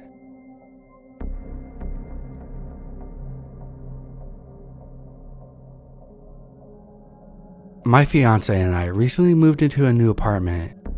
This is our second lease with the same apartment complex, but we switched buildings, layouts, and all that. We've had some pretty weird stuff happen. First, we are the only ones in our area. We have the top floor, corner apartment, and only share the landing set of stairs with one apartment, the apartment across from our front door, which is currently empty. Thus, the only structure we shared with anyone is our floor or ceiling. Almost on a nightly basis, my fiance would hear sounds that almost sounded like an electrical current. I've never quite heard anything like it before. It's not static, it's a constant sound. It seems to come from the corner near the side of my bed. It's only heard after 8 p.m. and is gone when we wake up. We recently had maintenance check on it with no explanation. We even called a third-party electrician, who after calling in for an extra opinion, had no explanation for it either. The only thing I have plugged in is a new, fully functional lamp, which, as far as I could tell, is not associated with the sound. It's been 3 months and we hear it almost every night. It keeps me up sometimes, it's so loud. That was the first thing. Now, for the past week or so, I've been hearing shuffling, footsteps, things falling directly above my bedroom, literally as if there are people up there. It's distinct and unmistakable. I thought maybe it was maintenance at first, but late at nights, 4 hours, almost nightly? Last night I stayed up later than my fiance when the sound started, huge thumps and footsteps all over the place. I couldn't keep it to myself anymore. This morning, I broached the subject with my fiance. Hey, you're probably gonna think I'm crazy, but last night did you hear? My fiance cuts in. The banging around? Yeah, it was above us. I wasn't actually asleep, I was listening. So now we don't know what to do. We don't even know anyone else in our building, so we don't know why anyone would prank us or something. Even then, how could they get in the attic of our building? Could this be some little critter who got in? Could the electrical sound be someone trying to run electricity up there? Has anyone had something similar happen? I'm considering asking management to check it out, but I don't want them to think we're crazy. And at the same time, I don't want to find out that there's people living above us. Lastly, I realize my dog won't sleep on our bed anymore. She always crawls underneath it. Maybe she's getting the heebie-jeebies from whoever's making the sound. Update. Saturday, July 13th. I had some friends come over last night and told them about the situation. They looked at the attic entrance and thought it was possible that someone could be up there and thought the tape test was smart. I wasn't listening for the Z sounds because by the time I actually got to bed it was very late and I wasn't paying attention. Update 2, Friday, July 19th. I neglected to mention this whole time that I've been in bed with mono and now a stomach virus, so when I haven't been asleep, I've been listening to the sounds, but I didn't hear anything all week. I waited to send the email because I wanted to confirm the sounds with myself so I wouldn't feel silly going to the landlord. But last night I went to sleep at 9:30, slept all through the night, no problems, no sounds. This morning my fiance said he was startled awake at 3 a.m. by the sounds above us. He said it was very distinct walking. Our dog was watching the ceiling intently as well. He said then he heard a really loud thud against the front door, like someone threw a baseball at it. So I sent the email to my landlord, and she called right away as I'm typing this, and told me there's no reason for anyone to be up there, but sometimes squirrels will get into the building, so she'll send someone. I also noticed today that there are fingerprints, like greasy black prints, all over the attic door panel. Landlord called during the above bit, asked me to elaborate about the sounds my fiance and I heard, but he was at work, so I didn't have much for her. She called a few minutes after I sent the email, which is interesting, because usually it takes them days to get back to you. Update 4. Monday, July 22nd. While I'm in class, 2 maintenance workers come to investigate the attic. Told to me by my fiance. He said he looked through the people and the maintenance workers had a ladder. He said he could hear them walking around up there, and it sounds exactly like what we've been hearing all along. The maintenance guy leaves. We get an email from the landlord. It reads, I spoke with a maintenance supervisor today about your building, and I have some info to relay to you. A couple of our guys went and investigated the attic, looking for evidence of critters and evidence of ports of entry.